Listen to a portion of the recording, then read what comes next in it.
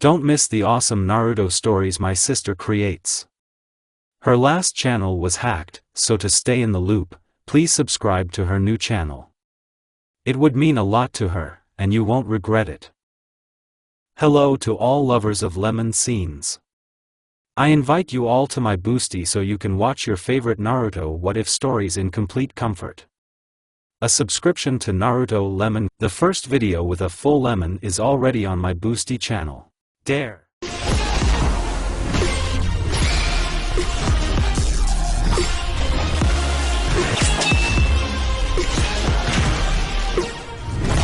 Today is one of the most important days in the history of the fourth Hokage, Namake's Minato. Today his wife, Kushina Uzumaki, the Jinchuriki of the nine-tailed demon fox, is due to give birth. Naruto's birth was a closely guarded secret under the protection of Umbu, and they were also helped by the 4th's student, Hatake Kakashi, known as the copy ninja Hatake. The birth was attended by Biwako and Taji. Minato and Kakashi monitored Kushina's seal during childbirth. The seal weakened and Minato was afraid of this. Meanwhile, a masked stranger appeared outside and killed the Umbu who were guarding the entrance. A masked stranger entered the room where Naruto had just been born and killed Biwako and Taji. Then he takes the newborn prisoner under the condition that Minato will not close the seal. But suddenly Kakashi appears behind the stranger and the masked stranger throws the newborn Naruto. Minato saves Naruto and takes him to safety. Meanwhile, Kakashi and the masked stranger engage in taijutsu. But all attacks pass right through, after which the battle moves outside. Kakashi raises his headband and shows his Sharingan, but even with the Sharingan he cannot hit the enemy. Kakashi creates a Raikiri and runs towards the masked stranger. He was able to get it and punches it right through. But what was his surprise when the stranger disappeared? So it was a clone, but where is the original? Kakashi thought. A masked stranger kidnaps Kushina in order to extract the nine tails from her and he succeeds. After which the masked stranger takes control of the nine tails and orders Kushina to be killed, but she is saved by Minato and taken to Naruto. After this, Minato fights with the fox, but suddenly the building where Kushina and Naruto were located begins to collapse and at the last moment Minato appears and takes them with him to the battlefield. "I'm ready to give my life for Naruto," Kushina shouted. She releases the chains of chakra from herself and holds back the nine tails. "I will seal the nine tails into Naruto," Minato shouted. With the help of the seal of the god of death, after that, Minato began to fold the seals. "Minato, I am against you sacrificing yourself and Naruto for the sake of the village," Kushina shouted. But Minato did not listen to Kushina, after which he summons a ritual stone in order to seal the kyubi into Naruto.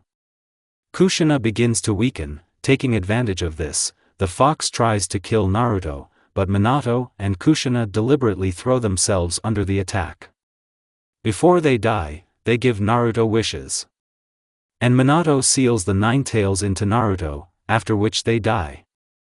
Arriving at the place where the fox was, Kakashi sees his teacher and falls to his knees, saying to himself that again he could not save the person close to him.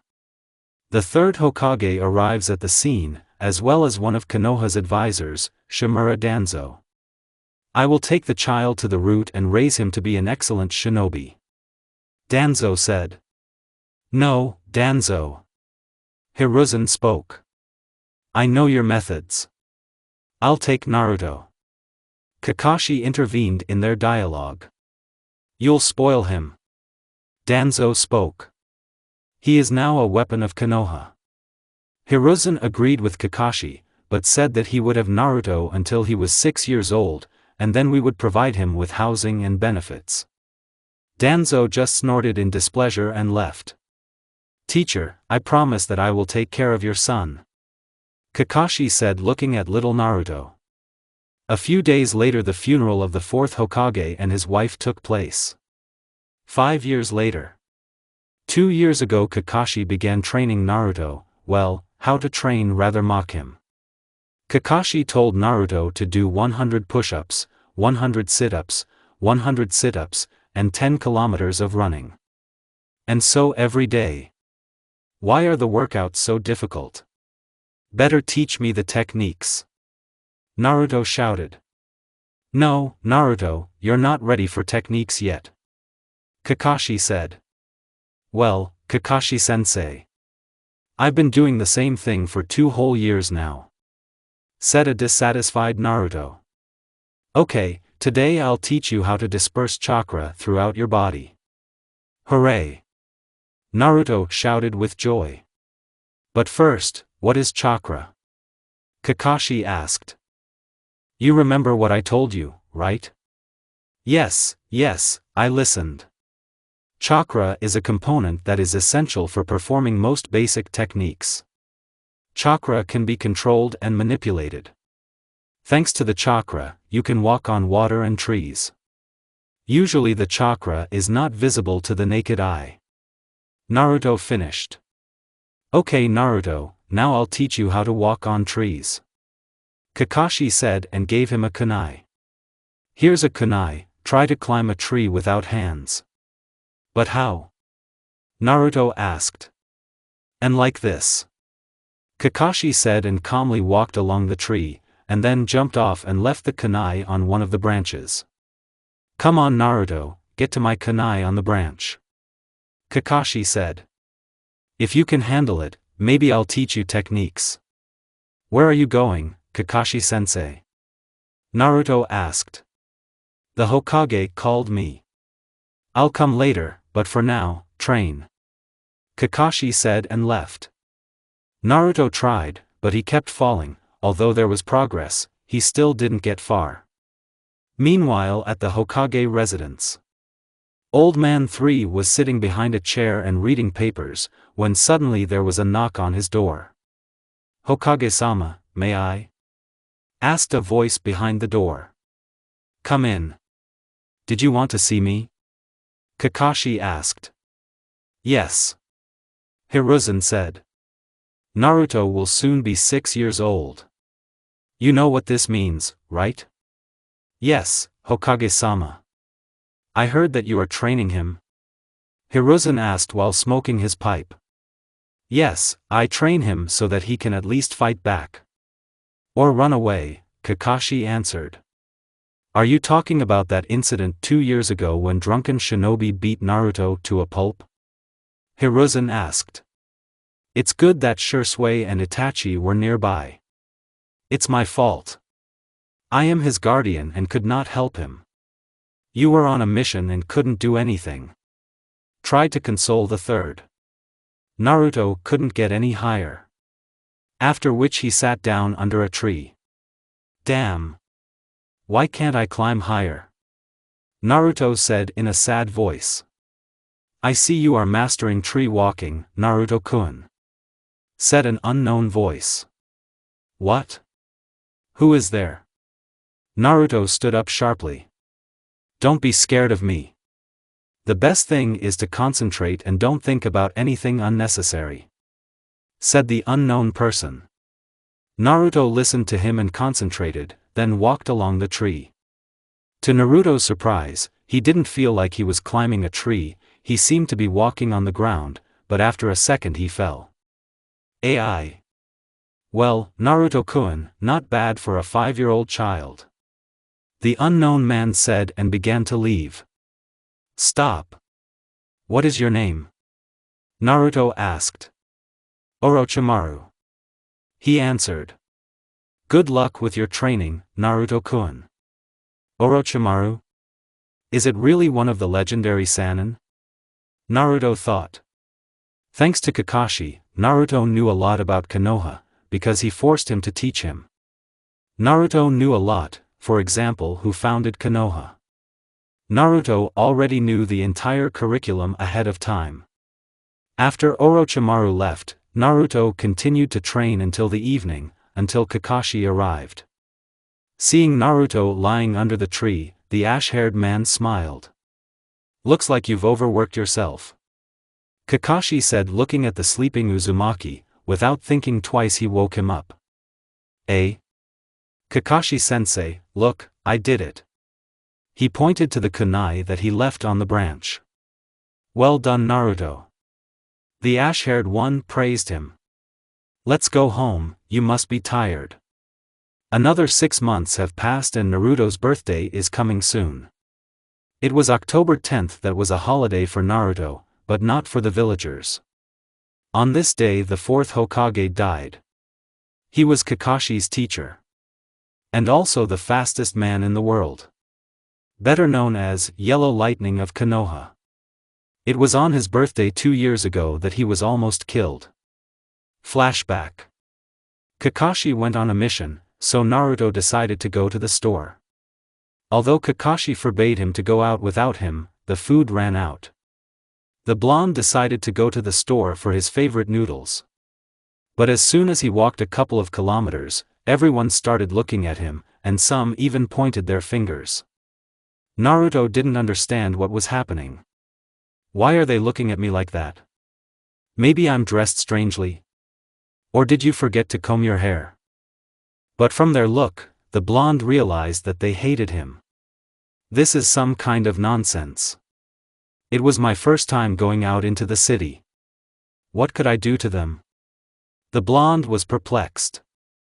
Naruto decided to ignore it and just walked quickly towards the store. Entering the store, he thought that he must have been confused with someone. But how wrong the blonde was. Walking through the store, everyone looked at him with murderous intent. Naruto had a feeling that he was about to be attacked. He quickly grabbed a couple of packs of noodles and went to the cash register. "What is this demon doing here?" said one of the buyers. The seller looked at Naruto with the same look as everyone else in this store. Uzumaki took out the money and paid. But before leaving, the seller said, "Don't come here again, demon." Naruto didn't understand why they called him a demon. Leaving the store, he went towards the house. People along the way looked at him again. "I'm a little child, what did I do?" Naruto thought. This made him sad and he began to cry. Suddenly he accidentally bumped into a man. "Oh, sorry." The blonde apologized and was about to move on, but suddenly he was grabbed by the collar by the same guy he bumped into a couple of seconds ago. "Look, it's a demon." "A demon again. Why do they call me a demon?" But before Naruto had time to say anything, a blow flew into his stomach, and Uzumaki could not stand it and vomited. They dragged Naruto into an alley and threw him with all their might. "What did I do to you? Why are you doing this?" The blonde couldn't understand. They started kicking and punching. Uzumaki tried to defend himself, but what could a child do against 3 healthy big men? They continued to beat him, while saying, "This is for our families, demon." But suddenly a voice was heard that said to them, "What are you doing here?" After a couple of seconds, those who beat the blonde themselves lay unconscious. Naruto thought it was Kakashi. Before he passed out, he saw 2 guys with red eyes. The blonde woke up already in the hospital, and as soon as he opened his eyes, he saw 2 guys. One of them was sitting on the next bed, and the second was looking out the window. "Thank you," Uzumaki said. "Quiet, Naruto-kun. You shouldn't make sudden movements," said the guy sitting on the next bed. "Why did you go out without Kakashi's supervision? Do you know Kakashi-sensei?" The blonde asked in surprise. "Yes. Sorry, I forgot to introduce myself. I am Naruto Uzumaki." "Very nice. My name is Itachi Uchiha, and the guy who is looking out the window is Shursui Uchiha." "What are you, brothers?" Naruto asked. "Haven't you heard of the Uchiha clan?" Itachi asked. "Sorry but no," Uzumaki answered. "How so? Didn't Kakashi tell you anything?" Itachi asked. "I spend all my time at home or in the yard, I haven't even left the yard," Naruto answered. "So what happened? Why did you leave your home?" Itachi asked. "The noodles are over. Naruto answered. And I decided to go to the store. Why did these people attack me? What did I do to them? And why do they call me a demon? Naruto said, crying. Well, hush Naruto, don't cry. Shisui said and walked up to Naruto, then ruffled his hair. Suddenly an Umbu appeared and said. Hokage-sama is calling you. Okay, Naruto-kun, get better, and it's time for us to go. Kakashi will come in the morning. Itachi said. Goodbye and thanks again for saving me. Itachi-san, Shisui-san. After which Naruto lay down and fell asleep. Suddenly Naruto wakes up, but finds himself not in a hospital bed, but in some kind of sewer. Naruto began to walk along the wet floor and reached a strange cage. Suddenly Uzumaki sees two huge red eyes behind the cage. Have I really died and this is hell? Naruto thought. Suddenly, this creature behind the cage spoke. Well, hello, brat. Well, hello brat. Said the entity behind the cage. Who are you? Asked the frightened blonde. It looks like you are not only weak, but also stupid. I'm not stupid like that. Pathetic human. An unknown entity shouted at the top of its voice. Then the entity itself appeared behind the cage. Uzumaki was scared because a giant fox with 9 tails was sitting in front of him. Who are you? The blonde asked in a trembling voice. I am the great demon fox known as Kyubi no Yuko. Are you a demon? So it turns out that I really died and went to hell. No, stupid man, you are alive, to my regret. But if you want to die so much, come closer and I will tear you to pieces. No, thank you, I'll probably refuse, but if I'm not dead, then where am I? The blonde asked. What a stupid question. It's obvious that you are in your subconscious, the fox answered. But how can I get out of here? Naruto asked. And what are you doing in my subconscious? Stupid. I've been here since you were born. What? Since birth? Asked the surprised blonde. Yes. Do you know what happened to my parents? Why should I tell you anything? The fox barked in an angry voice. I want to know who my parents were. And what happened to them. You know. I'll tell you if you remove that seal over there. Do you think I'm so stupid? Obviously this is the seal lock for you. I think it's better not to let you out. Insolent brat, I will tear you apart. The fox shouted in rage. As long as this seal remains, you are not dangerous. And since this is my subconscious, then I just need to leave it. The blonde said and smiled. Goodbye, fox. I hope we never meet again. Believe me, we will meet again, Naruto. Naruto was woken up by a nurse and shooed him outside, saying that a demon doesn't belong here. The blonde decided to go home. The sun was rising on the street and he decided to quickly get home so that the villagers would not see him. He didn't want his recent beating to happen again. Uzumaki came home and immediately went to bed, because he wasn't allowed to sleep and was driven out of the hospital. Do people really hate me because of the fox that I met in my subconscious? I'll have to ask Kakashi-sensei, maybe he knows something. With these thoughts, the blonde fell asleep. When he woke up, he smelled the delicious smell of food and immediately ran to the kitchen. Are you awake yet, Naruto? Said Kakashi, who was preparing food. Kakashi-sensei, you're back. The blonde said in a joyful voice. Yes, Naruto, I'm back, now let's eat. Naruto immediately sat down at the table and began to eat, so quickly that the fourth himself could not keep up with him. And then Naruto decided to ask. Is there a demon fox living inside me? Kakashi choked on his food from what he heard. How do you know? Asked a surprised Kakashi. I met him. What? Is the seal weakening? Kakashi thought.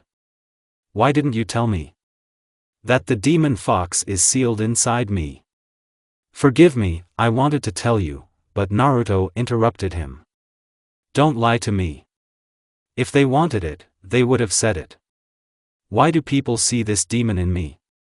Naruto asked sadly. Their loved ones died, and when they see you, they see in you the fox who killed their relatives. Kakashi answered. But this is not fair. I'm not a demon fox. The blonde shouted. Kakashi-sensei, who were my parents? They were people who protected the village from the fox. But unfortunately, they died in a battle with a fox. They died as heroes who defended the village. Kakashi answered. But what's strange is that you said that the fourth fought with the fox and sealed it. So he sealed it in me? Naruto asked. Yes, Naruto. The fourth sealed it in you. But why in me? And why on my birthday? Damn. It's too early for him to know the truth. Kakashi thought. It just happened. Naruto, let's talk about something else. Sorry, after that they continued to eat. Kakashi-sensei is clearly not saying something, thought Naruto. End of flashback. Are you awake yet, Naruto? Kakashi asked. Yes, Kakashi-sensei. The blonde answered. Naruto, you remember that it's your birthday soon? Yes, I remember. Will Itachi and Sasuke come? Yes. Hooray.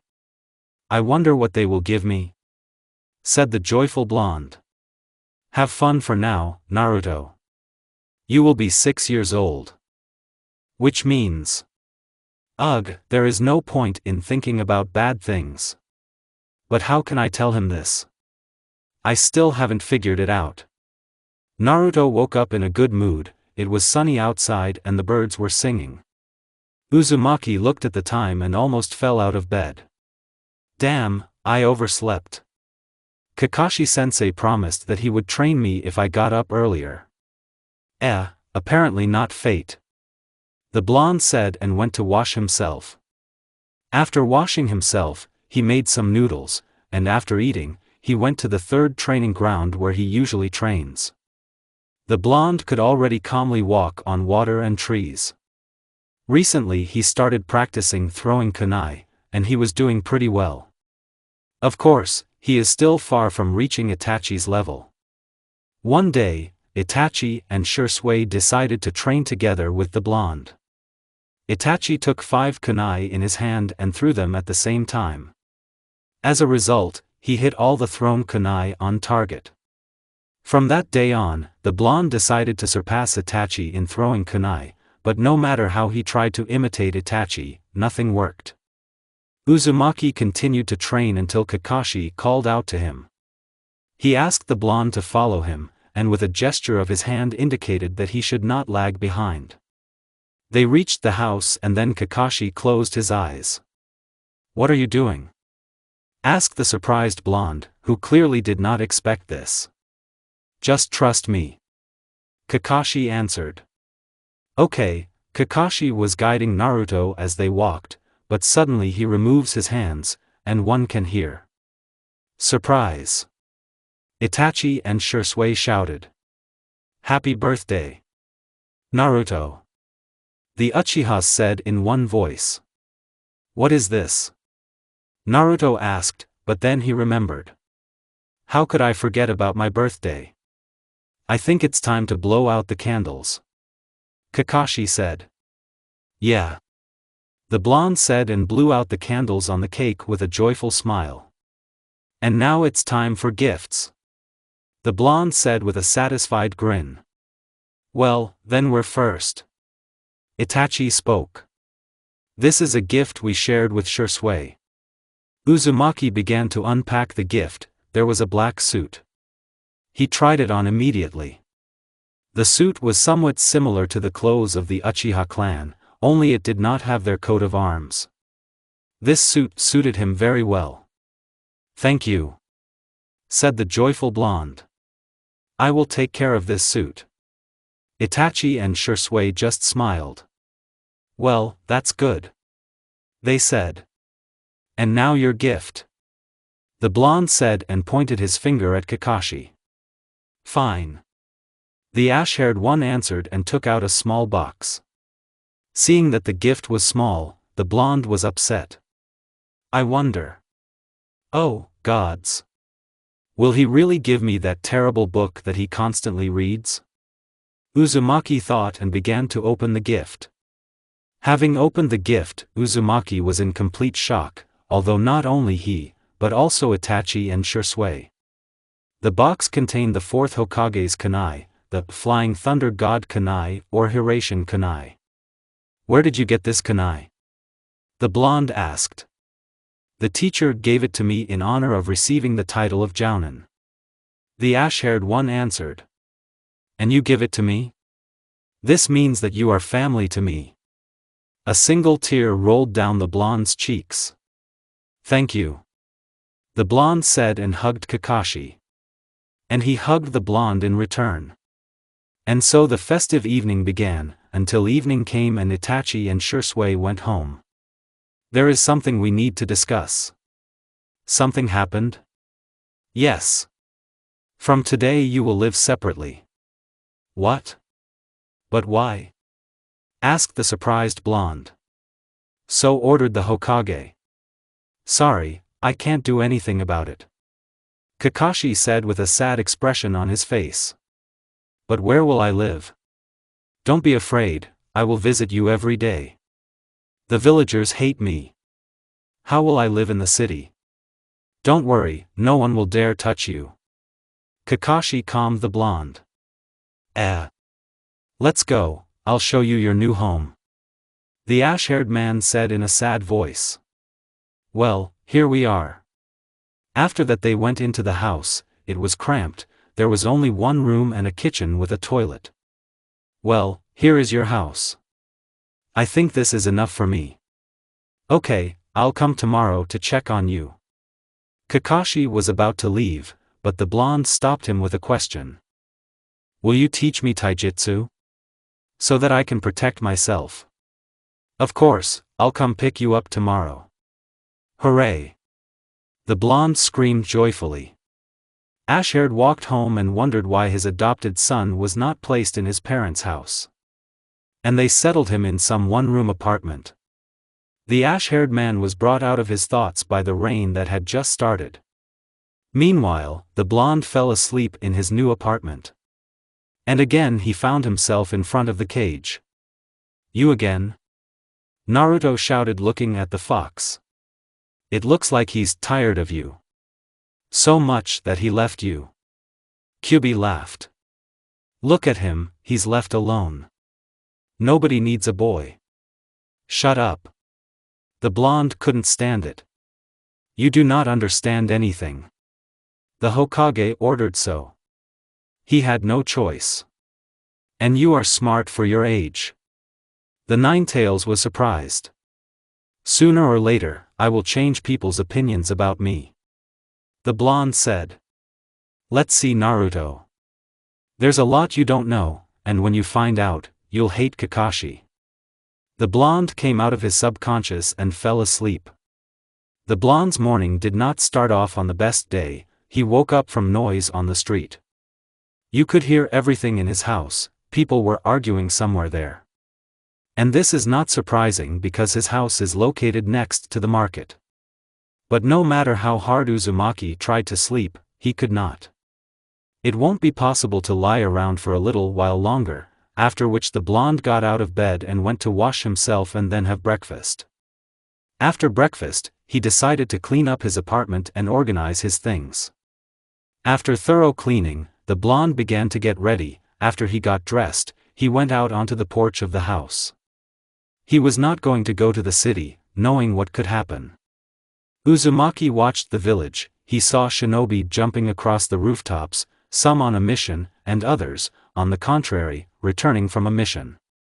After standing for a couple more minutes, the blonde went back home and began to wait for Kakashi. After sitting for about an hour, Uzumaki heard his front door open. He was wary, because he felt another chakra that was different from Kakashi. The blonde took out a Hirashin kunai and prepared to attack.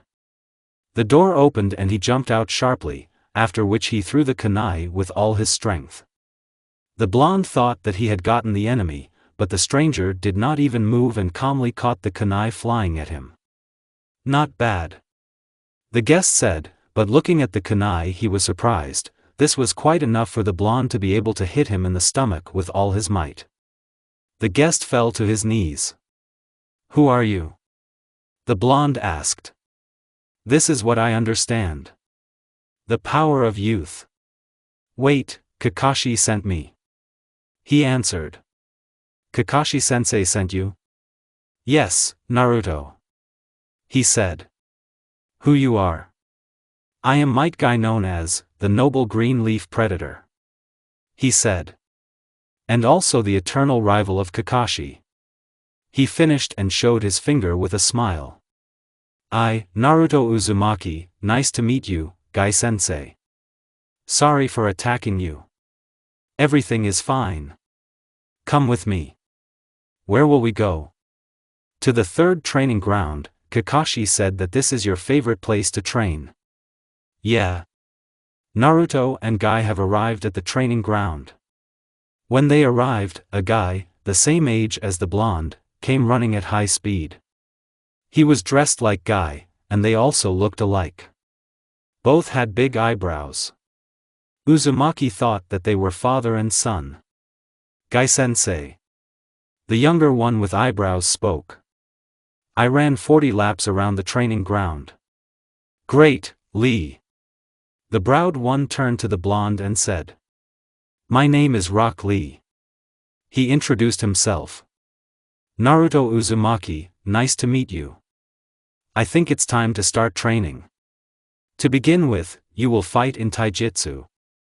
"Always ready," Lee said. "Fine." After which both stood up. This should be easy, the blonde thought, but how wrong he was. "Let's start." Uzumaki rushed at Lee with all speed, but he was no longer there. Suddenly there is a sharp blow to the back and the blonde falls to the ground, after which Lee grabs him. "Enough." Lee won, Guy said. "What was it?" asked the surprised blonde. "So fast." "It's all thanks to training with Guy-sensei," Lee answered. "I admit, you are strong," the blonde said. "Thank you, Naruto-kun. But if you train just as hard, you might catch up with me." "Well, it's time to start training.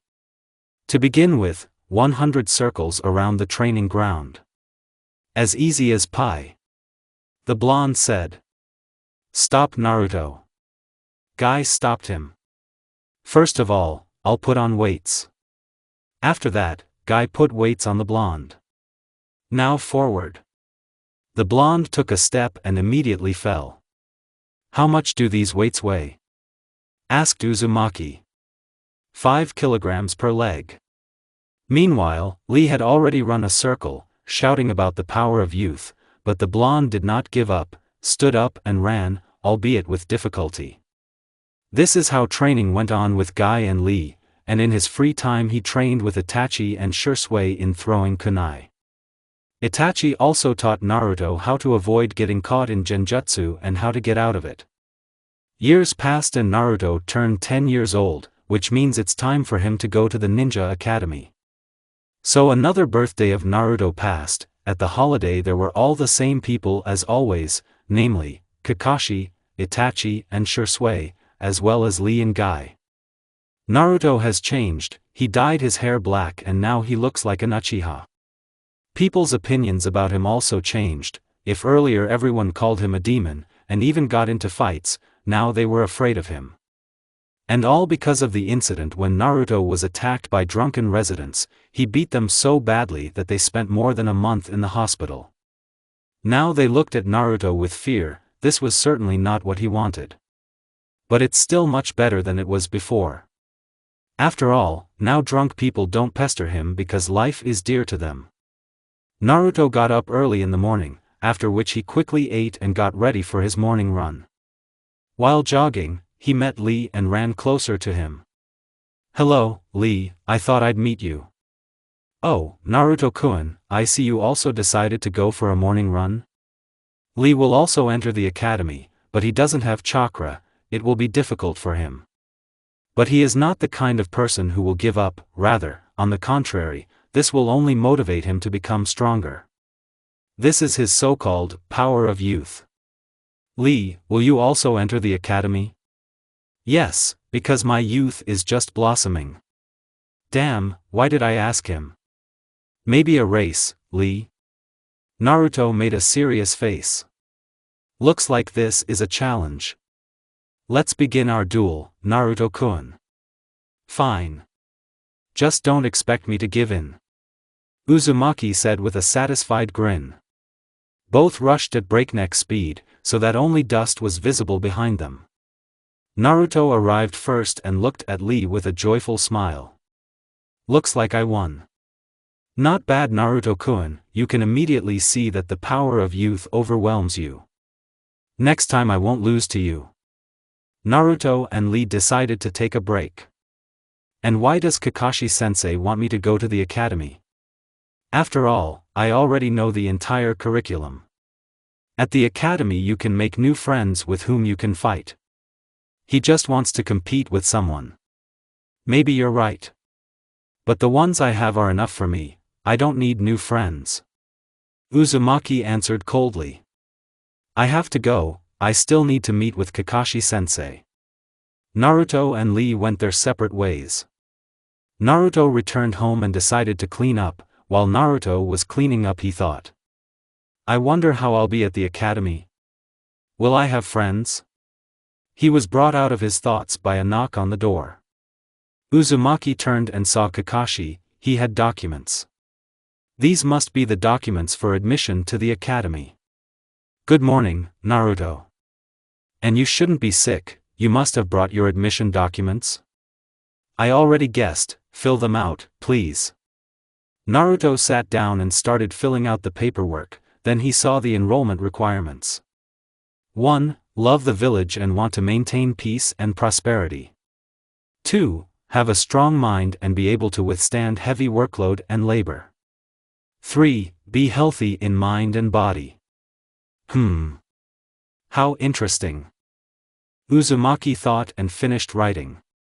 "Here you go, Kakashi-sensei." "Okay, Naruto, tomorrow at the academy at 8 o'clock and don't be late." "Only you know how to be late." Uzumaki teased him and laughed. "You seem to be in a good mood today." He smiled. "I think I will go. I'll go and train with Itachi. Maybe he'll teach me something new." Arriving at the place where they usually trained, he met Sasuke, but Itachi was nowhere to be seen. "Where is brother Itachi?" "He couldn't come today, he's training with his brother." "Listen, brother Sasuke, maybe you can teach me some techniques?" Do you know what element you are predisposed to?" "No, but how to find out?" Sasuke reached into his bag and pulled out a piece of paper. I thought I had one lying around." "A piece of paper, and how will it help me?" "This is not a simple paper, listen carefully. If the paper burns, then there is fire, the wind will tear in two, lightning will crumple, the earth will rot, and finally, if it is water, it will become wet." Sasuke gave the piece of paper to Naruto. "What am I supposed to do?" asked the not understanding Uzumaki. "Just send chakra into it." The paper burned and tore in two. "Wow, fire and wind, quite good. Well, I'll help you with the fire, but I can't help you with the wind. Show me some kind of fire technique, brother Sasuke." Naruto was filled with joy. Sasuke made a couple of seals and shouted, "Fire release, fireball." Then a small fireball appeared and flew into the sky. "Wow. That's cool, now I'll try it." Naruto began making seals: snake, sheep, monkey, pig, horse, tiger. Fire release, fireball. The ball that Uzumaki created was smaller than Shusui's. Shusui was shocked, because Naruto was able to repeat the technique the first time. Naruto, how did you do it? What do you know about seals? No. I saw you folding the seals and repeated it. Yes, he is a genius. He not only copied, but was also able to create such a ball the first time. After that, they continued to train the fireball technique. Evening was approaching and Naruto was already able to create a ball the same size as Shusui. Well, I think that's enough for today. You did well, Naruto. Shusui praised him. Thank you, brother Shusui, I think it's time for me to go. Tomorrow to the academy. Fine. Good luck at the academy. Naruto came home and immediately went to bed. Naruto woke up when the sun was just rising. Naruto was surprised every time, even though he was put in a terrible apartment, but the view of the rising sun was always wonderful. Naruto had breakfast and got ready for a morning run, closed the door and ran. Surprisingly, he did not meet Lee, who usually runs. It was strange. Did Lee really decide not to go for a run, as if it would rain from such a change, Naruto thought. Naruto returned after his run and looked at the time. It was almost 8, and it means that it's time for Naruto to move to the academy. Naruto took a shower and changed clothes. After which he came out and walked towards the academy. People looked at him. But he didn't care, whether I'm afraid or hated, I don't care.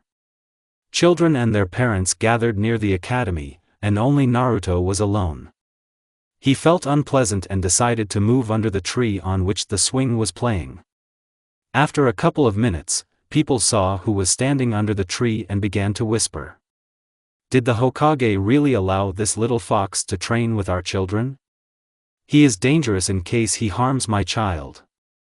They continued to whisper without stopping. Naruto was about to shout at them to shut up, but then the Hokage came out and began his speech. Naruto did not listen to him, thinking about his own. Naruto was brought out of his thoughts by a hand that touched his shoulder. And you, Kakashi-sensei, are late. He said in a cold voice, but in his heart he was glad that Kakashi had come. Forgive me Naruto, a black cat crossed my path, I had to go around it. Naruto thought all the same excuses. After standing for some time, the Hokage finally finished his speech. Naruto decided to go in last, after he began to wait. He saw Itachi, who apparently saw off his younger brother. Naruto, why are you up? It's time to come in. No, it's too early, I'll be the last to come in. Kakashi said nothing and just continued to stand with Naruto. After standing for a couple more minutes, it became less crowded. Well, now it's time for me to thank Naruto. Well, wish me luck Kakashi-sensei. You look like you're getting ready for battle, but oh well, good luck Naruto.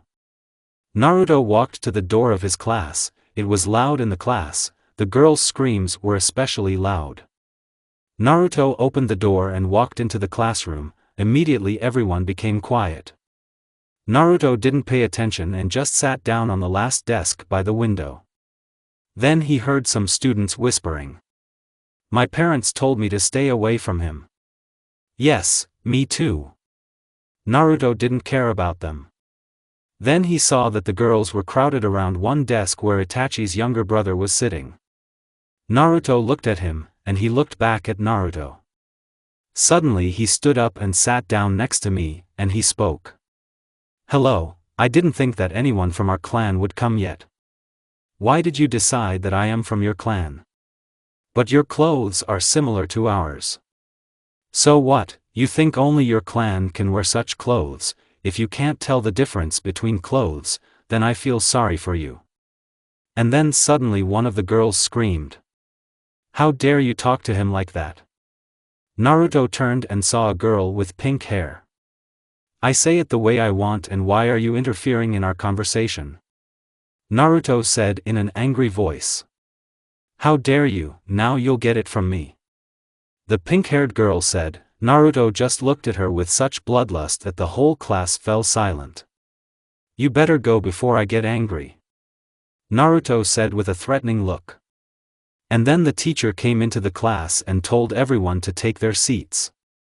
"My name is Yumino Irika and today I am your teacher, so those whom I will call must come out and introduce themselves."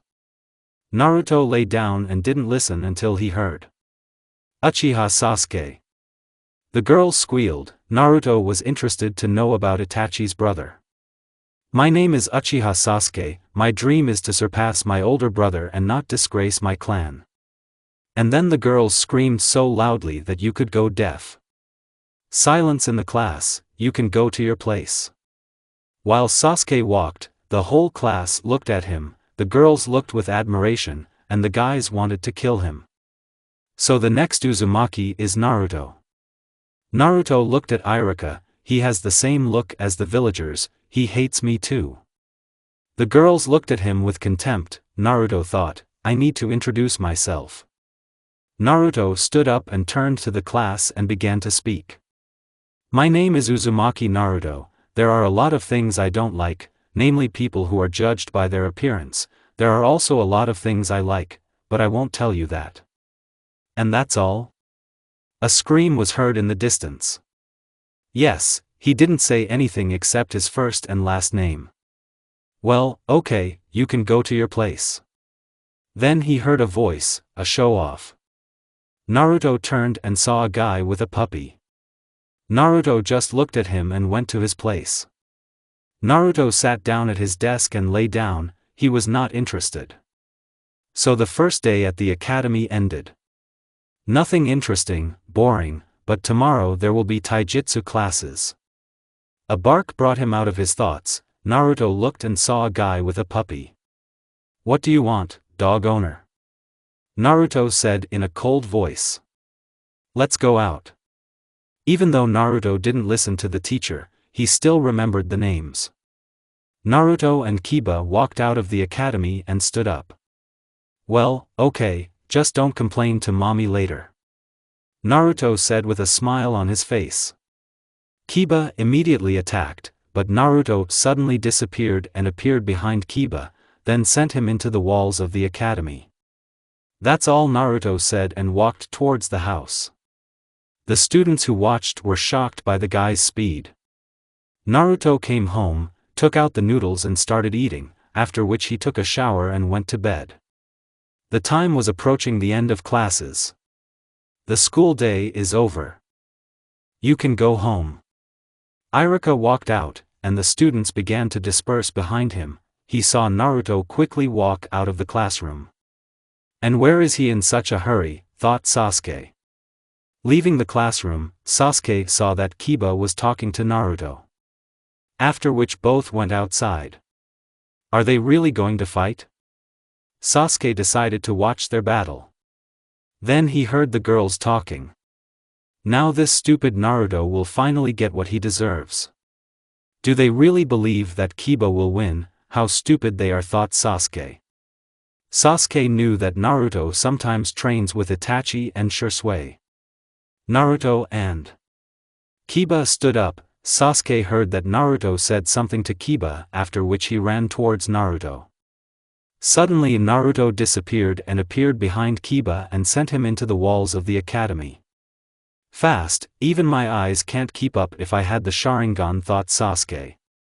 After which Naruto simply went home. I'm home. I told Sasuke that I was taking off my shoes. Itachi immediately came out to meet me. So how was your first day at Sasuke Academy? Itachi asked. Nothing interesting, brother, only one person interested me. Wait, let me guess, this is Naruto. Itachi said with a smile on his face. What, but how did you guess? Sasuke was perplexed. It's obvious that you are drawn to strong people so that you can surpass them. For example, you want to become stronger than me and this motivates you. Itachi said with a satisfied face. Today Naruto fought with Kiba Inuzuka and defeated him in a couple of seconds, even I couldn't see his movements. It's not surprising that Naruto is equal in strength to the average chunin. What, but where does he get such strength? Sasuke said with anger in his eyes. Hard training is all, and besides, Shursui and I sometimes train him. And that's all, I don't believe it. Sasuke shouted furiously. He's been training since he was young, and he didn't have parents and everyone hates him. You think it was easy for him? Itachi said in a serious voice. You don't know anything about Naruto and you don't know what he went through. I didn't know. Sasuke said in a guilty voice. After which Sasuke went to his room. In a couple of hours at the Hokage residence. There was a knock on the Hokage's door.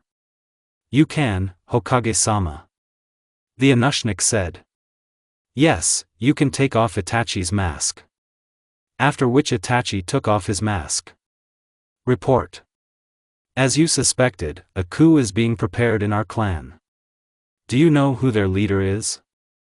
Yes, the leader is Taiko Uchiha. It is also known that he works for the Konoha police. What will Fugaku do? Father said that he would deal with betrayal in our ranks. Okay, I'll leave it to you, but if the situation gets worse, I'll have to intervene. Then one of the elders of Konoha entered the Hokage's door. You can leave with that. Itachi walked out and closed the door. Hiruzen, why are you doing nothing? Because this is an internal matter of the Uchiha clan. Don't you understand, Uchihas cannot be trusted. It looks like you got your hatred of the Uchihas from our teacher. We didn't move them to the outskirts of the village after the attack of the Nine Tails and it was a wise decision, I admit. But my sources say that even among the Umbu there are conspirators. Hiruzen frowned and then said. We'll give them time to figure it out themselves. If the situation gets worse, you can act. But if I find out that you started acting without my knowledge, then Danzo, I promise you will regret it. Hiruzen said with a serious face. Danzo said as he left. Make sure you don't regret giving our enemies time. After which Danzo disappeared, slamming the door. It looks like I'll have to do everything myself, Danzo thought. It looks like I'll have to do everything myself, Danzo thought. After which Danzo went to the root base. Naruto, as always, got up early in the morning, washed his face and had breakfast, and then went for a run. Naruto ran and remembered that today there will be sparring at the academy. I wonder who they will put me with. Most likely it will be Uchiha Sasuke, because he is considered a genius. Somewhere on the territory of the Uchiha clan. Mr. Taiko, are you sure that we should do this? Then Taiko turned and looked at him. The Mangekyo Sharingan was burning in his eyes. With the power of my eyes, we can do anything. The head of the clan is too stupid to understand with what power possessed by the Uchiha clan. Now go and bring me the Nine Tails. Yes. Soon the Uchiha clan will be reborn. I, as a loyal follower of Madara, will personally take revenge on Konoha. Damn, I'm late for the academy, said Naruto, who was quickly getting dressed. Naruto left the house and ran towards the academy. Then two guys and a girl blocked his way. After which the girl came closer and said. Are you Uzumaki Naruto? Yes, do you need something or maybe I did something? Yes, these are the Jinchuriki of the nine-tailed demon, said one of the guys. After which he saw the Sharingan in the girl's eyes, and immediately fell unconscious. It was too simple, said one of the guys. Okay, we've completed our task, let's take the boy. Naruto's friend, to the surprise of all three, stood up. Could it be that he was able to get out of my genjutsu? The girl thought. After which the guys also activated their eyes. How was I able to get out of the genjutsu? Naruto wondered. Suddenly he heard a voice in his head. I helped you, brat. What a fox, but why do you hate people? Yes, I hate people, but most of all I hate Uchihas. They are much stronger than you Naruto, I will give you my chakra. Well, thank you. Don't get distracted, Naruto. After which a girl attacked Naruto, he managed to jump away. You can't cope with the child. One of the guys said and laughed. I'll take care of it. The guy said that he approached the girl. He is not as simple as he seems, and don't forget that he is a Jinchuriki. After which the guy attacked Naruto and they clashed in taijutsu. Surprisingly, Naruto could calmly parry the blows. After which the Uchiha jumped away from Naruto and quickly began to make seals. Naruto did the same, and both shouted. The element of fire is a fireball. Naruto's ball turned out to be much larger and fried the guy. It's not for nothing that Shursui and I trained this technique so much. Fool, I warned you that he is not so simple. But how does he know our clan's technology? The girl thought. Looks like the time has come, Naruto thought. And then Naruto quickly took off the weights. The weights fell and made a small crater. The guy and girl were in shock. After which Naruto kicked the girl at breakneck speed, but she managed to defend herself with her hands, but was still thrown back. She was able to defend herself, as if she had a 3-Tomoya Sharingan, but still she could have simply dodged, but she didn't think Naruto, I'll check something. After which Naruto attacked again, but she only defended herself. Clearly she still can't keep up with me, which is to my advantage. After which Naruto began to make seals. A huge fireball flew at the girl. She easily dodged, but then Naruto suddenly flew out. And he kicks her with all his might, knocking her out. One more left. Why did you attack me? Naruto shouted in an angry voice. There's no one you can rely on. The guy said with a hint of disappointment. Well, I'll do everything myself. Be careful, Naruto, he is dangerous, said the fox. After which a blow flew at Naruto. What was it? He hit me, but I didn't see that he didn't even move. You don't even have to try, you still won't be able to follow me. Naruto, these are not just blows, this is some kind of technique, the fox said. What kind of technique is this? Oh, you understand that this is a technique, I'm impressed. Well, it's time to finish. After which Naruto began to receive strong blows. After standing for a couple more minutes, Naruto fell to his knees. And you are strong, after so many blows, you have not yet passed out. I will not lose. Naruto began to make seals, but the blow that came knocked Naruto out. It was a little interesting. The guy said and then threw Naruto over his shoulder and left. Taiko-sama, I brought the 9 tails. Great, but where are the others? They lost to the boy, I thought that they were not worthy to be with us. I did the right thing in the clan, there is no place for weaklings. Well, it's time to begin our revival, said the smiling Taiko. Somewhere outside Konoha. Danzo stood in the forest and waited for someone. Well, hello Shimuro Danzo, said the guy in the mask. I didn't expect that this person would be you. Who are you? My name is Uchiha Madara. No, it can't be. Madara has been dead for a long time. Let's say I didn't die in the battle with Hashirama, so stop being interested in my life. Why did you call me?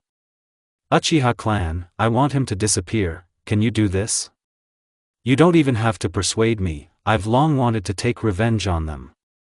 Well, I'm counting on you Madara, but if you dare to betray me. So Danzo will kill me? After which the Sharingan appeared from the mask. I'm not doing this because you asked, this is my revenge on the clan that expelled me. Now I'll go, I have a lot of work to do. After which Madara disappeared. No matter how much this makes the situation worse, Danzo thought. Evening in Konoha. Kakashi walked through the streets of Konoha reading his book. I wonder why Naruto didn't show up for class, I'll go to him and give him a thrashing, thought Kakashi. Kakashi came to Naruto's house, knocked on the door, and then went into the house. Naruto, why didn't you go to the academy today? And in response there was only silence. After which Kakashi searched the house and did not find Naruto. Where is he? Maybe he's training, Kakashi thought. Kakashi went to the place where Naruto usually trains. While passing he heard two people talking to each other and they were talking about a demon. Finally, this demon will get it. What happened? The Uchihas attacked him, it seems he violated something. I hope he's locked up. In a cage. Serves him right. Uchiha, we urgently need to meet with Itachi, thought Kakashi. Kakashi ran to the entrance to the Uchiha quarter. But a man stopped him. Wait, you're not from the Uchiha clan, what do you want here? I urgently need to meet with Uchiha Itachi. Okay, I'll tell him, stay here. Okay, just hurry up, it's very important. A couple of minutes later Itachi appeared in front of him. What urgency, Kakashi? Urgent matter, Naruto was taken away by people from your clan. What are you talking about, Kakashi? No one took Naruto, and the police didn't take him. And then Itachi frowned. Did they really think Itachi? And this did not escape Kakashi's eyes. You clearly know something, Itachi, don't you? Okay, I'll tell you everything, Kakashi. Meanwhile, in the center of the Uchiha quarter, a masked guy appeared out of nowhere. Stop, CT. One is ready. After which the guy in the mask moved forward, cutting out every Uchiha in his path. Taiko-sama, someone is slaughtering the clan members one by one. Does he kill only our people or everyone without exception?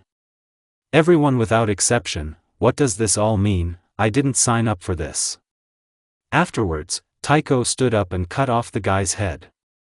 I don't need cowards in our ranks, I'll deal with this guy myself. Well, I want to see how you deal with me, said the guy in the mask who was standing behind him. Taiko jumped back and turned on his Mangekyo. Interesting about Mangekyo, said the guy in the mask. Who are you? Taiko asked with a furious cry. Madara Uchiha and I are here to finish you off. The liar Madara-sama has been dead for a long time. Then Itachi and Kakashi came running. Kakashi, seeing the guy in the mask, immediately remembered the night 10 years ago when his teacher died. Then he said, You're the guy in the mask, what have you forgotten here, have you really come for Naruto? Kakashi said with anger in his voice. Kakashi Hatake, we met again, the last time we saw each other, you couldn't save your teacher. And yes, I forgot to introduce myself then, I am Uchiha Madara. Madara is impossible. But Kakashi thought he was really strong. How dare you desecrate the name of Madara-sama? Taiko said. Oh, it looks like you're stupid. I don't have time to bother with you. After which Taiko was sucked in. Meanwhile, Naruto woke up in his cell and had no problem getting out of the cell. There's no one there, strange. Maybe something happened, Naruto thought. And he ran forward. Meanwhile, Kakashi and Itachi fought with Madara, but no matter how they tried, they couldn't hurt him, not even touch him. I think I've played enough with him, you. After which he appeared behind Kakashi and tore out his Sharingan, then pierced his heart. And at the same moment Naruto ran out. Naruto's heart began to beat at a breakneck speed. After which there was a surge of chakra, forming a small crater. Everyone felt a terrible thirst for blood. And in the crater there was a mini version of the Nine Tails with 4 tails. Damn Kakashi, why did this happen? Sitting in front of Kakashi's body, Itachi cried. Suddenly a fox roar was heard, after which Naruto attacked Madara. The Uchihas began to gather on the battlefield. Madara had no choice but to leave. After Madara left, Naruto began to attack everyone he saw. Naruto wanted to attack Itachi, but suddenly Orochimaru appeared, he used a strange seal and Naruto began to return to normal, after which he fell straight into Orochimaru's hands. I'll take care of him, said the snake Sannin. Shursui and Fugaku ran up to Itachi. "What's wrong with your eyes?" Shursui said. "This is a mangekyo." Fugaku was surprised. A couple of days passed, the uprising in the Uchiha clan was in the basement, Kakashi was buried next to Rin and Obito, many came to pay tribute to Kakashi, including the third Hokage. It's been a week since Kakashi's funeral. Naruto woke up in a place unknown to him. "Oh, I see you've already woken up, Naruto-kun," said the snake Sannin. Naruto then looked around. "Where am I? No, what happened to me?" Then Naruto began to remember, and then suddenly stood up. Kakashi he on. After Naruto fell to his knees and began to cry. Naruto said in tears, "I will take revenge on you, Madara. I promise that your death will be very painful." "Oh, but Madara didn't act alone," the Sannin said. "Who is he? What creature cooperated with this monster?" "One of the elders of Konoha, namely Shimura Danzo." I will kill him." Naruto shouted with a furious cry. "You are unlikely to have the strength to kill him, he is strong, but you can become much stronger than him." "How can I become stronger?" Naruto asked with a serious face. "I will teach you, and besides, I have an idea."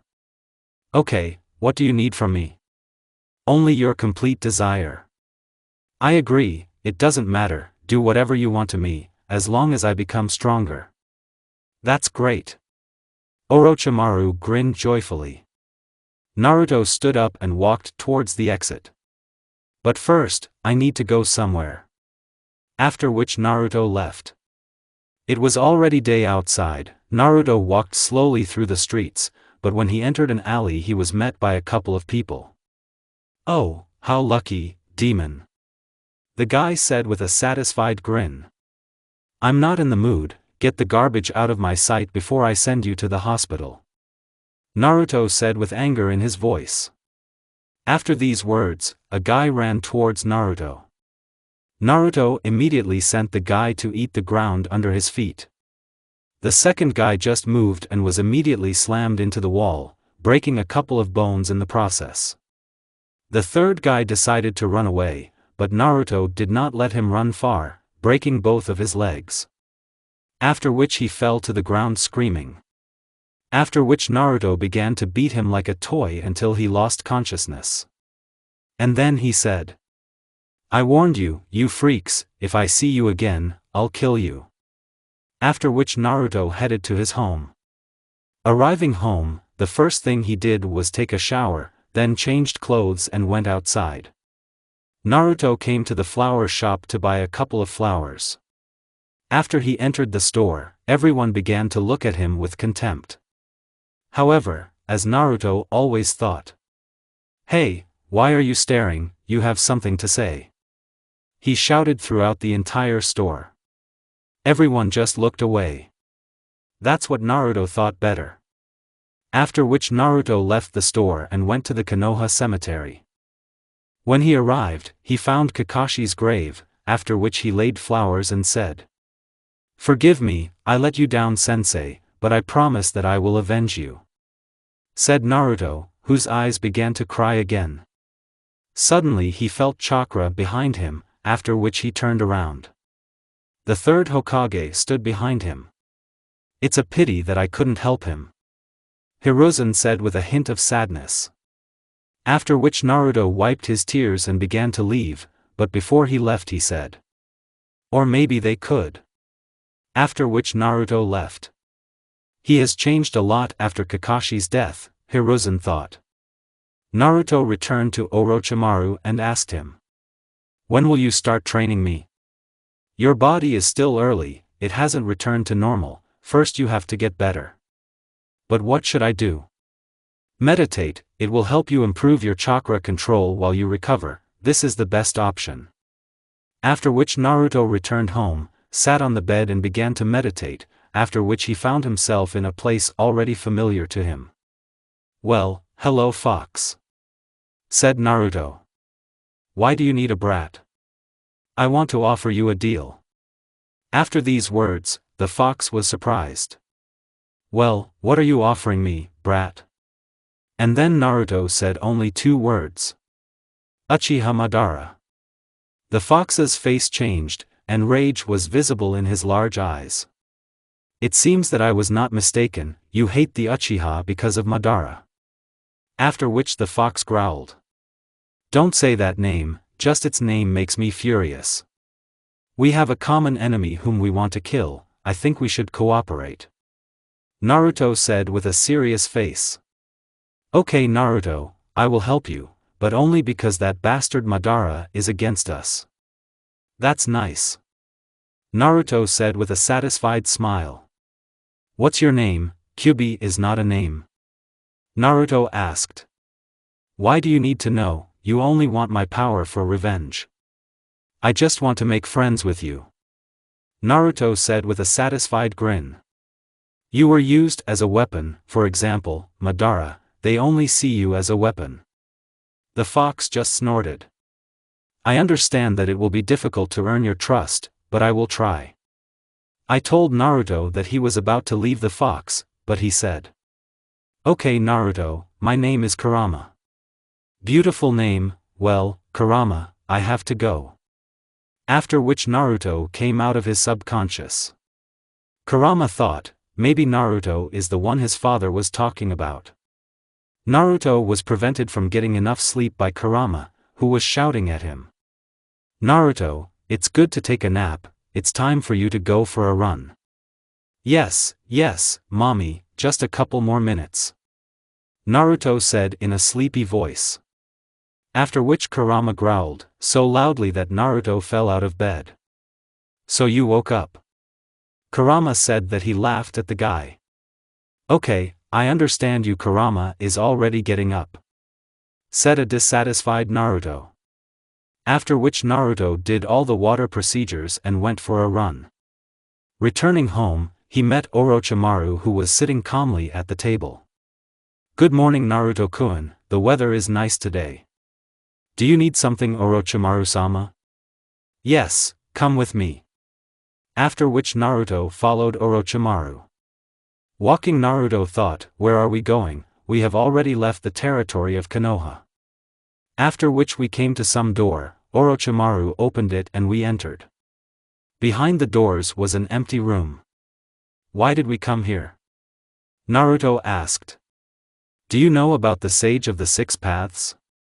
"Yes, I read, he was a god and possessed the strongest dojutsu in the world, namely the Rinnegan. This is perhaps one of the sage's legacies." And he pointed to the floor. There he saw 9 tomo around a circle. "Orochimaru, you yourself really think that this has something to do with the sage?" After which Naruto stood in a circle, and then the temple glowed with a bright light. After the temple stopped glowing, Orochimaru looked around and did not see Naruto. Naruto appeared in a place unknown to him, and a voice began to speak in his head. "Hello, reincarnation of Ashiru or Indra, if you came here, it means the blood of one of my sons flows in you." What the hell was Naruto thinking? Then Naruto asked, "What kind of place is it?" Voice in my head. "This is a library of wisdom created by Hagoromo Otsutsuki. Or as you call him, the Sage of the Six Paths."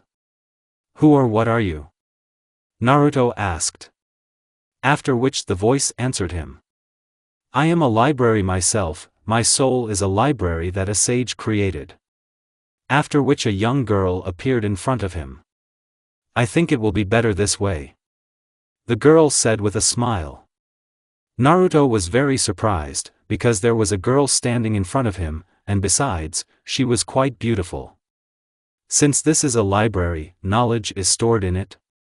Yes, and not only knowledge, but also the history of people, for example the story of Hashirama Senju and Uchiha Madara. I want to know Madara's story. Okay. After which the girl disappeared, but before Naruto had time to say anything, the girl returned with a book in her hands. After which Naruto took the book and began to read. He learned a lot about Madara, that he survived the battle with Hashirama and awakened the Rinnegan. But what surprised him most was that the story ended with his death from old age. What does this mean? Naruto thought. Is this really the story of Uchiha Madara? Naruto asked. Yes, this is the story of Uchiha Madara. But it says here that he died of old age, although a couple of days ago I fought with him.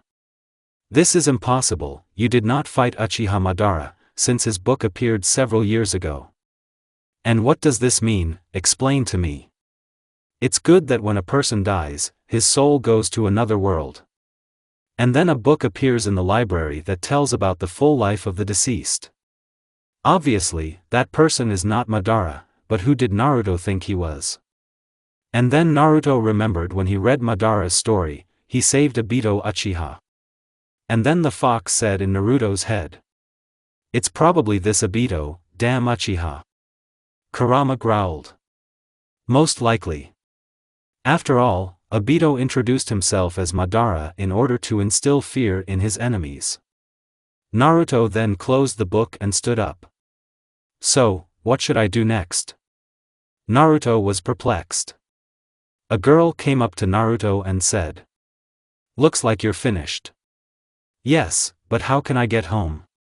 And the exit is over there. The girl pointed to the arch. But first, we need to complete something. After which the girl kissed Naruto. He was shocked by this, but the fox just laughed. Well, now you are the owner of this library. Naruto still couldn't move away from the kiss. Why did you kiss me? Naruto asked with a red face. To add your data to the library system. Was there no other way? There is another way, of course I can't get pregnant, but if you want to do this, then I, as your servant, cannot refuse. Naruto blushed even more. And the girl began to undress. Wait, that's not what I meant. Naruto said, covering his eyes with his hands, trying not to look at her. After which the girl stopped undressing. Phew, come on, wait, did you say servant? Now that the library has become yours, then I have become yours, my lord. Okay, I've had enough. Naruto said and ran into the arch. After which there was a flash and he returned to the same place. Oh my god, this is some kind of dream, Naruto thought. Yes, you really amused me, Naruto. Said Kurama. It's okay for you to make fun of me. We need to tell Orochimaru, he won't believe it. Returning to Orochimaru and telling him what happened to him, he was very surprised. Interesting, I wasn't mistaken about you, Naruto-kun. Now come with me, I have a surprise for you. Said the snake Sannin. After which they went down to Orochimaru's laboratory. Why are we here? Naruto asked. I want to transplant the cells of the first Hokage into you. Naruto was very surprised. If what you told me is true, then everything will go well, and maybe you'll even awaken the element of wood. After these words, joy sparkled in Naruto's eyes. I'm ready. Naruto said and began to undress, after which he lay down. Well, Naruto-kun, I'll get started. And Naruto passed out. About 2 hours passed and the operation was completed. Naruto woke up only the next day. Opening his eyes, Naruto immediately stood up and walked out of the laboratory. I don't feel any change. But I feel it. Kurama said unexpectedly. Good morning, Kurama, why don't I feel anything? I don't know, but your chakra reserves have become incredibly large. Kurama said. And your regeneration has become better, and without the cells of the first one, you had strong regeneration thanks to me. But now my regeneration and the first one, you have become almost immortal. Kurama grinned. Has the element of wood awakened? I do not know, maybe. Having examined the entire house, Naruto still did not find Orochimaru. And he moved to the training ground. Why are you here? You remember that you can't train yet, and even after the operation. Said the excited fox. After which Naruto sat down and began to meditate. He appeared in front of the cage. What are you up to, Naruto? Asked the fox. And you haven't guessed it yet, it's time to remove this seal. After which Naruto went to the seal. Hey Kurama, help me, I can't reach the seal. Aren't you afraid that I will try to take over your body? No, you're my friend, I trust you. It looks like I wasn't mistaken, you really are the person your father was talking about. After which Kurama raised Naruto with the help of chakra. Naruto began to break the seal when a man grabbed his hand. This man turned out to be the fourth Hokage. Naruto and Kurama were surprised. Wait, what did the fourth forget here? Naruto said in surprise. It was the fourth who sealed me into you. Kurama said in a calm voice. What's going on here? Apparently the fox isn't really trying to take over your body. The fourth said in a surprised voice. Naruto then laughed. Why would he do that? Ku and I are friends. Naruto said with a smile. What did you call me? Kurama shouted. Come on Kurama, don't be so angry. Then Kurama said. Better introduce yourself, this is your father, Minato Namikaze, the fox said. Yes Naruto, I am your father and I am glad to see you. Naruto then ran towards Minato and punched him in the stomach. Why did you seal Kurama inside me? You know what I had to go through. Naruto screamed with tears. Forgive me Naruto, I didn't want you to suffer. Minato said with a sad face. But the guy in the mask attacked us during your mother's birth and subdued the fox. Naruto got angry at this. This guy in the mask, his name is Uchiha Obito and he calls himself Madara. And he also killed Kakashi, I will take revenge on him. After these words, Minato was shocked and then said. Obito, you survived, but why do you need all this? Dad, do you know him? Yes, he was one of my students. It seems I'm a bad teacher, 2 of my students are dead, and the living one has lost his way. It's not your fault. Tried to support Naruto. Well, okay, this is not the time to regret the past. Minato said. So you became friends with the Nine Tails. His name is Kurama, and yes, he is my friend. Friend means, okay. He was able to make friends with the fox and now they act together, Minato thought. It looks like my time is coming to an end. Minato said. You're already leaving. Naruto said with a sad face. Yes, but someone else wants to say goodbye. After which Naruto was hugged by a girl. Naruto immediately realized who it was. Mom, I'm so glad to see you. Said Naruto, who began to cry again. You have become such an adult Naruto. Kushina smiled. After which Minato joined their hug, and they stood like that for a minute. It looks like our time is coming to an end. After which Minato went to the fox and gave him the other half of Kurama. The key is with your godfather. Then he turned to the fox. Take care of Naruto. The fox just nodded. After which Kushina and Minato began to disappear. Mom, Dad, I promise I won't disappoint you. Said Naruto. After which Naruto broke the seal. Coming out of his subconscious, Naruto was surprised. Naruto was covered in orange chakra. Naruto, immediately exit chakra mode before they notice you. Kurama shouted. This is power. Naruto said in surprise, and then exited chakra mode. This is only half of my strength. Kurama said. There is something else, I feel it. Congratulations to you, now you are a sensor, you can feel people's negative emotions. What does it mean? For example, now you will know when they are lying to you, or if they want to kill you, then you will feel it. Wow, thanks Ku. Said Naruto with a pleased face. Kurama growled. I said don't call me that. Okay, I won't, you evil one. Naruto said and walked towards the house. Arriving home, Naruto decided to eat, but suddenly there was a knock on his door. Naruto opened the door, and behind it stood an Anushnik.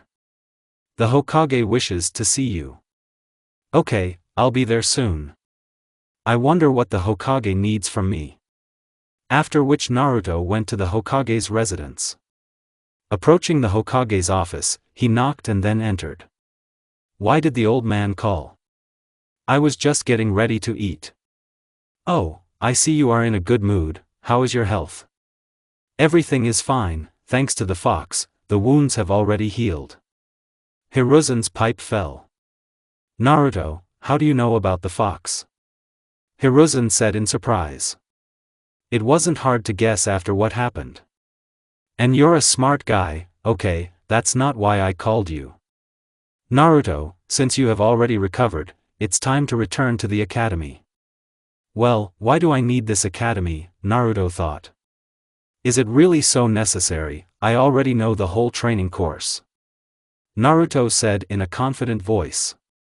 Well, okay, let's check it out. Create a clone. Naruto winced. I can't.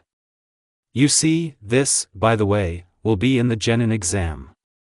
Okay, I'll go to the academy. Naruto said in a dissatisfied voice. Naruto was about to leave, but decided to ask the third one. Where is Orochimaru-sensei? He went on a very important mission, he will return in a couple of days. Damn, promised to train me, but he went on a mission while I was sleeping. Okay, I'll go. Naruto said and waved his hand. Naruto decided to go train in techniques and also start mastering Fuinjutsu. After all, he is from the Uzumaki clan. Naruto didn't even notice how night had already fallen. It's already evening, how time flies, Naruto quickly thought. Arriving home, he saw the food that he was going to eat during the day. Damn, he still didn't eat. After which he took a shower and went to bed without eating. In the morning, Naruto went to the academy. When he arrived, everyone looked at him. Without noticing these glances, he simply sat down in his place. Suddenly he heard girls screaming in the corridor. He still makes a lot of noise, thought Naruto. After which Sasuke entered the classroom, followed by a crowd of girls. They'll fight again for a place next to Sasuke. Well, they didn't touch me, thought Naruto. But how wrong he was. Sakura noticed him and immediately grabbed the guy. Well, why did you come? We don't need you here, you're a weakling, you'll only cause problems. The pink-haired girl said. The infection croaked, and that it's always clinging to me, Naruto thought. Damn, what do you want from me? Go and pester Sasuke. Naruto said that he was looking out the window. And then Iruka-sensei came into the classroom and started the lesson. It looked like there would be sparring today. Naruto couldn't help but be happy about that. After which the class went outside to spar. Naruto just sat down under a tree and waited for his turn. After sitting for some time he heard. What's next? Uzumaki Naruto vs Uchiha Sasuke. After which both stood opposite each other. The girls started screaming. Come on, Sasuke-kun, take care of this weakling. And then Sasuke said. Maybe you'll give up right away, I wouldn't want to send you on sick leave again. Do you think you can do it? Then he shouted. Hey, look, now I'll decorate your idol. After which Iruka gave the start. Both stood and assessed each other. After which Naruto said. You think you can surpass Itachi? Don't tell me, you're just a weakling. After these words, Sasuke ran towards Naruto. As I thought, he's easy to piss off. After which they clashed in taijutsu. Naruto dominated him and Sasuke received blows. Naruto threw Sasuke aside and shouted. And that's all you can do, you'll never reach Itachi's level. From these words, Sasuke became enraged and began to make seals. Naruto immediately understood what kind of technique it was. A couple of seconds later a fireball was flying towards Naruto. What is this? Yes, he's small, thought Naruto. After which Naruto quickly folded the seals and created a ball that was twice the size of Sasuke's ball. The fireballs collided and Naruto's ball absorbed Sasuke's ball, and the ball flew towards Sasuke. Sasuke was fried and he fell. Iruka immediately ran up to Sasuke, followed by a crowd of girls. "He's fine, but Naruto, why did you use the fire technique?" Iruka said with an angry voice.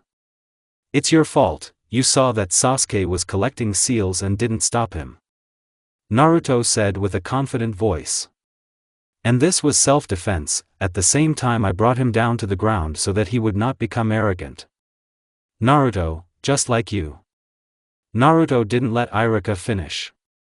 "It seems you only blame me, it must be because of the fox, this is low for a teacher." Iruka was shocked by Naruto's words. "I think you should help Sasuke." After which Naruto disappeared. After that, Naruto never lost, and he was also the best in the class. A couple of days later, Orochimaru began training Naruto. 2 years passed and the Genin exam was approaching. Naruto passed it without any problems. Thanks to training with Orochimaru, Naruto was already at the Jonin level. Tomorrow there will be an assignment, I hope that Itachi will be the mentor, and with these thoughts Naruto fell asleep. Arriving at class, Naruto sat down at his seat as usual. Meanwhile there was a crowd of girls around Sasuke again. But this time they were praying to get on the same team with Sasuke. After sitting for a few more minutes, Iruka finally entered the classroom and began his speech. After finishing the speech, the students were upset, and some even cried, like Iruka himself, who shed a tear. God, and why are they acting like this? Naruto thought. And then Iruka started sorting out the teams, but Naruto wasn't really listening. Team 10 Yamanaka Ino, Narashikamaru, Akimichi Choji, Mentor Sarutobi Asuma.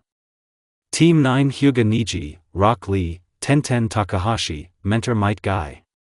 Team 8 Aburame Shino, Hyuga Hinata, Inazuka Kiba, Mentor Yuha Kurinai. Team 7 Haruno Sakura, Uchiha Sasuke and Uzumaki Naruto, Mentor Uchiha Izumi. Sakura screamed with joy and stuck her tongue out at Ino. "It seems like it's fate," said a satisfied Sakura. After these words, Naruto and Sasuke thought. And why her? But only if it weren't for the idiot Naruto. Sakura said that she was looking at Naruto. Naruto simply ignored her and continued to look out the window. Soon Sakura calmed down. The teams became smaller and smaller until they were left alone in the classroom. After a couple of minutes, a girl came into the classroom and said, "Sorry guys, I am Uchiha Izumi. From this day on, I am your mentor." "Well, I introduced myself, now it's your turn, so let's start with you." She pointed to Sakura. "I'm Haruno Sakura, I like." A look at Sasuke. "I don't like Naruto." "Well, everything is clear," Izumi thought. "And now you." Pointed at Sasuke. "My name is Uchiha Sasuke, my goal is to surpass my brother and not disgrace my clan, I don't like a lot of things," Sasuke said and looked at Naruto. And here, too, Izumi thought everything was clear. "Well, now you." Pointed to Naruto. "My name is Uzumaki Naruto, I like to train and eat well, and I don't like people being judged by their appearance." A look at Sakura. "And I have one goal, to take revenge on one person." And this is already interesting, Izumi thought. "Well, we learned about each other, that tomorrow you will have a test." "What kind of test?" Sakura asked. "Nothing complicated, you just need to defeat me," Izumi said with a smile. Sasuke and Sakura were surprised, and then Sakura said, "What will happen if we cannot defeat you?" "You will go back to the academy," Izumi said with a smile on his face. Sasuke and Sakura were shocked, and then Naruto asked, "What time should I arrive?" "By 10 a.m. on the training field, and I don't advise you to eat." After which Naruto walked towards the exit. "Where are you going, Naruto?" Izumi asked. "You said it yourself, tomorrow at the training field." I need to prepare for the battle with you. Don't you want to discuss this with your teammates? Naruto laughed. They are comrades, don't make me laugh sensei, in any case they will leave me. Naruto then looked at Sasuke and Sakura. And I somehow doubt that they will make contact, one is proud as a turkey, and the other has only Sasuke in her thoughts. See you tomorrow sensei. After which Naruto left. To say that Izumi was shocked is an understatement. And then Sakura said. Stupid Naruto, how he behaves. Okay guys, see you tomorrow and don't be late. Izumi said and disappeared. And then Sakura realized that she was left alone with Sasuke. Sasuke-kun I'm going home. Ignoring Sakura, Sasuke went home. Walking home, Sasuke thought. Naruto, do you really think that you can defeat Izumi? She's a Jonin and besides, she's an Uchiha. Meanwhile, in the Uchiha quarter. Itachi sat and watched the stars, suddenly his eyes were covered by someone's hands. Hello Izumi. Itachi said, pleased. After which the girl hugged Itachi. Well, how's the team? Itachi asked. Quite an interesting team. I heard you have Sasuke and Naruto on your team, a pretty strong team. Strong, but not much teamwork. Izumi said dissatisfied. By the way, be careful with Naruto, he's quite strong. Well, I don't think he's stronger than me, I'm still a Jounin. I don't know, when Shisui and I trained him, he was already at the Chunin level. Izumi was surprised by Itachi's words. In general, don't hold back against Naruto. We'll see. Izumi said then hugged and kissed Itachi. Sakura and Sasuke were already on the training field. Where is this damn Naruto? Said a dissatisfied Sakura. After standing for a couple more minutes, Naruto appeared. Why are you late? You're stupid, I came a long time ago, just setting traps.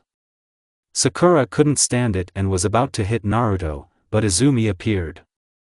Sorry for being late, I see everyone is assembled, then we'll start the test.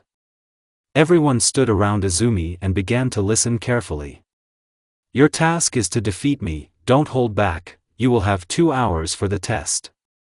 If in 2 hours you still cannot defeat me, then you will go back to the academy. Do you understand everything? Well then we started. Izumi shouted and everyone ran away. Izumi stood calmly and did nothing when Sasuke ran out to her, and they clashed in taijutsu. It seemed that they were fighting on equal terms, but Izumi was only testing Sasuke's skills. Very good Sasuke-kun, but you have room to grow. After these words, Izumi began to dominate the battle. Sasuke received blow after blow, after which Sasuke jumped back and made a couple of seals. A fireball flew at Izumi. I got her, thought Sasuke.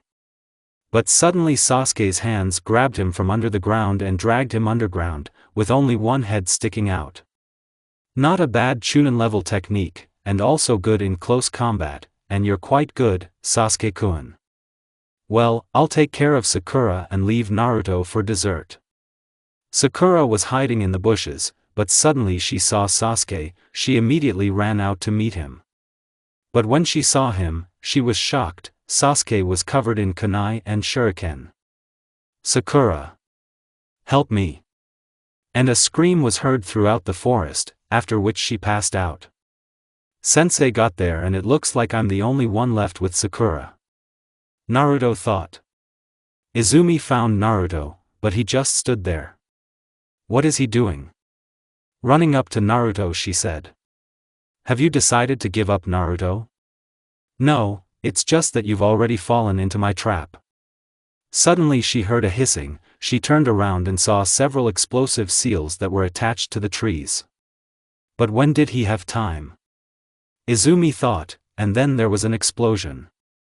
That's not enough sensei, said Naruto. Yes, this is not enough to win, Izumi said. After which the smoke from the explosion cleared, and Izumi stood there with her Sharingan turned on. It looks like you decided to fight seriously. I didn't think that you would force me, now I understand why Itachi asked to fight you seriously. And then Izumi attacked. They clashed in taijutsu. Naruto was not inferior to Izumi, but could not strike her. After which Izumi jumped away from Naruto and made several seals. A fireball flew at Naruto from which he simply dodged using a substitution. But after the change, Izumi appeared behind with a kunai at Naruto's throat. It looks like I won. A satisfied Izumi said. But suddenly Naruto appeared behind Izumi with a kunai at his throat. Never rejoice before victory, sensei.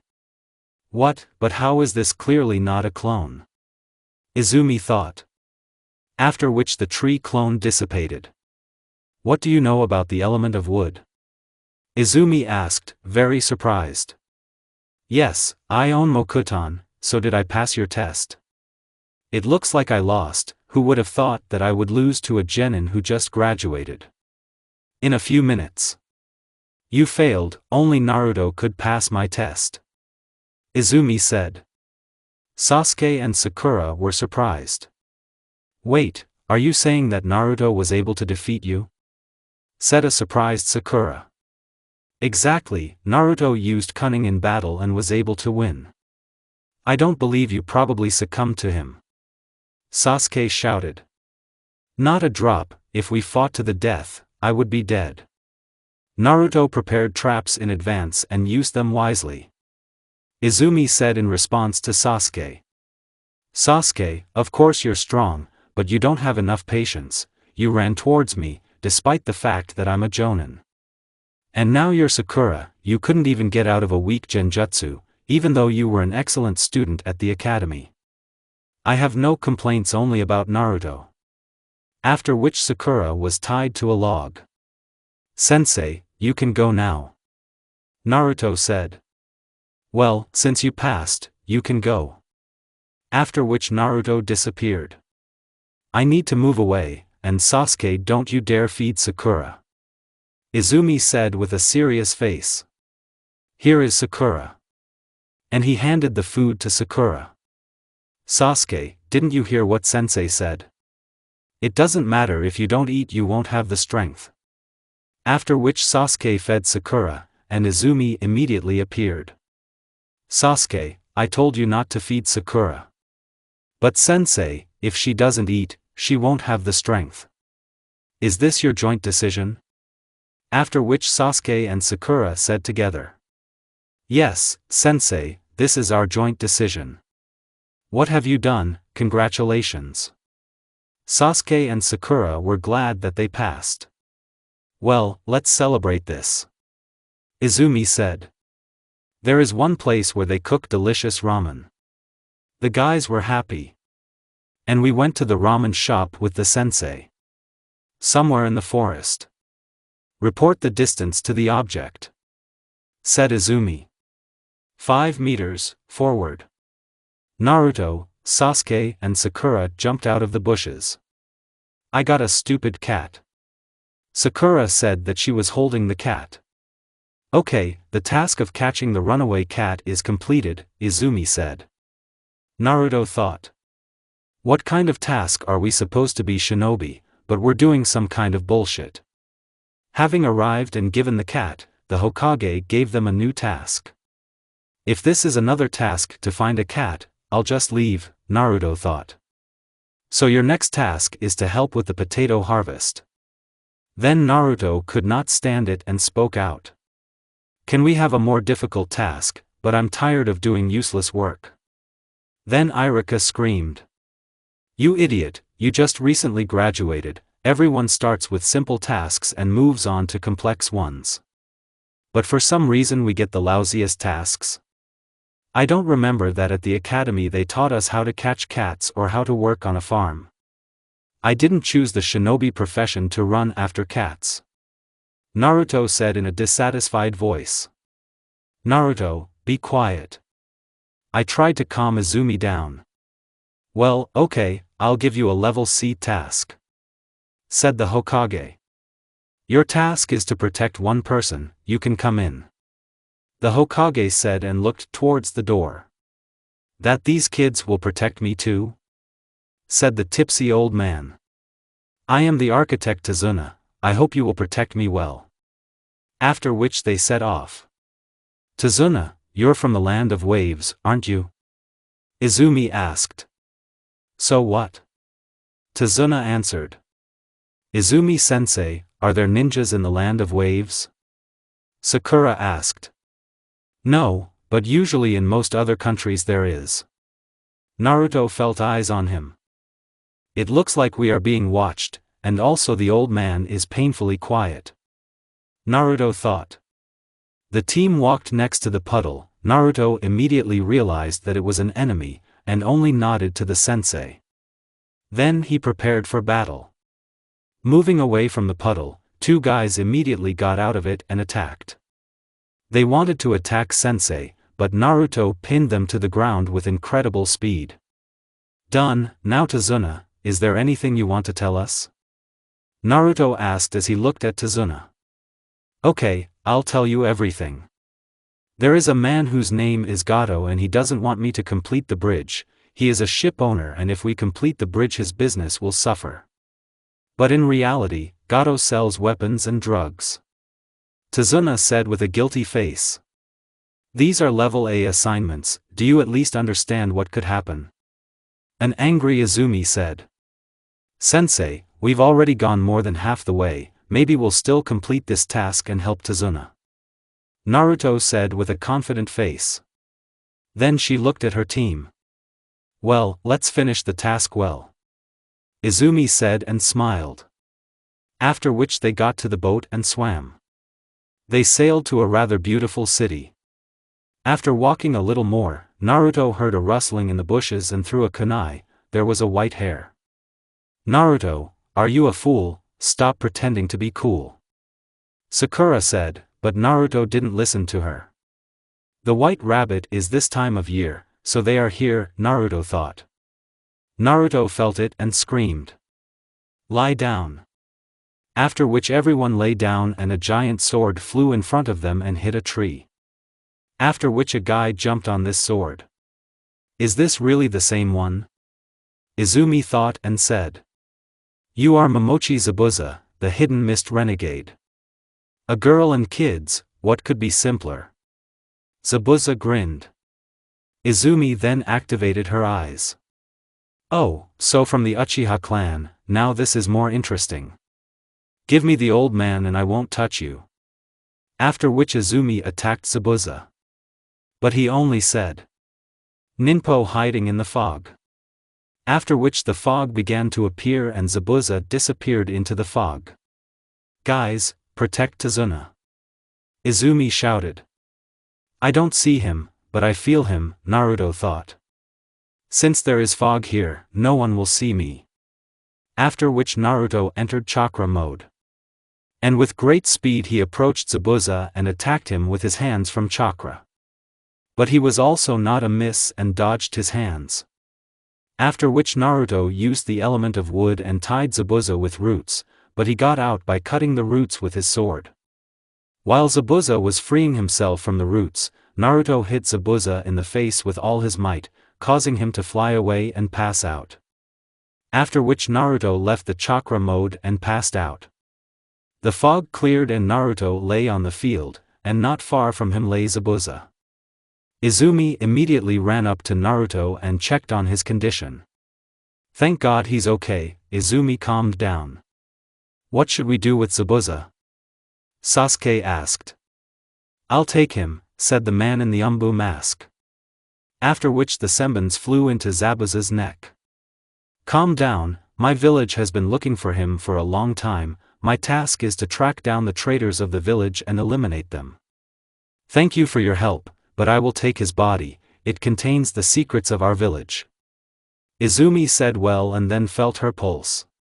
He is dead. After which the guy appeared next to Zabuza's body and took it away. Goodbye. The guy said and disappeared. Let's go to my house. Tazuna said. After which Izumi threw Naruto on her back and they walked to Tazuna's house. 2 days have passed since the battle with Zabuza. Naruto woke up and smelled a delicious smell. He got up and went to the kitchen. When he arrived, he saw that everyone had started breakfast. "Oh, I see you've already woken up, Naruto-kun," Izumi asked. "Yes, it seems that I feel better, but how long have I been lying?" 2 days. Naruto nearly choked on his food. 2 days, why so many? And yes sensei, what happened to Zabuza? Naruto asked. Umbu came from the fog and took the body, Sasuke said. Naruto, that's how long you could have slept, said a dissatisfied Sakura.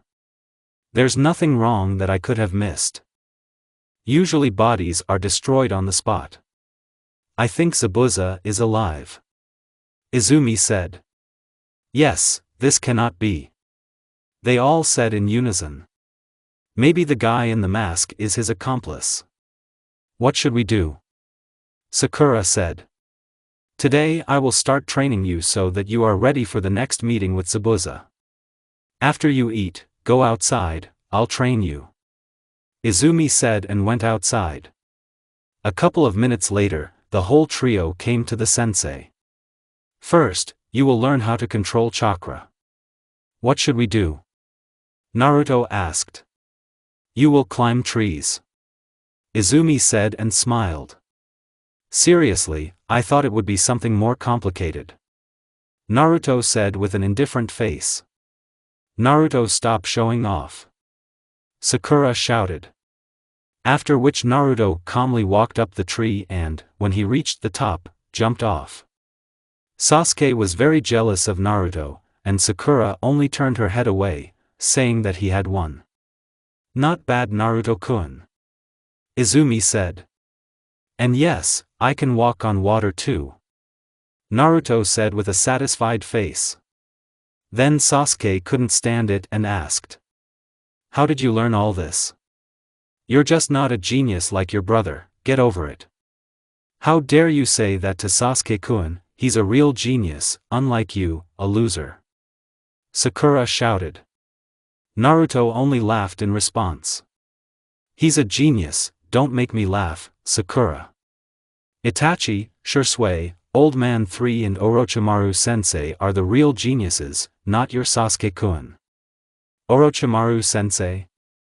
Izumi asked in surprise. Yes, he is my teacher, he takes care of me and teaches me. It's not surprising that I lost to you, one of the legendary Sanins of Konoha has been training you, and even from a young age. After these words, Sasuke and Sakura were shocked. Did you say one of the Sannin? Sakura asked. Yes, and it looks like Naruto is much stronger than I thought. Sasuke was wildly jealous. Why him and not me? Sakura still couldn't get over what she heard. Sensei, can I train separately? I want to hone a couple of techniques. Don't you want to support the team? Where do you see the team here? Naruto asked and looked at his sensei. Well, okay, just don't go too far. After which Naruto disappeared. Naruto created clones and sent them to train techniques, and Naruto himself decided to train his father's technique. But no matter how hard Naruto tried, it didn't work out. What am I doing wrong? Why can't I do it? So he continued training until the evening, after which the clones scattered and Naruto passed out. Morning has come. P.S. in the story of Haku girl, H. A girl was walking across the field and collecting plants. Suddenly she noticed a guy who was sleeping in the middle of the field. After which she approached him. This is the guy who defeated Zabuza-sama, if I am him. But before she could do anything, Naruto opened his eyes. Hello, why did you fall asleep here? The girl asked. I was just training and passed out from overwork in the evening. What are you doing here? Naruto asked. I'm collecting herbs, my close friend is not feeling well, so I went out. I see, it seems that your friend is very valuable to you, since you care about him so much. He did a lot for me, you can say that he is like a father to me. After which the girl smiled. The person who takes care of you. Naruto remembered his time with Kakashi, which made Naruto feel sad. Something happened? The girl asked. Yes, I remembered one person dear to me whom I could not save. Well, okay, I have to go, otherwise my sensei will kill me, said Naruto, then stood up and walked towards the house. But before he left he turned and asked. What is your name? Haku. Haku, that's a beautiful name, and my name is Naruto. Let's meet Naruto-kun, said Haku, who had blush on his cheeks. And say hi to Zabuza, said Naruto. Haku turned around sharply, but Naruto was already gone. Did he really understand who I am? It doesn't matter if Zabuza herself says to kill him, then I will kill him. Naruto then returned to Tazuna's house. Before he could enter the house, Sakura attacked him. Where have you been all night? An angry Sakura said. I said yesterday that I would train, but I didn't come because I passed out from overwork. Okay, enough quarreling, let's have breakfast, Izumi said. Then they sat down at the table and began to eat. Everyone gathered at the table, after which Tsunami shouted. Inari, let's go eat. After which the boy sat down at the table.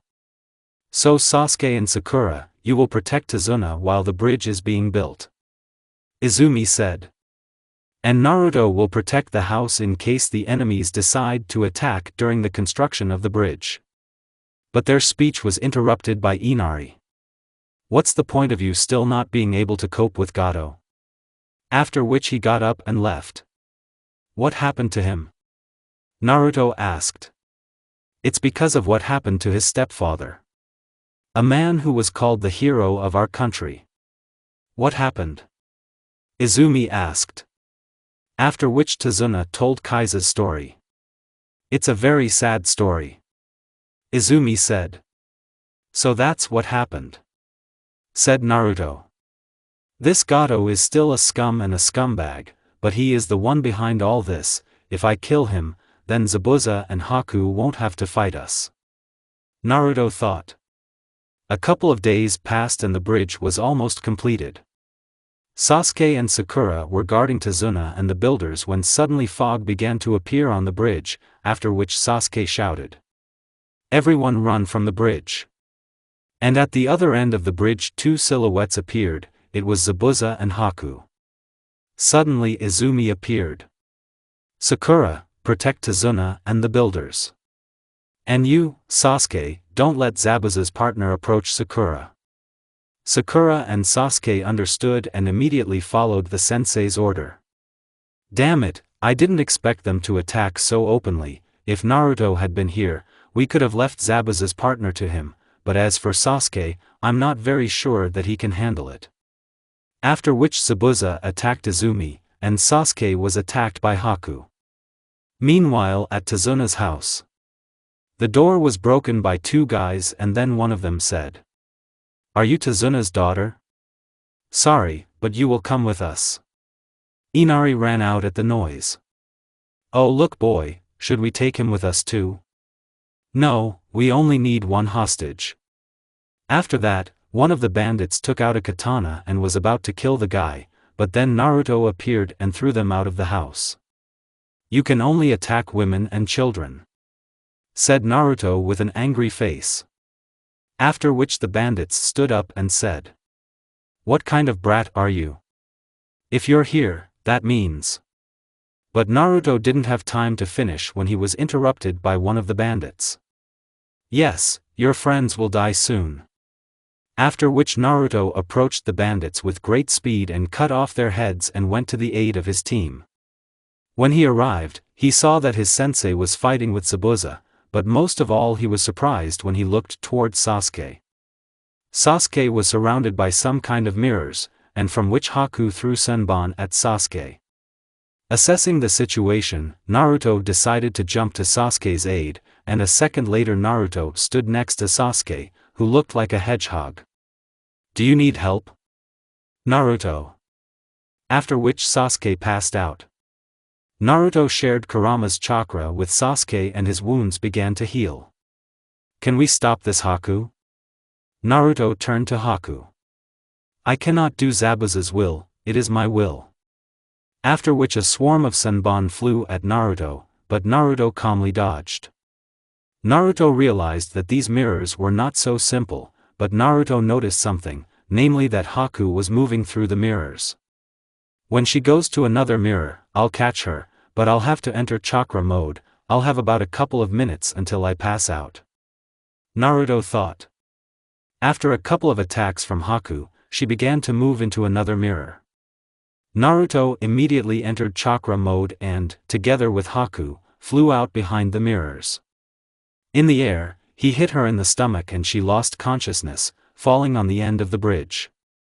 Everyone was shocked because Naruto was emanating powerful chakra and he was covered in some kind of chakra. What is this? Izumi asked in surprise. I'll explain everything to you later, Naruto said. So this is how you defeated me, and now Haku as well. Zabuza said. Suddenly Naruto felt a large accumulation of chakra. This was not enough yet, Naruto thought. Gato appeared on the bridge with his men. Gato, what are you doing here and who are all these people? Zabuza asked. You lost to Zabuza and I don't need you anymore. Gato said and then walked up to Haku. Don't you bastard come near Haku? Zabuza shouted. Don't be afraid, I won't kill her, my guys will just frolic with her. Bastard, I'll cut you into pieces, you piece of shit, just touch her with a finger.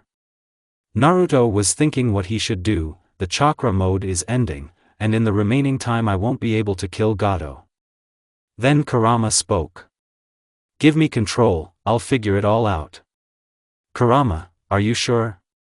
Yes, but after this you will have to recover for a long time. Do well. After which Naruto got 4 tails and turned into a mini version of the 9 tails. Damn, this wasn't enough yet, Izumi thought. After which everyone felt an ominous chakra. The fox immediately attacked Gato's gang, and killed without stopping at high speed, and then got to Gato and then brutally killed him. Having killed all the bandits, Kurama returned control to Naruto and he fell unconscious, next to Haku. A couple of days have passed since the battle on the bridge. Naruto woke up early in the morning. Yes, again I was lying around for a couple of days. Naruto thought. Naruto wanted to get up, but he felt that his other hand was captured. He turned around and saw Haku sleeping in an embrace with his hand. Naruto was very surprised and then blushed. Did she really sleep with me? Naruto tried to pull his hand out, but accidentally woke up Haku. Have you woken up already, Naruto-kun? A sleepy Haku asked. I'm much better now, but what are you doing here? I was sleeping, there were just no empty seats, so I went to bed with you. It looks like nothing bothers her at all, Naruto thought. It's still early, maybe we'll just lie down a little longer. The embarrassed Haku said. Well, I have to go to training. Naruto was not allowed to finish by Haku, who kissed Naruto. After a sweet kiss, Haku climbed onto Naruto and began to undress, after which they began to do this. 30 minutes have passed. Izumi woke up and then washed her face and got dressed. Passing by the room in which Naruto was sleeping, she heard groans. She decided to check what was happening there, after which she opened the door without knocking and what she saw there amazed her. She saw Naruto and Haku doing it. Oh, sorry. Then she quickly closed the door with a reddened face, and then went to the kitchen. She needed to digest what she just saw. After a couple of minutes, Sasuke and Sakura joined the sensei, after which Naruto came out. Good morning, beloved team, said Naruto. You seem to be in a good mood. Sasuke asked. Yes, but my question is, what happened after I passed out? Naruto asked. Nothing interesting. After Gato betrayed Zabuza, there was no point in fighting us anymore.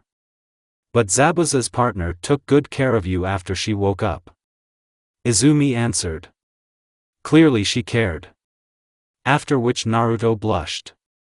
Tomorrow the bridge will be completed and we will have to return to Konoha.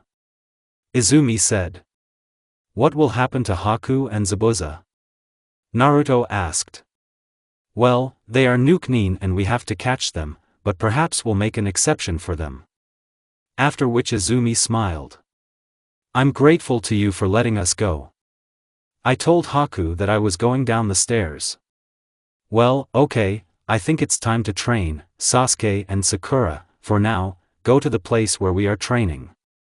After which Sasuke and Sakura left the house. Well, I think it's time for me to go train too. Naruto said and tried to leave. Stop Naruto, I have a lot of questions for you. Izumi shouted. Haku, you couldn't leave us. After which Haku left the house. Now tell me, what kind of power did you use on the bridge? Okay, but please don't tell anyone. I promise I won't tell anyone, not even the Hokage. Do you want to know what kind of power I used on the bridge? So this is the power of my friend whose name is Kurama. Who is Kurama? Izumi asked, surprised. This is the one who is sealed in me, you call him the nine-tailed demon fox. After these words, Izumi was shocked. Not only does he know that the fox is sealed inside him, but he was also able to make friends with him, Izumi thought. But why do you switch off a couple of minutes after you enter this mode? It's all about the cage behind which Kurama sits. If he and I weren't friends, I wouldn't be able to use this mode. But because of the cage, I can't fully use this mode.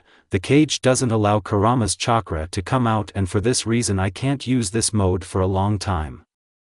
I see, but this power is amazing. Izumi said. So now I'm free? Yes, what are you going to do? Haku will train me in the use of Senbon. Naruto said and ran out of the house. Haku trained Naruto in the use of Senbon, and Sasuke and Sakura, under the supervision of their sensei, trained chakra control. A day passed and the bridge was completed, which means it was time to say goodbye. Let's not say goodbye Naruto-kun, because I hope that we will meet again. After which Haku kissed Naruto on the cheek. Yes, kid, it's all thanks to you. Zabuza said. Zabuza-san, you should take care of Haku. Naruto said. After which Team 7 moved to Konoha. Approaching Konoha, they noticed that they were already waiting. After they passed the gate, a girl rushed at Sakura with hugs. Sister, I was so worried about you, I heard that this mission turned out to be more difficult. Alice, don't embarrass me. A dissatisfied Sakura said. Oh, sorry. Then I looked at Sasuke and Naruto. So you are her teammates? The girl asked. Yes, it's us. Sasuke answered in a cold voice. And who are you? Naruto asked. Sorry for not introducing myself earlier, my name is Elisa Haruno and I'm Sakura's cousin. The guys were shocked because they didn't know that Sakura had a sister. A little information. Alice Haruno is Sakura's cousin, short white hair and blue eyes, a rather strong and intelligent girl is considered a genius, the same age as Sasuke and Naruto. I didn't even know that you had a sister. Naruto said in surprise. My name is Naruto Uzumaki, nice to meet you, but excuse me, I have to go, my teacher is waiting for me. After which Naruto ran away. And his name is Sasuke and he is the one I want to marry. Sasuke just snorted and left. It looks like he doesn't like you. Alice said. It's for now, but I will win his heart. Sakura said with a confident voice. Okay, let's go home because the parents are worried. Alice said. Along the way, Alice thought, this Naruto's key amazes who he is. Naruto woke up early in the morning and then went to training. He created 40 clones and sent them to train elemental techniques, while he himself continued to train the Flying Thunder God technique. After a couple of hours, Naruto dispelled the clones and went to bed, so he slept until lunch, after which he decided to have a snack and went to the ramen shop. On the way, he heard someone screaming, after which Naruto went to the screams. When he arrived, he saw how the guy was holding Sakura. "So you're a leaf genin?" The guy laughed. After which Naruto came closer and said, "You're a complete fool to attack a Konoha genin. Don't you think that this could lead to problems between our villages?" What kind of brat are you?" the guy asked and then released Sakura. "I am the genin of this village and I advise you to behave decently.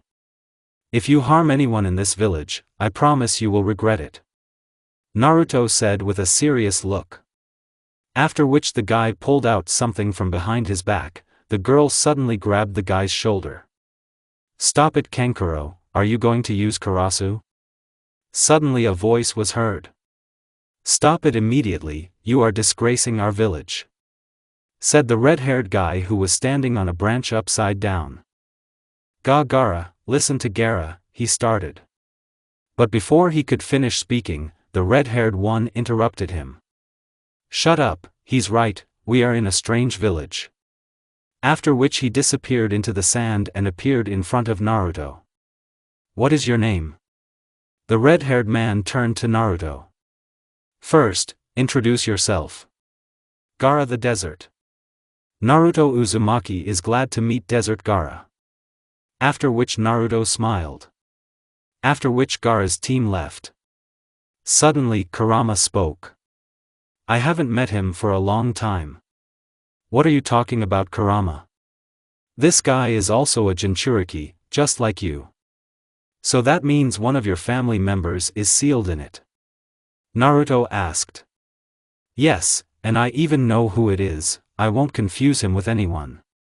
"You won't forget this stupid raccoon." "Stupid raccoon?" Naruto was perplexed. "One-tailed raccoon Tanuki or Shikaku? How strong is Shikaku? He's a weakling compared to me," Kurama said with pleasure. "I understand that, but I wonder what he's capable of."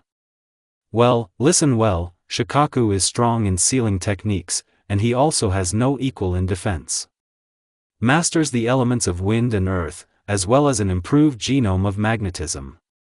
And apparently because of him, this Gaara became mentally unstable. And he is quite dangerous, well, thanks Kurama." A couple of hours later Naruto met with the team and sensei. "Hello Naruto," Izumi said smiling. "So what happened and why did you gather us?" Naruto asked. "I nominated you for the Chunin exam. After which I gave permission. You can refuse if you want, this permission does not oblige you to anything," Izumi said. "Well, if you agree, then sign them and come tomorrow at 1600 hours to room 301. That's all I have." After which Izumi disappeared. The next day, Team 7 was assembled and they went to the academy. Approaching office 301, he saw that two Chunin were not allowing him to enter the office. Naruto saw Lee and decided to say hello. "Hello Lee," said Naruto. "Oh Naruto-kun, good to see you," Lee said. After which Lee looked at Naruto's team and approached Sakura. "Hello, my name is Rock Lee, and you are Sakura-san?" And he said with a smile. "Be my girlfriend and I will always protect you. It's better to die than to become your girlfriend," Sakura said in a cold voice. "Hehe, it looks like you got rejected Lee," said Naruto. "Well, okay, it's time for us to go, and we'll be late for the exam," Naruto said and walked towards the stairs. "Hey Naruto-kun, where did you go?" Lee asked. "This is the second floor above us. But room 301 is over there." Lee pointed his finger. "This is Genjutsu and a very weak one at that," Naruto said.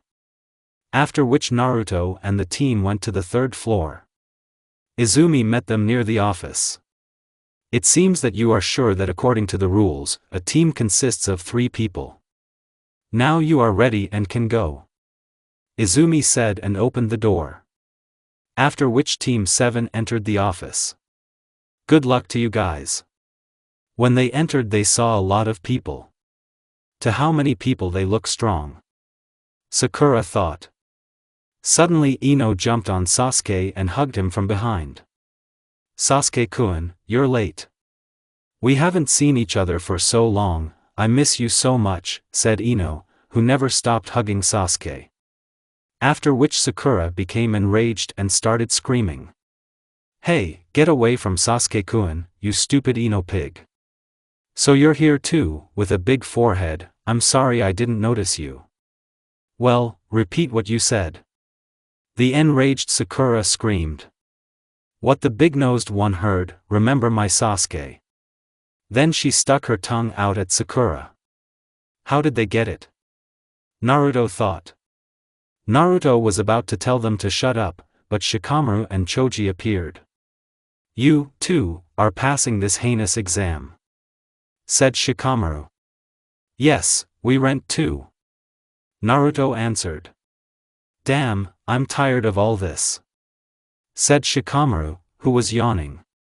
Then Kurenai's team approached the guys and they greeted each other. Yes, it looks like everything is assembled. I wonder which of you will fail the test. Kiba said. Why are you so brave, Inuzuka? Sasuke said in a pathetic voice, causing Sakura and Ino to look at him with loving eyes. Their conversation was interrupted by a scream that came from the middle of the room, after which the whole company was distracted to see what was happening. You stepped on my foot, bastard. Forgive me, said the unsure guy. You'll get it from me. After which the guy swung, but his blow was blocked. I told you not to come in without us, Alice said. She's fast, Naruto thought. How dare you try to touch my comrade? Alice said with an angry voice. After which she hit him in the stomach and he fell to his knees. His comrades decided to attack. But they immediately received a slap in the face from another girl who suddenly appeared. Alice, you're as usual, said the girl with green hair. After which Alice's team approached the guys. Wow, that was cool, Sakura said. So you are also taking the exam? Naruto asked. Yes, this is my team, guys, introduce yourself, Alice said. My name is Ikari, nice to meet you. And Hana is glad to meet me. My name is Naruto and I'm glad to meet you too. Who is your mentor? Naruto asked. Sasuke and Sakura looked at Naruto. Don't you know? Sasuke asked. Their team is the most famous in the academy, Sakura said. I haven't heard of them. They studied in a different class, and Itachi Uchiha became their mentor. Suddenly a scream was heard. Well, shut up, everyone. After which a tall man appeared, followed by a couple of people. Good afternoon. I am Marino Ibiki, the examiner for the first qualifying round of this exam. Then he pointed his finger at Alice's team. Fights without the permission of the examiners are prohibited. Sorry, said Alice. I'll clarify the situation, those who disobey me will immediately fly out. Then he looked at everyone. Everyone felt his ki. Is everything clear to you?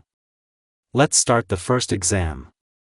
Now everyone will submit their application, in return everyone will receive a number and sit in the place designated for them. After being assigned to places, everyone was given tests. So, the exam will last exactly 1 hour. Let's start. 20 minutes have passed. Naruto wrote this exam without any problems and then shouted. I'm done. But Alice shouted along with him. She finished too. Naruto was surprised.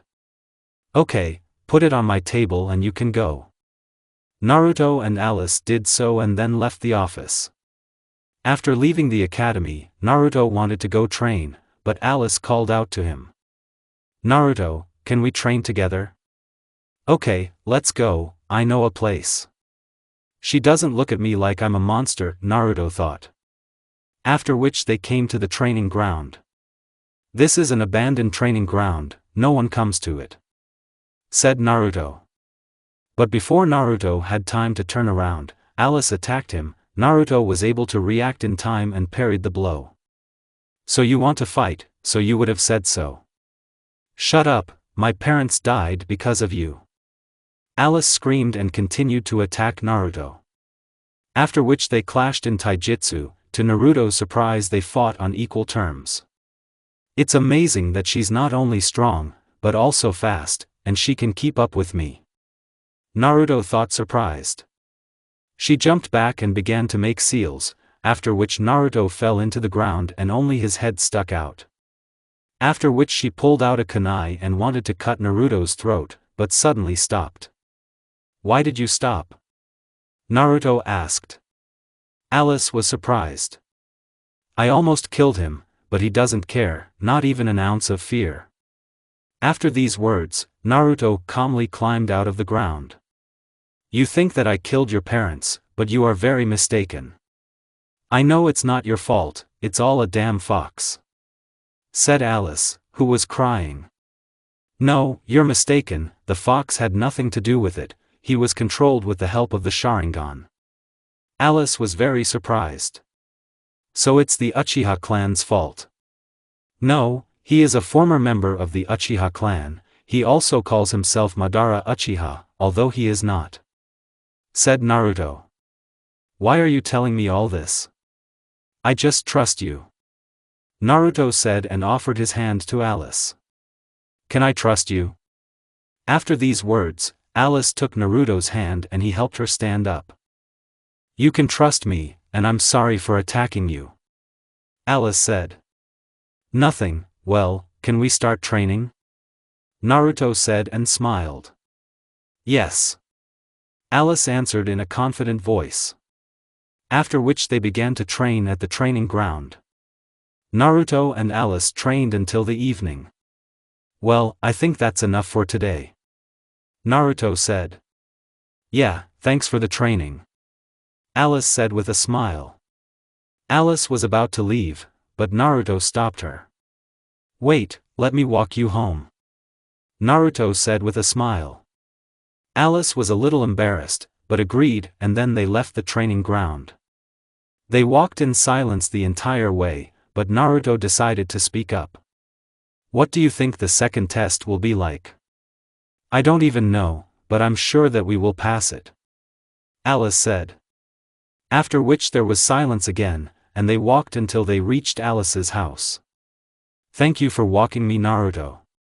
Yes, no problem, but I think there's a conversation waiting for you at home. Then he pointed his finger at the window where Sakura was standing. Okay, good night, Alice said and ran into the house.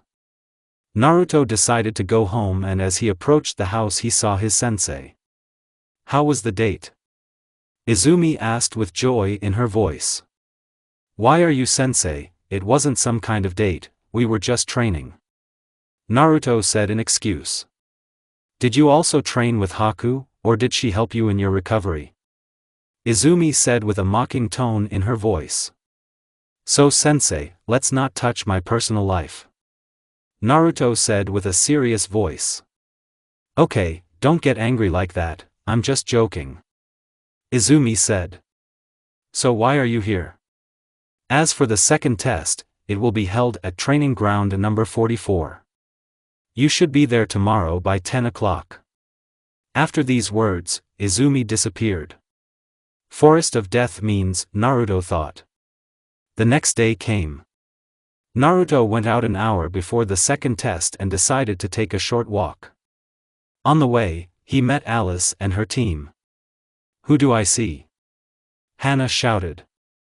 Good morning, Naruto shouted with a smile. After the greetings, Itachi appeared. Long time no see, Naruto-kun. It's good to see you, Itachi-san. Well, are you ready for the second test? Itachi asked, after which he heard the answer. Yes, sensei, the team said in unison. This is a team, not like mine, Naruto thought. After which Itachi's team and Naruto went to the training ground. Arriving at the training ground, Naruto met with his team. Sakura looked at Naruto as if he had done something, but Naruto simply did not pay attention.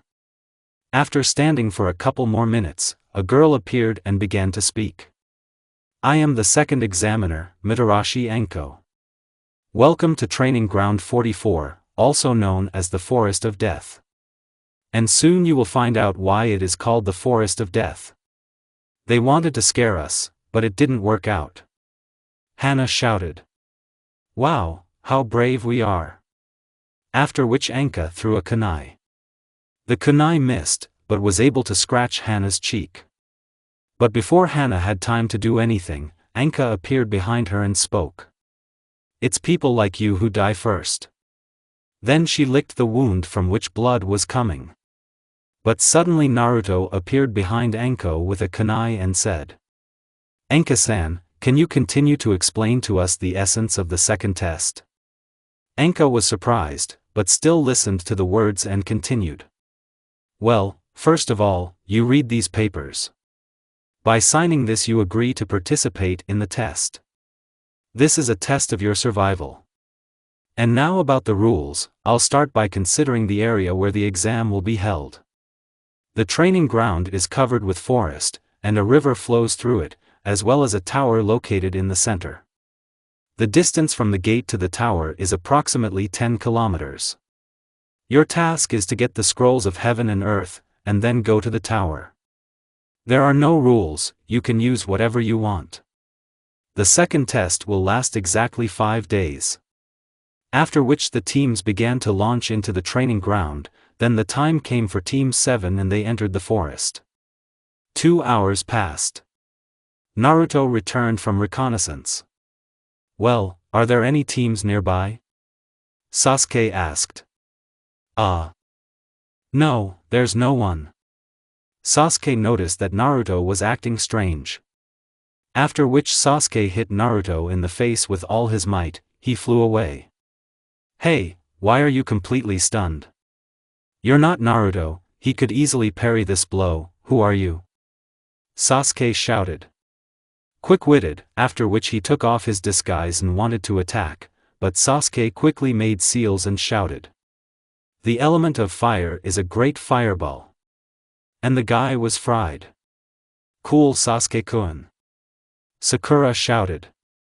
Don't relax, his comrades are somewhere around here. After which Naruto came out of the bushes and dragged 2 guys on his shoulders. It looks like these are his comrades. Naruto said. Sasuke and Sakura calmed down and decided to search the attackers. After a couple of minutes of searching, they found the scroll they needed and went to the tower. On the way, they heard screams and felt a monstrous thirst for blood. They immediately headed to the place of the screams. Then Kurama spoke. It is he. One-tailed? Yes, and it looks like his Jinchuriki is losing control of him. Hurry up if you want to save Alice. After which Naruto accelerated and upon arriving at the place he saw how Gaara killed Hana with the help of a sandy hand. Looking around, he saw that Ikari was lying unconscious and his legs were missing. Naruto immediately ran up to Ikari and shared Kurama's chakra. Alice noticed that Naruto had come to their aid, after which she smiled and fainted. Naruto became very angry and since no one was around he calmly entered chakra mode and said. I won't let you kill anyone anymore. Naruto immediately attacked Gaara, creating hundreds of clones. Gaara calmly defeated the clones, and at the same time the clones could not break through his sand defense. After which Naruto had an idea, he created 10 tree clones, after which the clones surrounded Gaara and began to make seals. A couple of seconds later, fireballs were flying at Gaara from all sides. Gaara was about to jump away, but his legs were grabbed by roots that squeezed him tightly. Gaara was fried. Naruto thought that he had won, but after the smoke from the fire cleared, he saw Gaara with burns. Damn, chakra mode is running out, Naruto thought. Suddenly Gaara grabbed his head and started screaming. I'll kill, kill, kill. Gaara shouted. After these words, Gaara appeared with a sandy tail, as well as a second hand made of sand. He lost control, said Kurama. After a couple of seconds, Gaara began to transform, his eyes changed, and Naruto also felt an even greater thirst for blood. Yes, now I can have fun to the fullest. Shikaku was already shouting. Shikaku immediately felt the familiar chakra. I didn't think I'd meet you here, stupid fox. I can no longer maintain this regime. After which Naruto came out of chakra mode. I see you gave your power to a man, how low have you fallen, stupid fox? Naruto, we are changing, I have something to tell him. An angry Kurama said. Finish him thoroughly, said Naruto. Then Naruto's eyes changed. Well, hello, stupid raccoon, as always, you don't think with your head. Why did you decide to fight like the good old days? Shikaku said. What's the point of us fighting, because you can't win?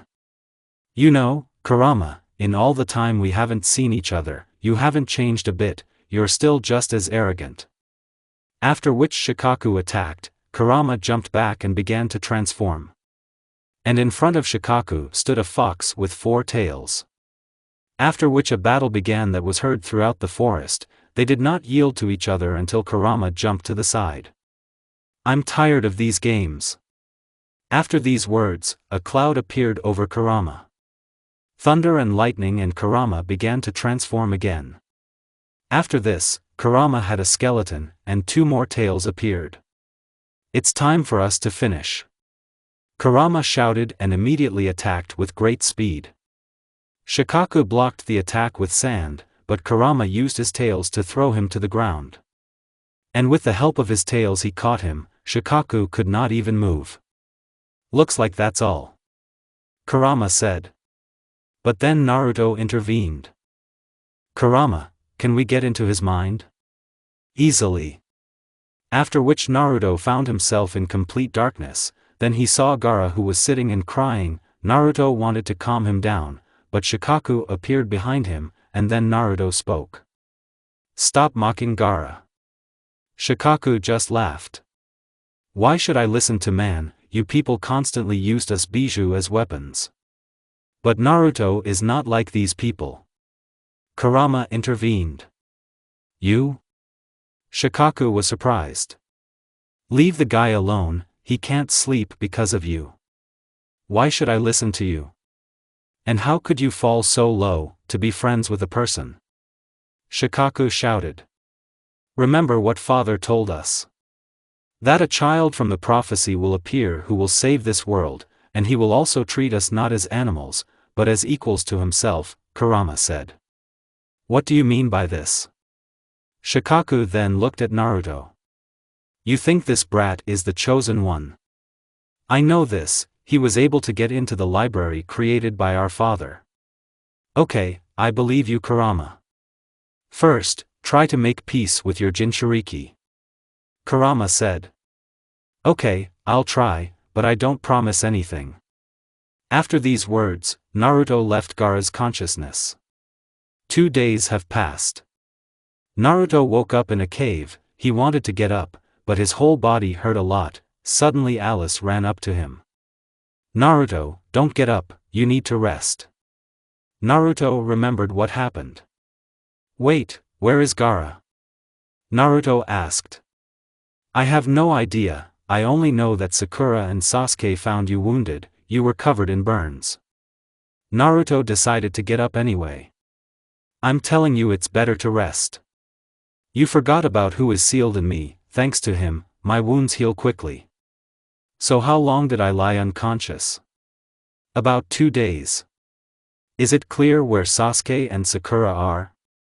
They're outside. Naruto started to walk out, but said before leaving. I'm sorry that Hana died, and I hope that everything will be fine with Ikari. After which he left the cave. Coming out of the cave, Naruto met with his team and Sakura immediately attacked Naruto with questions. Naruto, what happened? When we found you, you were covered in burns. I managed to win, but after that I immediately passed out. Naruto said in excuse. Wait, what happened to the sand guy? Naruto asked. With whom? When we arrived there was no one there except you. Sasuke answered. You must have been carried away by your teammates. I hope you're okay, Gaara. Naruto thought, but was brought out of his thoughts by Sakura. So what should we do next? We only have 3 scrolls, 2 earth scrolls and 1 sky scroll. We need another sky scroll for Alice's team, Naruto said. But what's the point, they already failed this test. Sasuke said. What are you talking about? Did the examiner say that exactly 3 people should come to the tower? Naruto said. I understand you, what are we going to do? Sasuke asked. I'll go in search of the scroll, and you go to the tower, we'll meet there. Said Naruto. Naruto went in search of the scroll, and Sasuke, Sakura and Alice walked towards the tower. Sasuke carried Ikari on his shoulders, and Sakura watched their surroundings in case they were attacked. Meanwhile, Naruto was looking for the scroll. Naruto ran in search of the scroll, but sensed a familiar chakra. What kind of chakra is this, like a native person? After which Naruto went in the direction where this chakra came from. When he came running, he saw 2 torn bodies and a girl who was resisting the bear. Naruto, with the help of the wind, cut off the bear's head and approached the girl. Approaching the girl, he helped her get up. Thank you very much, said the red-haired girl with glasses. No problem, do you mind if I take the scroll? He pointed to the scroll that was lying next to the bodies. Take it for yourself, I still didn't want to participate in this stupid exam. Well, why didn't you want to participate here? Naruto asked. It's all about the head of our village. Our country is not particularly rich, but if we got to the finals of the exam, then the popularity of our village would increase. I see, what's your name? Karen Uzumaki. I see, that's what I felt. Naruto said out loud. What did you feel? Karen asked. It's just that I'm also an Uzumaki. So we are from the same clan? But your hair. I am not a pure-blood Uzumaki. Listen Karen, I have to go, but I don't think you really want to return to your village. If you decide to stay, then find a man named Orochimaru, he will help you. After which Naruto disappeared taking the scroll. It seems that the gods were on Naruto's side and he got the scroll he needed. Naruto ran to the tower and went inside. When he entered, he saw everyone sitting calmly, after which Sasuke noticed him. You came back quickly, what did you find? Yes, I was lucky. Then I threw the scroll to Alice. Naruto didn't have to risk that much for me. Alice said, but Naruto just smiled. So what's next? Naruto asked. I think we need to open the scrolls. Sakura said. Everyone did so and smoke appeared, and Itachi and Izumi came out of it. Izumi was about to say something, but Naruto interrupted her. Our sensei is seriously wounded. After these words, Itachi looked at Ikari and immediately took him and ran away. What's happened? Izumi asked, alarmed, after which they told what happened. It's just terrible, I can't imagine how you feel right now, come with me. Izumi took them to the upper floors where the rest rooms were located. Until the second stage is over, you cannot leave this floor. Izumi said. Now excuse me, I need to support Itachi, while you rest. After these words, Izumi left. A couple of days have passed. There was a knock on Naruto's door, after which he stood up and opened the door, where he saw Sakura. Sensei asked us to go down to the first floor. Okay, I'm on my way. After which they went to the first floor. Arriving on the first floor, Alice saw Gaara and wanted to attack, but Naruto hugged her and said. I understand that you hate him, but it's not his fault he was controlled by the One Tail, so please don't do anything stupid. Okay. Gaara, who was looking in Naruto's direction, understood that he had done a lot of bad things to Alice, so he decided to wait to talk to Naruto. After a couple of minutes, everyone lined up, the Jounin stood in front, after which the Hokage came out and began to speak. Well, first of all, I congratulate you on passing the second stage. And now the rules of the third stage, but first there will be a qualifying round. Because too many commands have passed. Suddenly a guy appeared in front of the Hokage. I beg your pardon, Hokage-sama, let me explain. Okay. After which the guy turned to the teams. Good afternoon, my name is Hayato. As the Hokage said, a qualifying round will be held. If someone doesn't feel good or just doesn't want to take risks, come forward. A couple of people came out after they were sent home. Well, the qualifying round will take place right now. After these words, everyone was in shock. Let's start the qualifying stage. Let's start the qualifying stage. Hayato shouted. You will fight each other, one-on-one. The winner will receive the right to participate in the third stage. There are no restrictions, but if I decide that the winner is clear, I will stop the fight. The battle will continue until one of you dies, loses consciousness or surrenders. Now look over there. And he pointed to the scoreboard. It will show pairs of fighters. So the first couple. Dogno Gaara vs Rock Lee. The fight was as in canon, only Gaara did not harm him, Gaara simply exhausted him, and as a result, Lee passed out after the gates were opened. Sasuke Uchiha vs Kira Takanori. After which both went down and stood up. So we began. After which they clashed in taijutsu in which Sasuke dominated thanks to the Sharingan. But after a couple of minutes, Sasuke felt that a little chakra had been taken from him. Sasuke immediately jumped back. I noticed it after all, after which he attacked him. Sasuke was about to block, but his instinct told him that he needed to dodge. Sasuke decided to dodge and he didn't hit Sasuke, but he made a hole in the place where Sasuke had recently been. After this blow, Sasuke came up with a plan. And that's all you can do? Sasuke shouted. He only ran in response and directed all his chakra into his fists. When he was about to hit, Sasuke suddenly disappeared and the blow hit the wall. He already wanted to pull out his hand, but he couldn't. Sasuke took advantage of this and kicked him in the face and he passed out. You don't have much strength, but you can't think with your head. Sasuke said. Winner Uchiha Sasuke. After that, Sasuke went to the top, and his opponent was pulled out of the wall. So let's start the next battle. Rizo Tent vs Aburame Shino, won against Shino thanks to the bugs and the fact that the enemy underestimated him. Misumi Tsurugi vs Dogno Kankuro, won Kankuro. Sakura Haruno vs Ino Yamanaka, draw. Hinata Hyuga vs Niji Hyuga, won Niji, all according to the canon. Naruto watched this battle and did not understand why Niji hates Hinata so much, but that he going to kill her drove him crazy. He was not going to kill someone he knew, but his sister. If this scum comes against me, I will make him eat dirt. Naruto thought. Shikamaru Nara vs Tenten. He defeated Shikamaru thanks to his intelligence.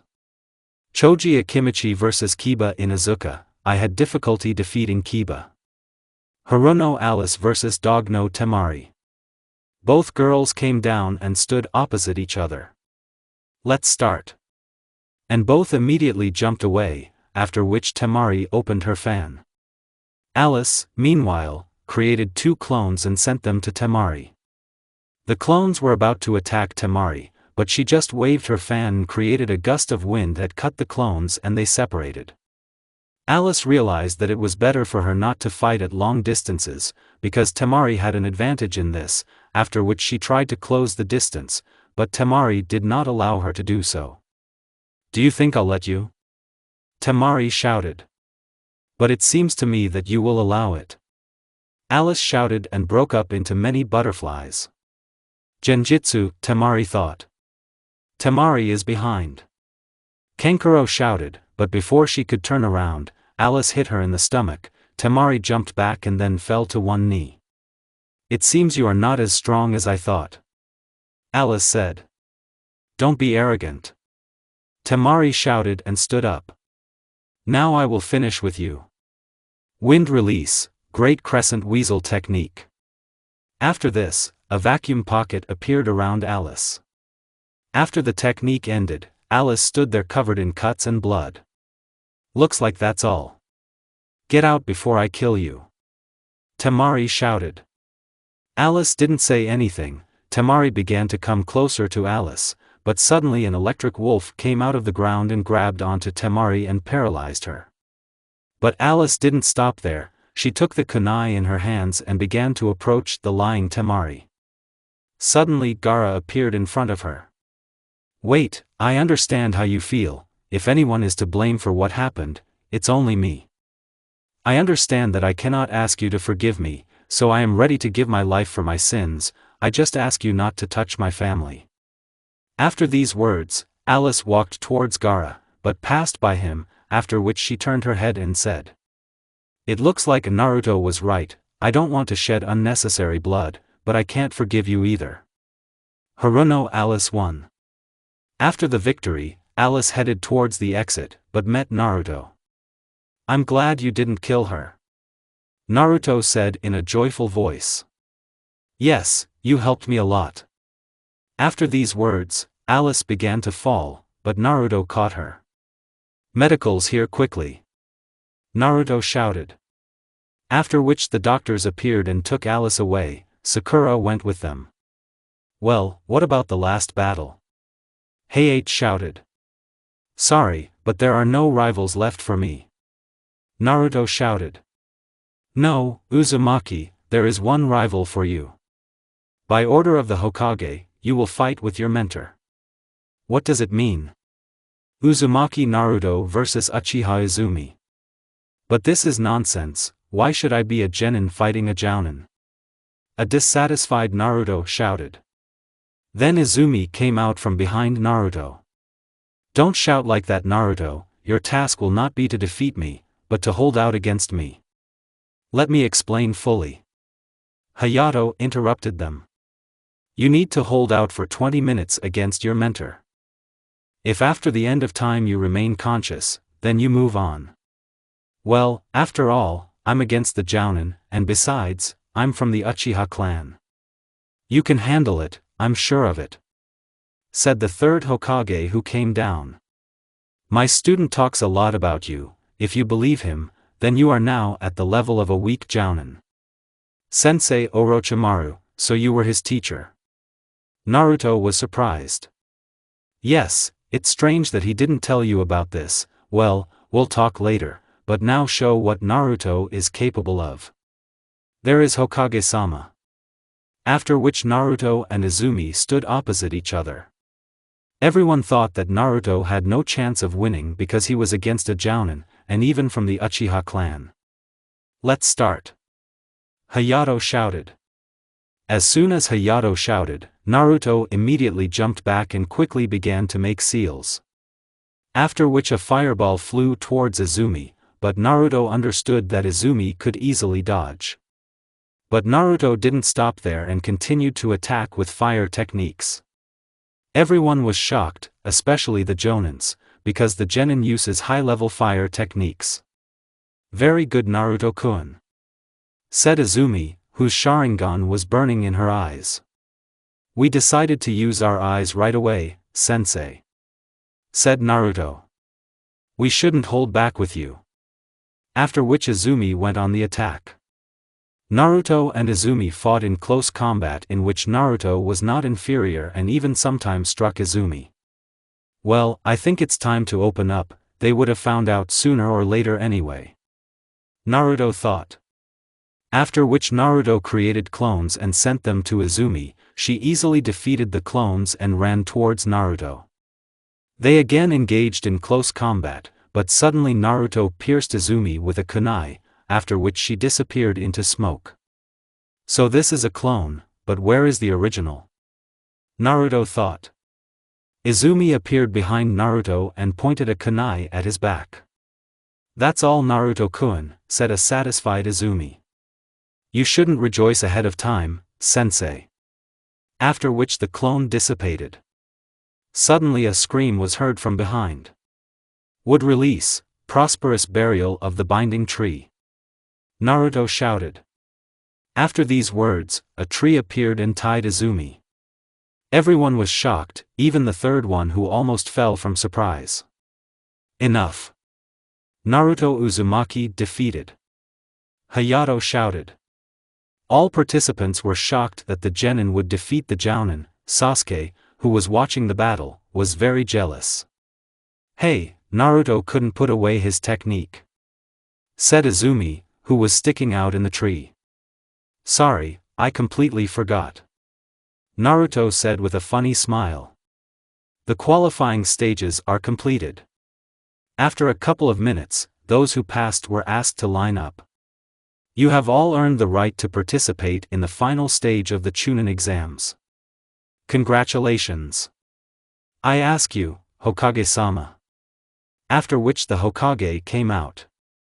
So, I want to tell you about the main battles. In the final stage, very influential people will arrive, and the Kazekage will also arrive.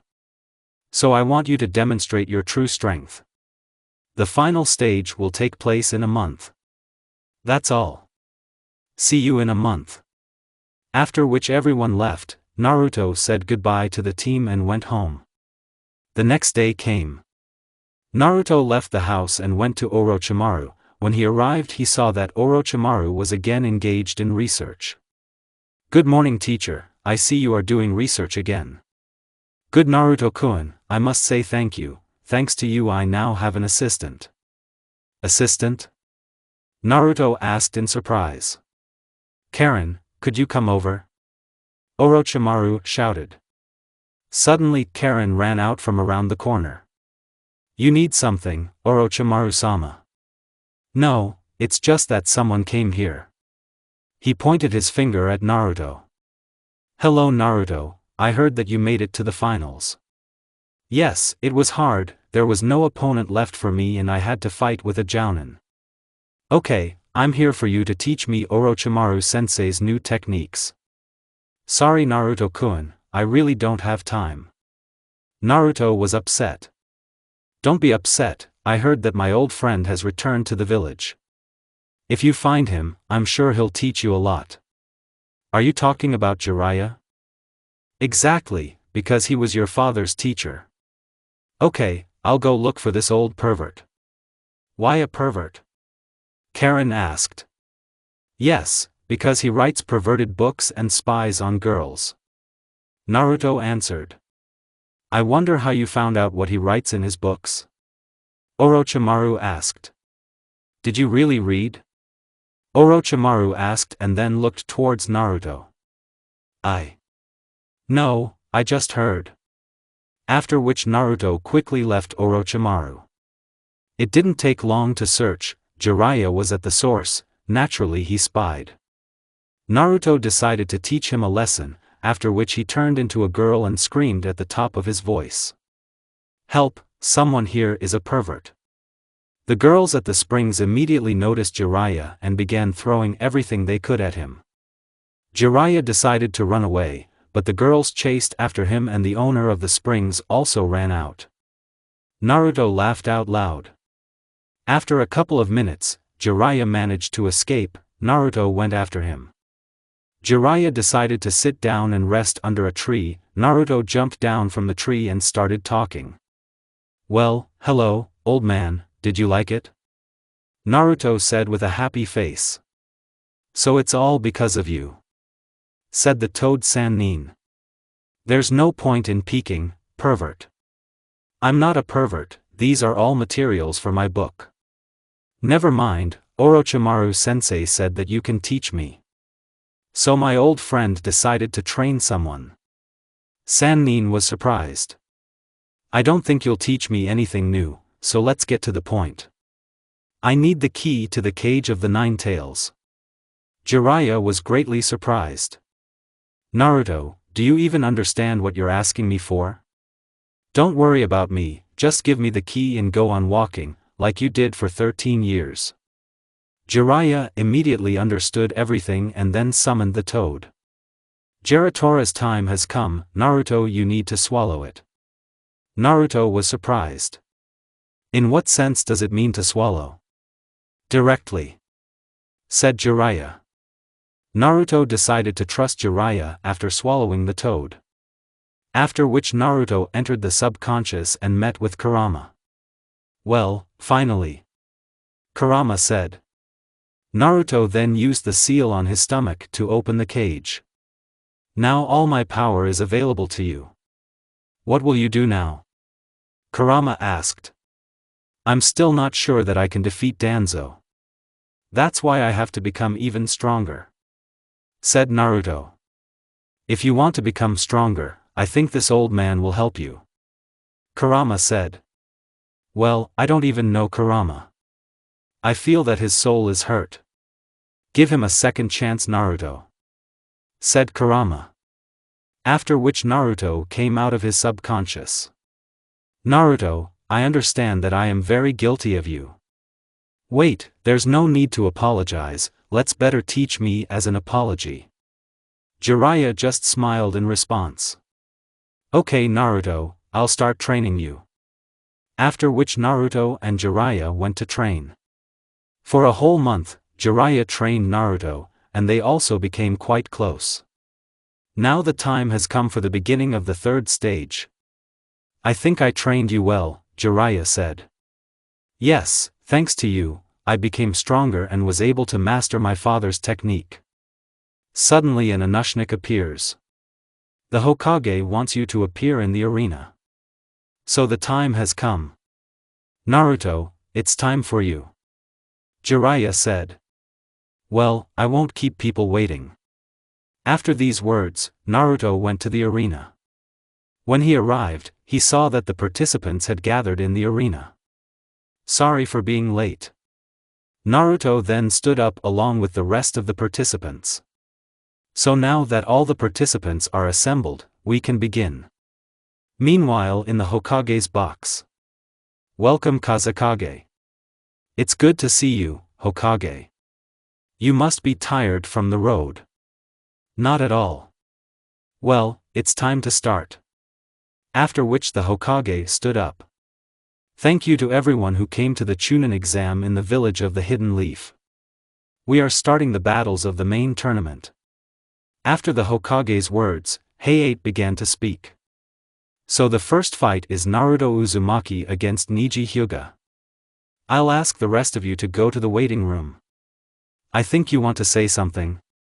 Yes, apparently you hate the main branch of your clan. I don't care what happened to you. But you almost killed Hinata. So what does it matter to you? I don't care, but it looks like you hate the main branch and are taking it out on Hinata. What kind of trash you are, I'll make you eat the earth. It looks like it won't be boring, Neji thought. So the first battle has begun.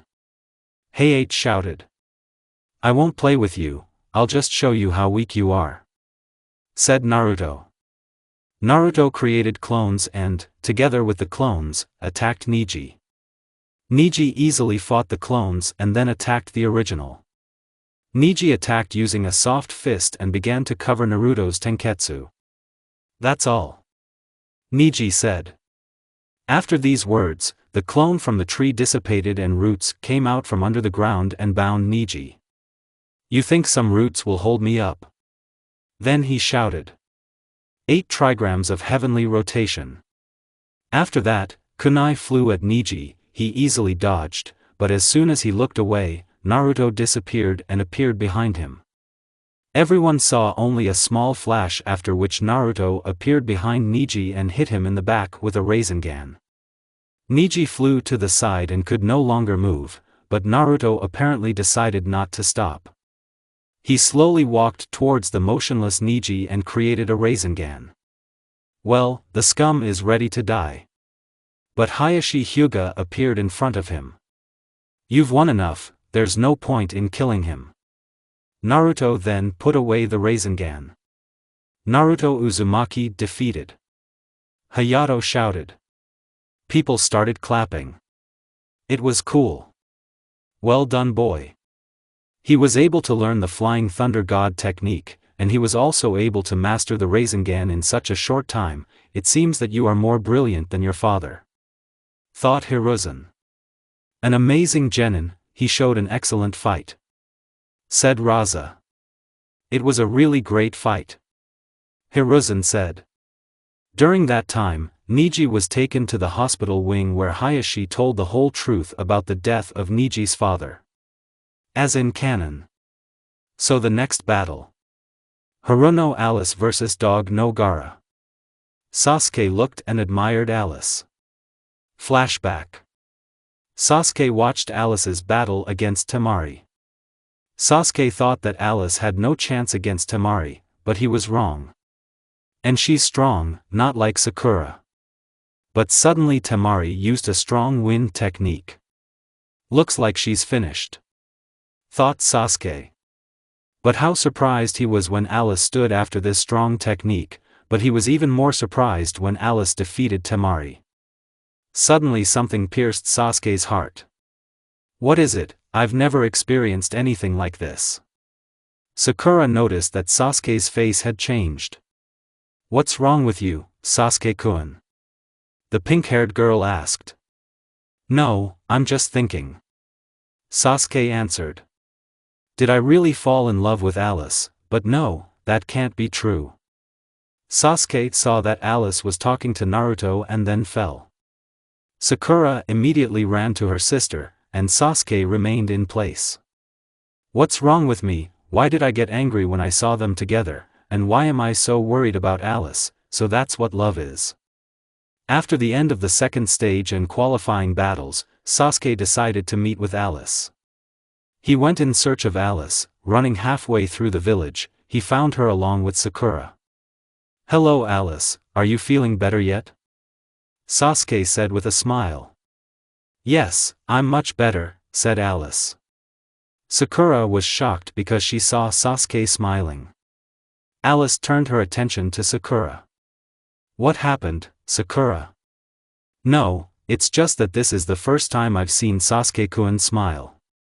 Wait, what does this all mean? Sakura shouted. What are you talking about, Sakura? Alice was perplexed. You took Sasuke-kun away from me. Sakura shouted. I won't forgive you for this. Then I ran away in tears. Alice ran after Sakura. After which, for a whole month, Sasuke tried to woo Alice, thereby destroying the relationship between the sisters. End flashback.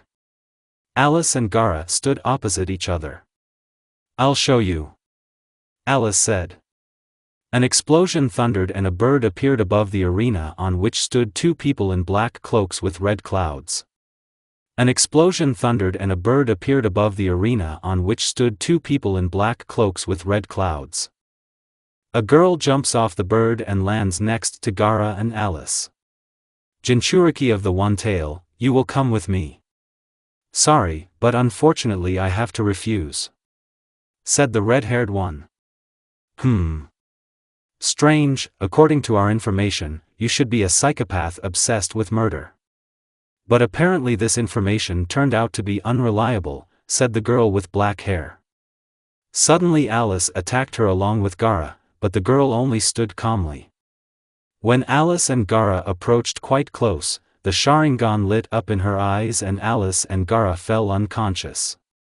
Naruto noticed that Gaara and Alice were lying unconscious. Naruto immediately threw a kunai and then appeared next to the girl. I won't let you lay a finger on them, Naruto shouted. Well, you need to know the technique of the fourth. I'm surprised, I was hoping to catch a one-tailed one, but here I got a nine-tailed one as a gift. Forgive me, I would play with you, but fighting against the entire village will be problematic, the black-haired girl said. After speaking, her eyes changed shape. Run Naruto, Kurama shouted. What's happened? Her eyes are as strong as Madara's, and maybe stronger. Bye-bye Naruto-kun. the black-haired girl shouted. But suddenly a flock of crows attacked the girl and Itachi and Izumi appeared in front of them. "We'll sort it out here, Naruto, help the best Alice and Gaara," Izumi said. Naruto created a clone and took Alice and Gaara and then left the arena. "Oh damn, they ran away," said the black-haired girl. "Is it really you, Irumi?" Izumi said in shock. "Well, hello little sister." Then she turned her gaze to Itachi. "Itachi, you have become so beautiful and sexy," Irumi said smiling. "It's a pity that you chose my sister, for this I will have to kill you." "Enough of this talk, it's your own fault," Itachi shouted, then his eyes changed shape. "Manjikyu, how interesting." After these words, Izumi and Itachi attacked, but she easily blocked the blows. "Yes, but I expected more from you. But I'm sorry, I can't waste time on you." Fire release, hiding ash technique. When the ashes cleared, Irumi was no longer there. "Damn it, she left," Izumi said dissatisfied. Meanwhile, the Kazekage and Hokage fought the Akatsuki members. The third fought off clay dolls that exploded on impact. And the Kazekage fought with the puppeteer and even won. Suddenly the Kazekage manages to break the doll and a guy with red hair jumps out of it. "I'm surprised, Kazekage-sama, you were able to break Hiruka," the red-haired one said. The Kazekage couldn't believe it and then asked, "Are you Sasori of the Red Sand? And what if so?" "The traitor who killed the third Kazekage." "Well, enough chatter." Then he called for the third puppet. "You bastard, how dare you turn him into a puppet?" Ras shouted in anger. The battle did not last long. Sasori used iron sand to create a spear and pierce the Kazekage's chest. "Damn! Kazekage-dano!" Hiruzen shouted. After which Sasori switched to Hiruzen and, together with Deidara, they began to push back the third. But suddenly a trio of Sannin appears in front of them.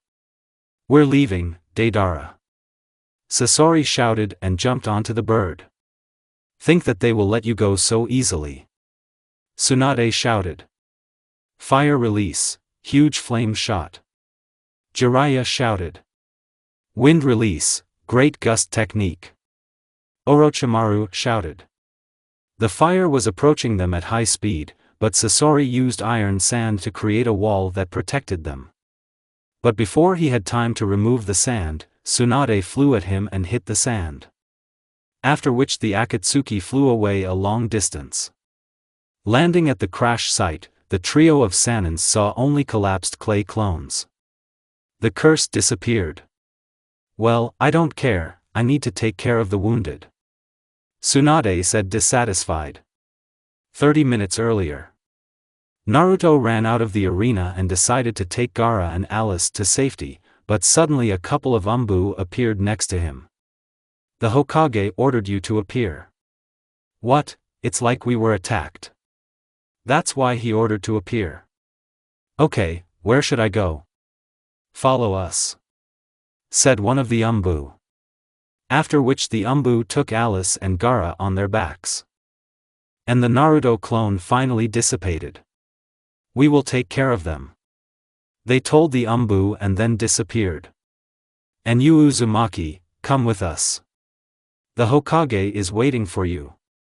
After which Naruto, accompanied by Umbu, went to the meeting place with the Hokage. After a couple of minutes, Naruto noticed that they had already left Konoha territory, but still continued to walk. Arriving at the meeting place, he was immediately surrounded by Umbu. "I see, it's a trap," Naruto shouted. "You are so insightful." Suddenly Danzo walked out with a slow step. "Honestly, I'm not surprised by your cunning," Naruto said. "Naruto Uzumaki, you have become too dangerous and therefore I will take the Nine Tails." "Is that enough strength?" "It seems you are not confident in your victory since you brought so many people," Naruto said. "Naruto, it looks like it's time to show them our strength." Kurama said. Let's show them Kurama. Naruto then entered Kurama chakra mode. And then he attacked Danzo with great speed, cutting off his head. That's all. Naruto thought, but suddenly he heard something behind him. So you were able to subjugate the power of the Nine Tails, said Danzo, who was standing behind Naruto. Naruto immediately jumped away from Danzo. How is this possible? I just killed you, said a surprised Naruto. Stupid boy, buy me time, Danzo said. Naruto was then attacked by Root Umbu. Naruto easily killed people from the root, after which Danzo appeared before him with a hand made of Sharingan. So this is your trump card, said Naruto. After which he created a Rasengan and threw a kunai at Danzo. Danzo easily dodged the kunai. Naruto teleports onto the kunai and hits him with a Rasengan. But Danzo again appears unharmed in front of Naruto. Learn the technique of the Flying Thunder God, as well as the Rasengan. You really are a genius, Naruto, perhaps more brilliant than your father, Danzo said. Naruto, we have no more than 5 minutes, Kurama said. But why? This is our first transformation. It's clear. Speaking of the technique he uses, it's called a Zanagi. You've probably already noticed that the 2 eyes on his hand are closed, Kurama said. I see, that is, I need to kill him 8 more times. But remember, you have 5 minutes, Kurama said. A couple of minutes pass and Naruto kills Danzo for the 7th time. Naruto creates a huge Rasengan and imbues it with Kurama's chakra and then kills Danzo. You'll finally die, Naruto shouted at the top of his voice. Finally, this is over, said Naruto, out of breath. After which Kurama's chakra mode ended. Suddenly Naruto's chest is pierced by Danzo and Naruto falls on his back. Still, it came in handy. After which Naruto saw the Sharingan in his eye, which immediately turned white. Naruto, don't you dare die, Kurama shouted. Forgive me, Kurama, it looks like this is the end, said Naruto. Kurama tried his best to save his Jinchuriki, but to no avail. A friend heard popping noises and a man with fiery wings like a phoenix appeared in front of them. No. No. It's too early for you to die, Naruto, the unknown person said with a strange voice. I will give you such power that you have no idea. After which the unknown person began to approach Naruto, but Kurama stood in front of him. You think I'll let you touch him? Kurama growled. Get lost, you flea eater. After which Kurama flew to the end of the cage and passed out. I will give you strength, but you always have to pay for greater strength, said the unknown person. After which he touched Naruto and Naruto began to burn in black flames. Burnt, Naruto crawled out of the ashes. What happened with me? Naruto asked in surprise. I congratulate you on your rebirth, now go and let me watch your destiny. Danzo stood over Naruto's body. Damn puppy. You were close to victory. A girl jumps from a tree. I didn't think you were so weak. Uchiha Irumi, it seems that good eyes came to me on their own, Danzo said. Dreaming is not harmful. After which Irumi's eyes changed. Amaterasu. After which Danzo burst into flames. You no longer have Sharingan. Which means this is the end. Get out the trash, Irumi shouted. After a couple of minutes, only ashes remained from Danzo's body. But suddenly Naruto's body caught fire in black flames. Irumi felt incredible power from this fire. After a couple of seconds the fire went out and Naruto crawled out of the ashes. Irumi was very surprised that he was able to survive, but what surprised her most was the sight of Naruto. Long red hair, and she also felt that his chakra had been restored and increased in volume. Her sixth sense told her to run as fast as possible. Suddenly Naruto turned to Irumi and she saw his blood-red eyes.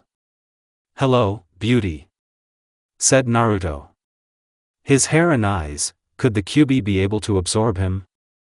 Irumi thought. Naruto, is that you? Did not guess. So, Ninetales, you still absorbed him. And again you guessed wrong. What does it mean? Irumi didn't understand. Suddenly Naruto disappeared and appeared behind Irumi. He grabbed her and then began to speak into her ear. "The last time I was in bed with a girl was about 3,000 years ago." After these words, Naruto began to paw Irumi's soft breasts. "Oh, size 3, just the way I like it," Naruto said with a satisfied smile. Naruto's tight chest loosened his grip on Irumi and took advantage. Getting out of the grip, she immediately attacked Naruto. "Amaterasu!" she shouted. But Naruto stood calmly in the black flames. "Are you finished?" said a yawning Naruto. "What, this can't be," Irumi said. "I'm neither hot nor cold from your light." "That's not all, Susanoo," she shouted. After which a humanoid creature appeared. "Get ready to die, you damn pervert," Irumi screamed at the top of her voice. "Yes, you are seriously angry. But I'm afraid this is not enough to even hurt me," said Naruto. After these words, Naruto snapped his fingers and the Susanoo fell apart, and Irumi fell to the ground. "Who are you?" Irumi asked. "I have many names, God, Fallen, Dark, and so on. But most of all I am known as the Dark Phoenix or just the Phoenix." "Damn," I started talking. "I'm offering you a deal."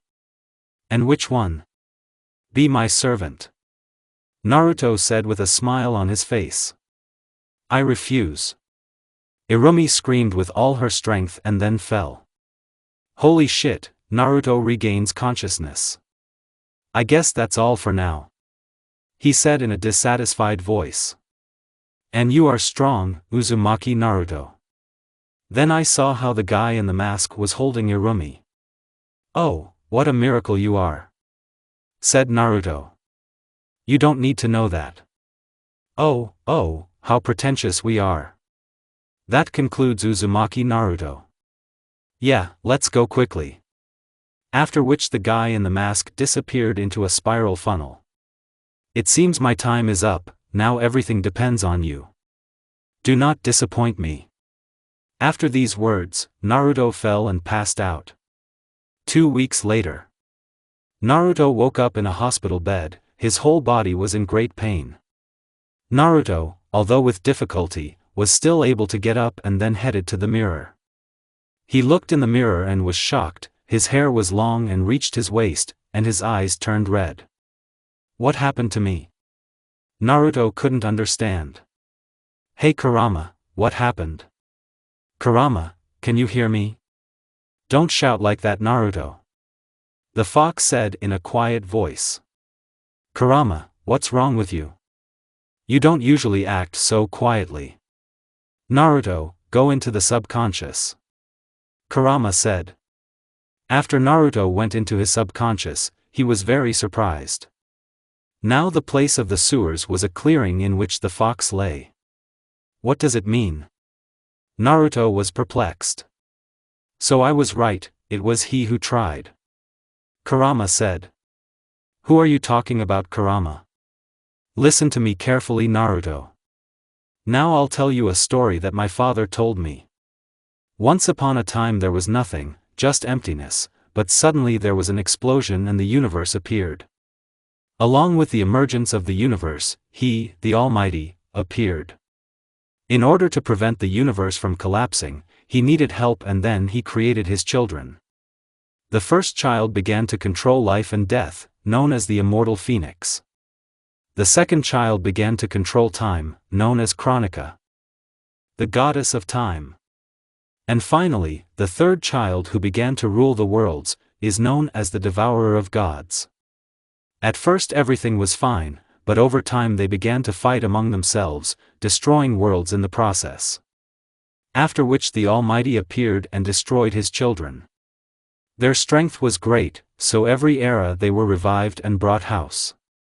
But the Phoenix was most dangerous, he controlled life and death and was much stronger than his brother and sister. Therefore, the Almighty divided his power in half, one half received the power of life, and the other half received the power of death. After the Almighty shared the power of the Phoenix, he sealed his children and then disappeared. That's all. Kurama said. Wait a minute, Kurama, how does your father know this story? It's just that my father met with one of the children. Kurama answered. With whom? I don't know myself, you idiot, if he knew, he would say. Kurama shouted. I recognize this Kurama.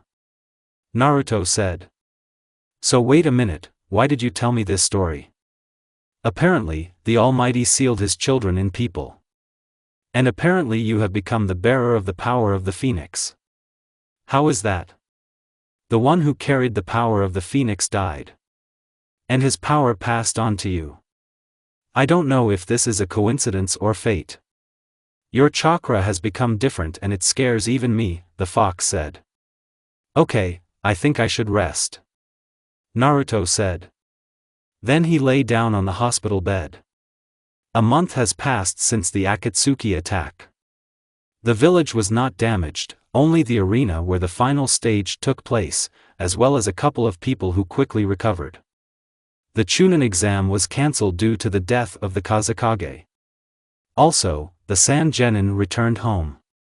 In the ward, a blond man was sitting on the window and was thinking about something, when suddenly the door opened and a girl came into the ward. Naruto immediately realized who had come to visit him. Good morning, Naruto. The girl said, smiling. And I'm with gifts. Is it really apples and oranges again? Naruto sighed. Fruits are good for health. The girl said in response. Yes, yes, the blonde muttered. It would be better if I brought ramen, said Naruto. Suddenly a girl in a nurse's uniform came in. Uzumaki, how many times do I have to tell you, you must stay on bed rest, the nurse started screaming. Okay, just please stop shouting, Naruto said in response. After which he went to bed. So Naruto, Uzumaki will discharge you tomorrow, the nurse said. Finally, the blonde said happily. I'm so tired of sitting in this room. After these words, the nurse left the room. Here, Naruto, open your mouth, after which Alice held out a piece of apple in the shape of a bunny. But Naruto stopped her. Am I 10 years old? I can eat it myself, said Naruto. You're mean, said the offended Alice. By the way, where did you learn to make bunnies from apples? It's a secret, Alice said with a smile. Sakura or Sasuke came to see you? Asked Alice. No, he answered in an indifferent voice. What kind of team do you have, since they don't care about their teammate? Alice said. And here there is no team, Naruto answered. It's clear. After sitting for a couple more minutes, Alice said goodbye to Naruto and went home. Naruto couldn't get what Kurama told him out of his head. Gods, the Phoenix, and the fact that he now has such power. I must learn to master this power, thought Naruto. So, apparently you have fully recovered, the doctor said. That's great. Can I go? Naruto asked. Certainly, the doctor said. Finally, this demon will leave the hospital, the doctor said in a quiet voice. Naruto left the hospital and went home. On the way, as always, he saw hateful glances in his direction. But Naruto didn't really pay attention to them and just continued to walk forward. Arriving at the house, he saw a guest whom he did not expect to see. Jiraiya-sensei, what are you doing here? Asked a surprised Naruto. The Hokage gave us an S-rank mission. Jiraiya answered. S-rank mission? Naruto shouted. What kind of mission? We could die on this mission. Jiraiya said with a serious face. So what is the mission? Naruto asked. Come with me, Naruto, and you will find out everything, said Jiraiya. Naruto and Jiraiya set off. The path was not far to the local bar. They stood near the entrance. Is there really an S-rank criminal in this bar? Naruto thought. Well, what about God? Jiraiya said, and we went into the bar. Entering the bar, everything was fine and I followed Jiraiya. Approaching one of the tables, Jiraiya sat down and I sat down with him. Two girls were sitting opposite us. Jiraiya did not have time to start a conversation when a glass flew at him. Jiraiya, what the hell are you forgetting here? The girl who was already completely drunk shouted. I'm glad to see you too, Tsunade, replied Jiraiya, who dodges another glass in his direction. Fortunately, the second girl calmed her down. A minute later, Tsunade calmed down. Well, tell me what you want, you dirty pervert, Tsunade asked. Our old man wants you to become Hokage, Jiraiya answered. And then it hit Naruto. So this is an S-rank mission, said a dissatisfied Naruto. Quiet boy, can't you see the adults are talking? Tsunade said.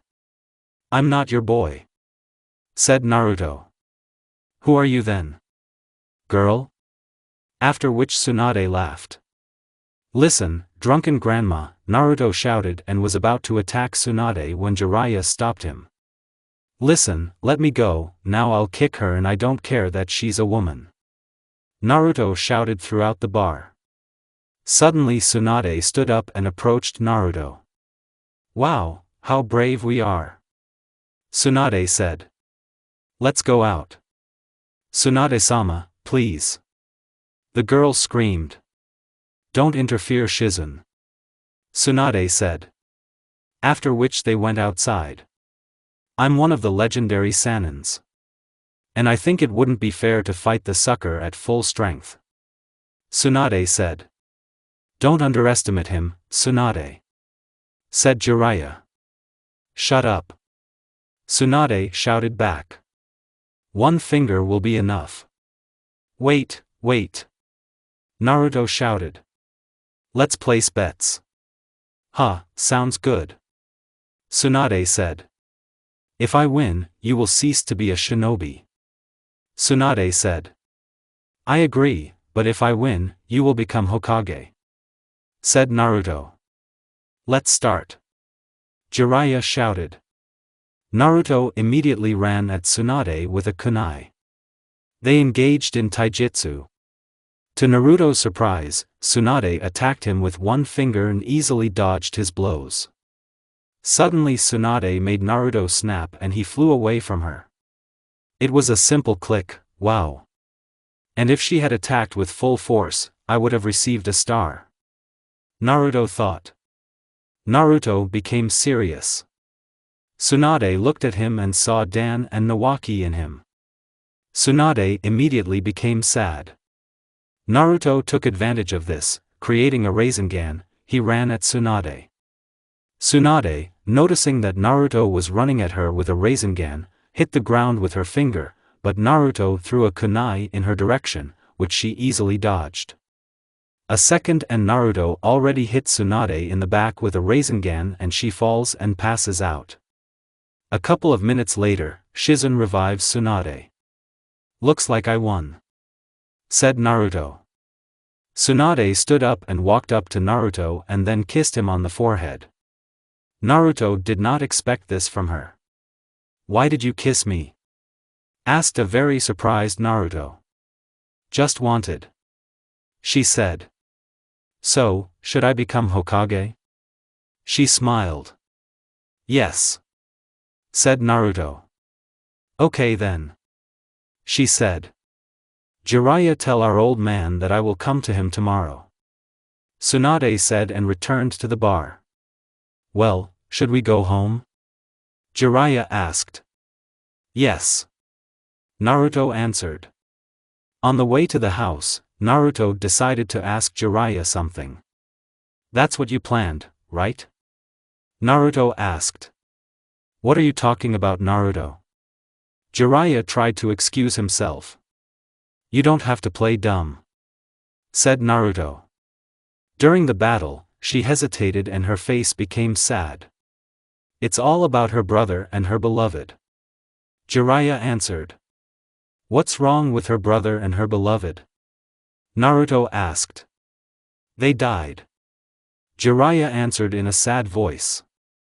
I see, I didn't know, sorry, said Naruto. But why did she hesitate? Naruto asked. It looks like she saw her little brother in you. Jiraiya answered.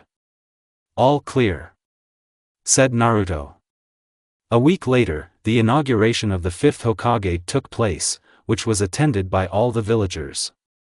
Naruto was walking through the streets of Konoha and was thinking about something, when suddenly Kurama spoke. Naruto, when will you start learning the power of the phoenix? The fox asked. I don't know where to start. Naruto answered. I'll help you with this, but only we will have to leave Konoha, said the fox. Leave Konoha? Naruto was perplexed. But why? Who knows what you can do during training?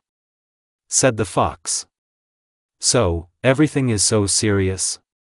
Naruto asked. Well, if you don't feel sorry for Konoha, then you can stay, the fox said and laughed. I understood you, Naruto answered. It's good to laugh there, said Naruto. Naruto decided to go to the Hokage and tell him about leaving the village. On the way, he met Alice, who was returning from training. Hello, Alice, said Naruto. Hello, Naruto, good to see you, Alice answered. Why so gloomy? Asked Alice. Yes, yes. Then he smiled. Sorry, I need to go to the Hokage, Naruto said and walked past Alice. Something happened? Asked Alice. But Naruto simply ignored her and moved on. After knocking on the door and receiving permission, he entered the Hokage's office. Hello, Hokage-sama, Naruto greeted. Naruto, I didn't expect to see you, Tsunade said. So why did you come? Tsunade asked. I came to inform you that I am leaving the village, Naruto answered. Hehe, you must be joking, she said. No, Naruto replied indifferently. You think I can let you go like this? She screamed. When the Akatsuki are hunting you. She couldn't stand it and broke the table. I didn't come to ask for permission, I just decided to inform you, he answered in an indifferent voice. Naruto then used his Hiraishin and disappeared. A curse. The fifth one screamed. Shizune, quickly bring Shikamaru to me, she screamed. There is Tsunade-sama. The door opened and Shikamaru entered the office. You called Hokage-sama. Naruto Uzumaki left the village, said the fifth. Hey, wait, what do you mean he left the village? Said a surprised Shikamaru. I still don't understand why he would leave Konoha, answered the fifth. This is your first task, since most Chunin and Jounin are busy, the genin will go with you. I'll give you half an hour. During this time, gather a squad and immediately set off in pursuit of Naruto, said the fifth. I'll do everything I can, he said and left the office. Somewhere outside of Konoha, Naruto ran as fast as he could, because he understood that there would be a chase after him. After all, it was the weapon of the village. Naruto understood that Tsunade did not consider him the weapon of the village, but still, she was Hokage and had to do her job. Naruto decided to take a break and stopped in a small cave. Naruto sat down and began to meditate. After all, the technique of the flying thunder god took quite a lot of chakra. I didn't think that you would actually run away from the village. The fox interrupted his meditation. You yourself told me that I could destroy Konoha. The blonde answered. I was just joking, said the fox. That's not the reason, is it? Asked the fox. Yes, my reason is different, Naruto answered. I'm losing my humanity. In what sense do you lose your humanity? The fox asked. It's strange that you didn't notice. Everything becomes indifferent to me. The blonde answered sadly. For example, friendship, love. I don't feel anything. The blonde answered. What about Alice? The fox asked. She's in love with you, you noticed, right? I know it. Naruto smiled. But I don't feel anything. Naruto answered. Who knows how long it will take for me to become a monster? Naruto said sadly. Naruto is our guest, said the fox. Damn, why are they? Naruto said with anger. Naruto got up and left the cave. As he expected, in front of him stood his friends whom he could kill in a fit of anger. In front of him stood 9 people, once his friends for whom he could give his life. Shikamaru, Choji, Ino, Hinata, Kiba, Shino, Sakura, Sasuke and Alice. His friends or enemies? Naruto looked up at the gray sky as drops ran down his face telling him that even the weather was against him. Suddenly Naruto started laughing but was interrupted by a voice. Naruto, why? Alice asked. But Naruto only began to laugh harder. Kiba could not stand it and attacked Naruto. Naruto hit him lightly and he went straight into a tree. From such a blow, Kiba passed out, breaking the tree. One is ready, the blonde said with a smile. Well, who's next? Maybe you. He pointed to Sakura. Naruto wanted to move, but couldn't. Gotcha, said Shikamaru. Act otherwise. Think that such a pathetic technique will hold me back. Naruto shouted and got out of the shadow's grip. Okay, now let's continue, he said and appeared behind Sakura. Naruto wanted to hit her, but Sasuke appeared and protected her from the blow. Look, here is her knight, Naruto said and laughed. Okay, I'll start with you first, Sasuke. Then Sasuke attacked. They began a battle in which Sasuke was clearly inferior, but Alice and Hinata joined him. Now they fought on equal terms. 1 against 3, and apparently that's not all. Shikamaru was already preparing a trap for me. I got tired of this and decided to create 8 clones from wood. I evened the odds. Naruto smiled. I guess I'll watch you.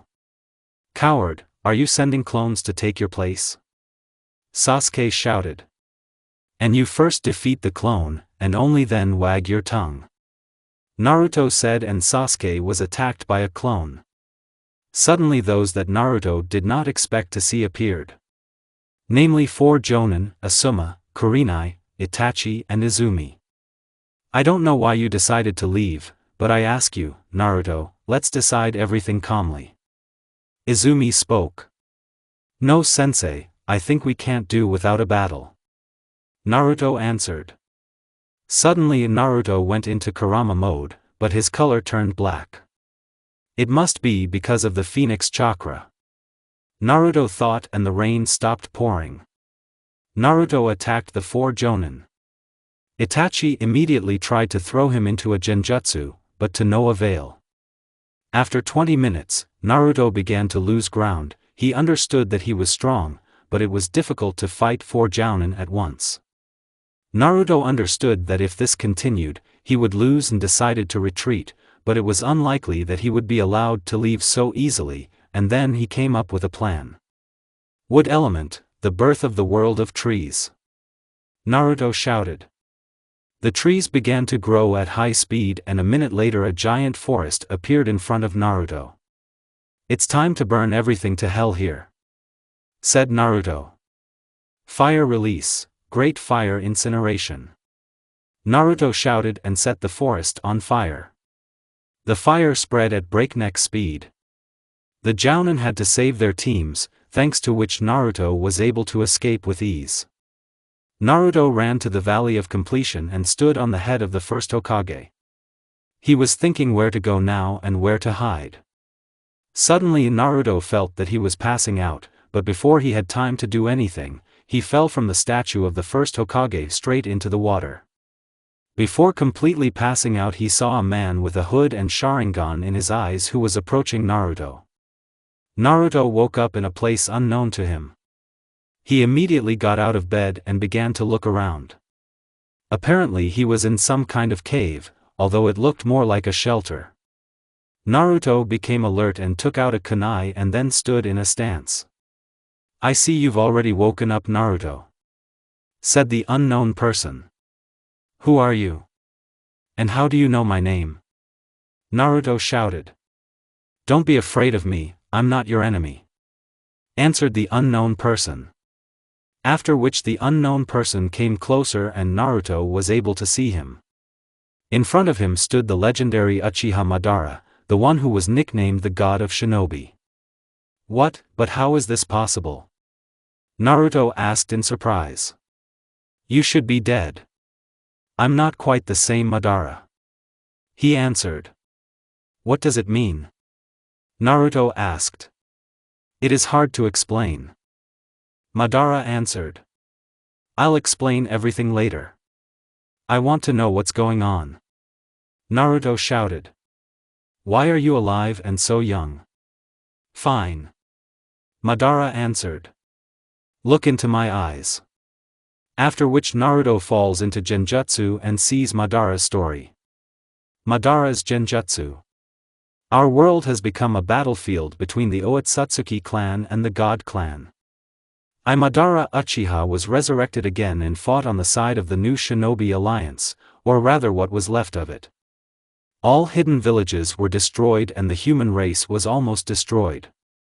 Over the course of long battles, we lose the war against Otsutsuki. After the defeat, a girl who didn't look human came to me and offered me a deal. From Madara's perspective. "Who are you?" Madara asked. "I am the Supreme Goddess," the girl answered. "I offer you a deal, Uchiha Madara." "Are you offering a deal?" It's funny to hear this from someone who destroyed humanity. Madara grinned. "What if you could go back in time?" asked the girl. "It sounds tempting, but I'm not a fool, what's the catch?" Madara answered. "It's not surprising that you are considered the strongest of all people. My clan. Well, how can I say, he will lose in this war," said the goddess. "I see, and you want me to go back in time and prepare humanity for war?" Madara asked. "You can say so. This way you will save humanity," she answered. "Okay, I agree. But how are you going to do this?" Madara asked. "I am the reincarnation of the goddess of time Chronica. I will use all my power and send you away during the battle with Kagaya Otsutsuki. Are you ready?" she asked. "Yes," Madara answered. After which the Supreme Goddess began to prepare the technique, and after a couple of minutes Madara felt a strange sensation. After a couple of minutes, the technique began to work, but suddenly someone pierced the goddess's chest. "Well, hello my dear goddess," the guy said. "Otsutsuki Ishiki," she said, coughing up blood.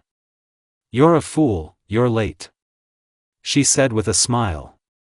Before her death, she managed to complete the technique and Madara began to disappear. "Damn you, Supreme Goddess," Madara heard before disappearing. Madara appeared in some forest. "Where I am? Did this goddess do something wrong?" thought Madara. Madara felt that his chakra volumes had decreased and could not understand what happened to him. He walked up to the river and looked at himself. Madara was very surprised. He is young, not old. But what he also noticed was his Rinnegan. He didn't have one. What does it mean? I couldn't understand Madara. After a couple of minutes, Madara was able to figure everything out. My strength now is the same as when I fought Hashirama. This is bad. Madara already realized something went wrong while using the technique. He decided to go to the nearest city and find out at what time he was abandoned. Using the transformation technique, he began to collect information. A few days later, he realized that he was in the land of fire, and there was also a war going on. Third Shinobi World War. Everything immediately became clear to Madara. He decided to wait until Naruto and Sasuke became adults so that they could prepare together for the coming war against the Otsutsuki clan and the clan of gods. A few years later, he noticed that history was not going as it should. People appeared who should not have existed. History went completely differently. For example, his clan was not destroyed. Is this all due to my interference at this time? Madara thought. An old man with the Rinnegan in his eyes appeared in front of him. Madara became wary. Who are you? Madara asked, activating his Sharingan. Don't be afraid of me. The old man answered in a calm voice. I am Hagoromo Otsutsuki, known as the Sage of the Six Paths, the old man answered him. So the Otsutsuki clan found me after all. Madara said. Wait, the reincarnation of Indra. The sage stopped him. I am not your enemy. I'll tell you my story. After which Hagoromo began to tell his story. After hearing this, Madara was very surprised. He is the reincarnation of Indra. And his friend Hashirama is Azura. Now everything is clear to me.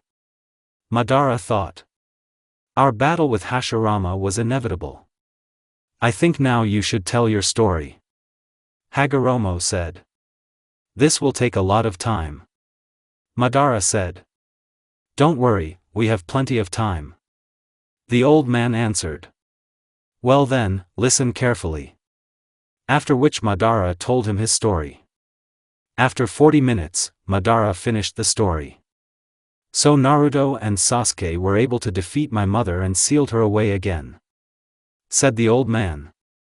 And 50 years after the end of the Fourth Shinobi War, Otsutsuki and the gods arrived. That's exactly how it is. Madara said. I will give you the power of the six paths and leave. During this time you will have to learn how to control it. It won't be difficult for you. Give me your hand. Said the old man. After which Madara did just that. After a couple of seconds, Madara felt severe pain in his eyes.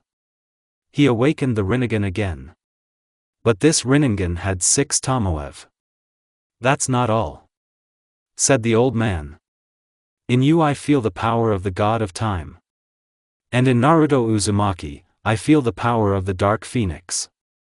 Said the old man. What does it mean? Madara asked. I'll leave and when the time comes I'll come back again. Hagoromo said and disappeared. As the years passed, Madara began to learn to use the Rinnegan again. He could easily turn off the Rinnegan and turn it on when needed. During another training session, he saw a guy fall from the Hashirama statues.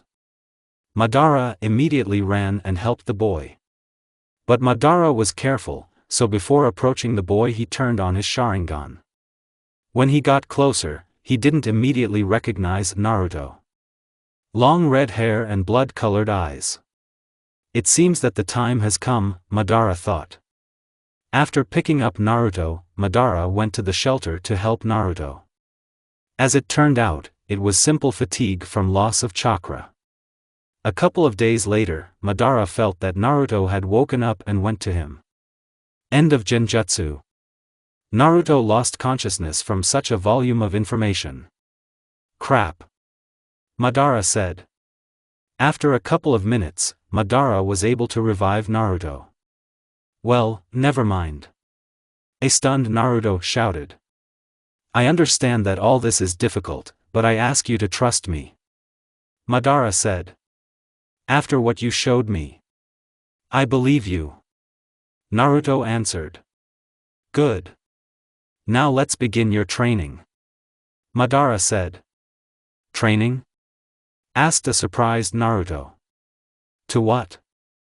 Your phoenix strength. Madara answered. Okay then. Said Naruto. When do we start? Right now. Madara answered. Thus began Naruto's training with the legendary Uchiha Madara. 2 years have passed since Naruto met Madara. Naruto learned a lot from Madara and learned how to control the power of the phoenix. In battle he was reasonable and calm, and he was also cunning and cold-blooded if necessary. Naruto sat in a clearing under a tree and meditated as Madara disturbed him. Naruto, get ready. Madara shouted. Did something happen, teacher? Naruto asked. Yes. He answered. The Kazekage has been kidnapped by Akatsuki. So they began to act. Give me a couple of minutes. Said Naruto. I'll meet you at the entrance to the shelter in 5 minutes.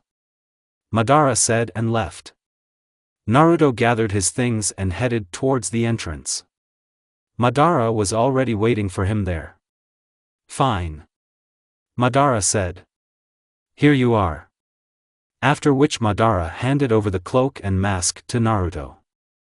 Naruto put on a cloak and mask, and Madara did the same. And don't forget to hide your chakra. Madara said. I remember. Naruto answered. Are you ready? Madara asked. Yes. Madara-sensei. Naruto answered. Your nickname is Fox, and mine is Ghost. Madara said. Let's hit the road. Madara and Naruto went to the land of the wind. Their journey took about a couple of hours. When they arrived at the hidden sand village, there was a commotion. This was not surprising because their Kazekage was kidnapped. Arriving at the village and sending the fox guards into genjutsu, the ghost began to gather information. An hour later they realized that the Kazekage had been kidnapped recently. This means that they can save him. Madara immediately figured out where the nearest Akatsuki hideout might be. Madara realized that one of the shelters was nearby. After which the ghost and the fox set off to leave the sand village. On the way, they passed by Konokovites who apparently came to the rescue. But they didn't pay attention and just passed by. After an hour, the fox and the ghost reached the Akatsuki hideout, but there was a strong barrier at the entrance. The fox simply created a tailed mini-bomb in his hands and demolished the entrance. After the entrance was opened, the foxes and the ghost saw that the ceiling of the one-tailed one was in full swing.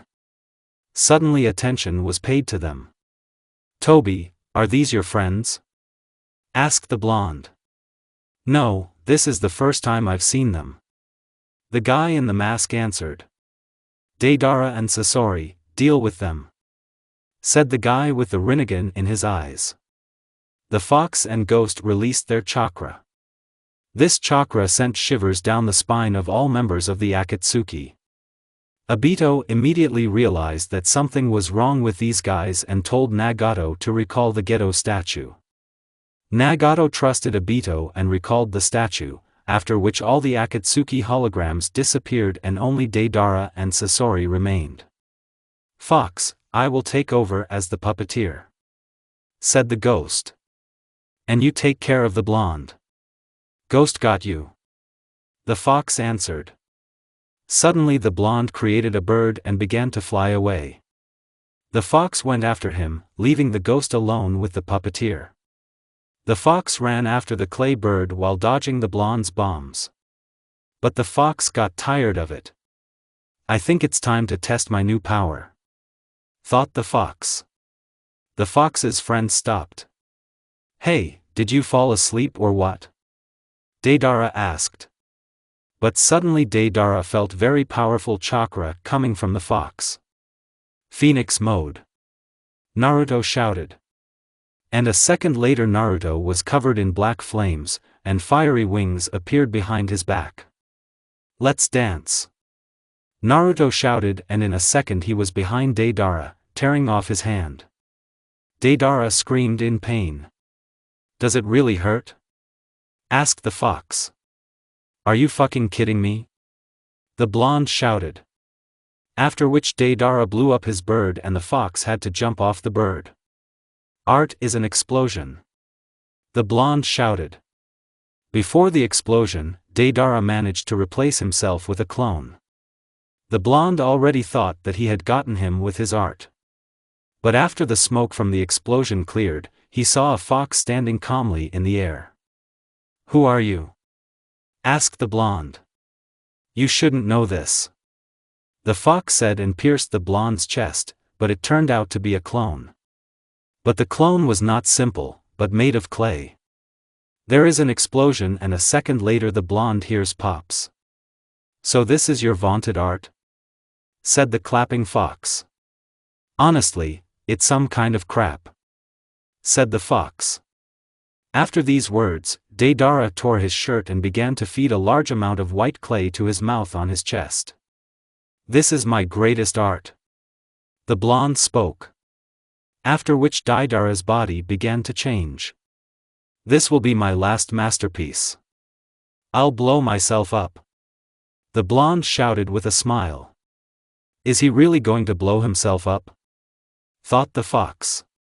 The blast wave will spread over 10 kilometers. You won't be able to escape. Deidara's body turned into a black ball. Explosion. After that, everything within a radius of 10 kilometers was destroyed. This is a big boom. The blonde finally shouted. 30 minutes earlier. The fox went after Deidara, and the ghost was left alone with the puppeteer. Would you like to help your friend? Sasori asked. Believe me, he won't need help. The ghost answered. I have no desire to fight with you. So let's finish quickly. Said the ghost. And you are impudent. Sasori answered and attacked the ghost, but all attacks were useless. The ghost decided to quickly finish off the puppeteer. The ghost disappeared and appeared behind Sasori, pouring chakra into his fist and hitting Sasori. After the blow, the puppeteer himself jumped out of the puppet. Sasori responded by summoning the third Kazekage's puppet. The ghost just grinned and shouted. Sage art, storm release Fong of light. The third's puppet was destroyed. Impossible. Sasori shouted. That's not all. He shouted and summoned 100 puppets. The ghost just grinned under his mask and a second later all the puppets were destroyed. Madara used Rinbo Hengoku. The ghost began to make seals. Sasori wanted to attack, but realized that he could not move. Bastard, what did you do to me? The puppeteer shouted. But the ghost did not answer. He simply created a huge ball of fire and burned Sasori's body along with his core. A couple of minutes later the ghost saw a big explosion. Suddenly a fox appeared behind him and staggered slightly. How are you? Asked the ghost. Everything is fine. I've just never used the Hiration over such long distances. The fox answered. What are we going to do with the Kazekage? Asked the fox. He's alive. They didn't have time to extract the tailed one from it. The ghost answered. This is good. But why should we leave him here? Asked the fox. I think these guys will take him. Said the ghost. Suddenly, shinobi from Konoha appeared in front of them. It was Guy and Itachi's teams. Who you are? Itachi asked with Sharingan in his eyes. We are not your enemies. The fox answered. But not friends either. Then both disappeared. This is technology. Itachi said. This is definitely Hiration. Naruto. Alice said in a quiet voice. A couple of hours later, the team from Konoha returned to Suna along with the living Kazekage. They were thanked and they went back to Konoha. Meanwhile at the Akatsuki base, Sasori and Deidara are dead. Zetsu said. They were weaklings. Irumi said. They were always talking about their art. By the way, those two that attacked us were quite strong. Kisame said. They are nothing against pain. Conan intervened. So quiet everyone. Pain shouted. Zetsu, what about the Nine Tails? Is there any information on it? Asked the head of the organization. Unfortunately no. Zetsu answered. Kakuzu and Haiden go get the two tails. Pain said. Well, finally. Haiden said. I'm already sitting down. Shut up Haiden or I'll kill you. Kakuzu said. And here. You. I am immortal. Haiden answered him. Stop talking and go immediately. Pain shouted. Kakuzu and Haiden obeyed and went to Hidden Cloud Village. Naruto trained in using the power of the Phoenix. He tried to combine Kurama mode and Phoenix mode, but was unsuccessful. What am I doing wrong? Naruto asked Kurama. I don't know. The fox answered. Suddenly Madara entered the room. Naruto, let's practice Kenjutsu. Madara said. Why not? Naruto answered. Just let's not do it here. Okay, let's go outside. After which both went out. Going out onto the street, Madara unsealed two katanas. Here you are. Madara said and gave one katana to Naruto. I taught you a lot. Madara said. But you still have room to grow. After these words, Madara attacked Naruto. They began a sword fight in which Naruto did not concede, but did not dominate. After a couple of minutes, Naruto began to lose ground, and luckily he dodged the blows in time. After a couple of minutes of battle, Madara jumped back and imbued the sword with lightning. Naruto did the same, only instead of lightning, he imbued the sword with black flames. After which they ran at each other, but stopped abruptly. Both looked towards the tree on which the hawk was sitting with a note tied. After which they both laughed. Not bad Naruto. Madara said. You began to make fewer unnecessary movements. Thank you teacher. Naruto smiled. But I'm far from you.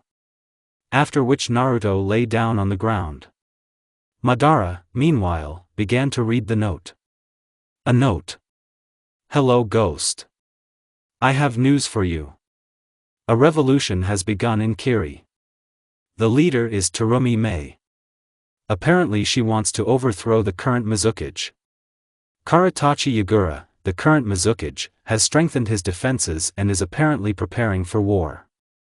I was also able to find out that Yagura is indeed collaborating with Akatsuki. If you still want to overthrow Yagura as chief, now is the best time. Meet us in the land of waves. My man will be waiting for you. If you are gone for 3 days, he will leave without you. P.S. Uzumaki. K. End of note. After reading it, Madara realized that a good opportunity had turned up. After all, Madara knew that the real Mizukage was Obito, and Yagura was only his puppet. Naruto, get ready. Madara shouted. Akatsuki again? Naruto asked. You can say so. Madara answered. We must help in the revolution. Help in the revolution? Asked a surprised Naruto. Exactly. Madara answered. Do you know why the Hidden Mist Village is now called the Blood Mist Village? Madara asked.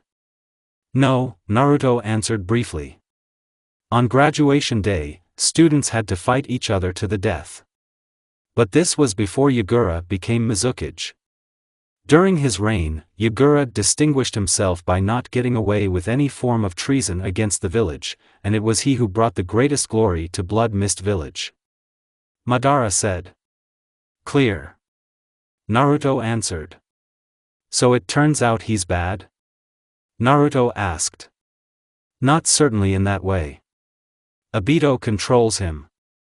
Madara answered. Obito, Naruto said in an angry voice. You shouldn't hate him so much. Madara said. After all, it was I who made him like this, Madara said with regret. After a minute of silence.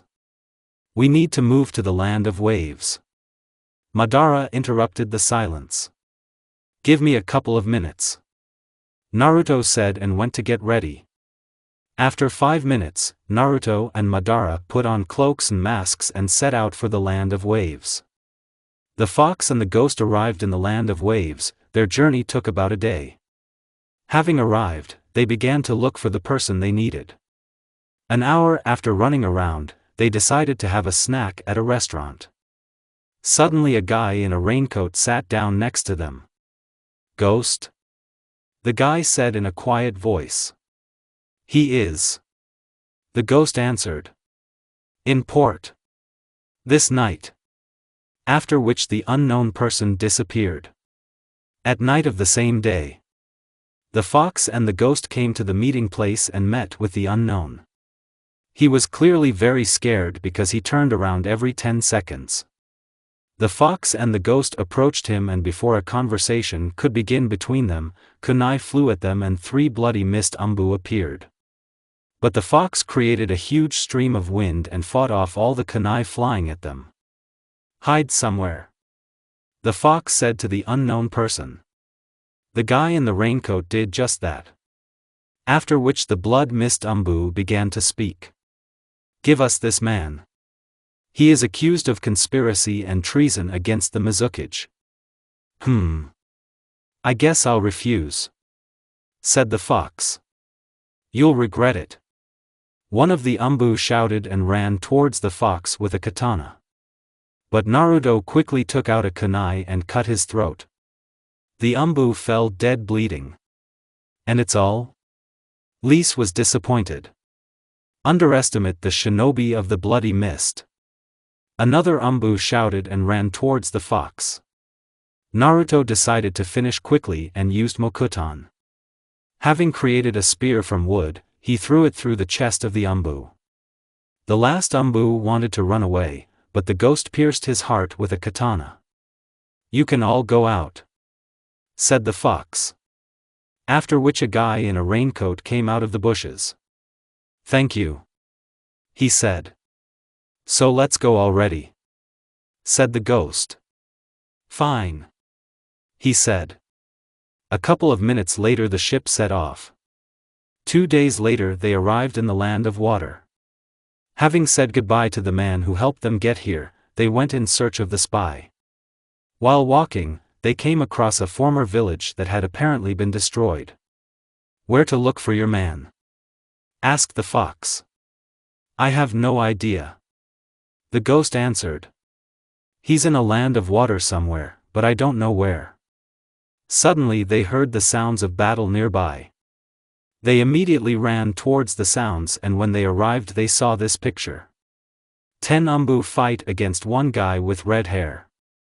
The ghost immediately jumped from the tree and ran to help the guy. The fox followed him along the way. He created 10 clones. The ghost unsealed his katana and attacked the umbu. The fox also did not stand aside, and each of his clones created a Rasengan. The red-haired man, seeing that they had come to his aid, smiled slightly. After a couple of minutes, all the umbu were dead. Phew. I thought I was going to die here. Said the red-haired one. Just in time, you are a ghost. Wait, do you know each other? Asked the surprised fox. Who else are you? Asked the red-haired one. Killian. This is my student. Said the ghost. I didn't think you had a student. The red-haired man was surprised. My name is Killian Uzumaki. Fox. He answered briefly. What kind of teacher is such a student? Killian said with a smile. Okay, I think we should find a quieter place. Killian said. After which the whole group went to the nearest city. The group walked through the city and observed a terrible picture. People are starving. They fight for pieces of bread and generally survive as best they can.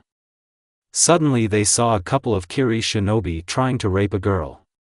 The fox could not stand it and attacked one of the shinobi with all speed. The fox broke the rapist's arms and he screamed in pain. His comrades wanted to help, but one of them had senbons fly into his throat, and the second was cut in half by a giant sword. The fox was very surprised because in front of him stood those whom he did not expect to see at all. Namely Haku and Zabuza. The fox was surprised because Haku and Zabuza were standing in front of him. But he was quickly able to recover, after which Haku and Zabuza turned their gaze to the fox. It looks like we're not the only ones playing heroes. Zabuza grinned. Zabuza-sama is, she turned her gaze to Killian, who was standing behind the fox. Glad to see you again. Zabuza, Haku. Said the red-haired one. Killian, Zabuza said with contempt in his voice. Let's sort things out somewhere else. The phantom intervened. Suddenly screams were heard from the side. It was the Kiri shinobi from the patrol shouting. Behind me. Killian said in a commanding tone. The four of us didn't ask any questions and followed Killian. After a couple of seconds, the entire group disappeared, which caused bewilderment among the patrol shinobi. They arrived at some cave, but before Killian could say anything, Zabuza grabbed him by the throat. Killian. Piece of shit. Zabuza shouted, holding Killian by the throat. But fortunately the fox separated them. So, that's enough. The fox shouted throughout the cave. What happened between you? Asked the fox. This scum abandoned Haku and me. Zabuza answered. We were almost killed by Kiri shinobi, but Haku wasn't raped. Zabuza finished his story. This is true? Asked the fox in an angry voice.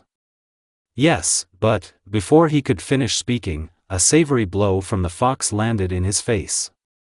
If we didn't need you, you would kill, said the fox.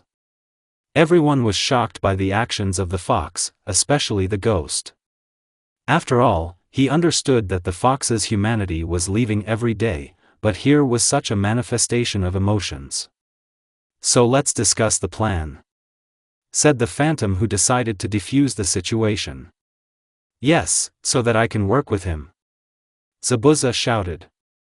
Do you think I'll trust him with my back? I ask you to believe not him, but me. After these words, the fox took off his mask. Fox, what are you doing? The ghost shouted. They can be trusted, said Naruto. Because I know them. Then he smiled. Naruto. Is that you? Asked a surprised Haku. Yes, it's me. After these words, Haku grabbed onto Naruto and hugged him with all her might. I assume you know each other? Asked the phantom. You can say so. Zabuza answered. Of course, I don't want to disturb you, but let's go further into the cave. Killian said. They listened to him and went further through the cave. A couple of minutes later they reached their destination. Apparently it was a small base for spies. This base turned out to be quite spacious, it could fit 20 people. But what struck them most was the view. A cave with an open sky and a lake in the middle. After which Killian gave a tour of the base.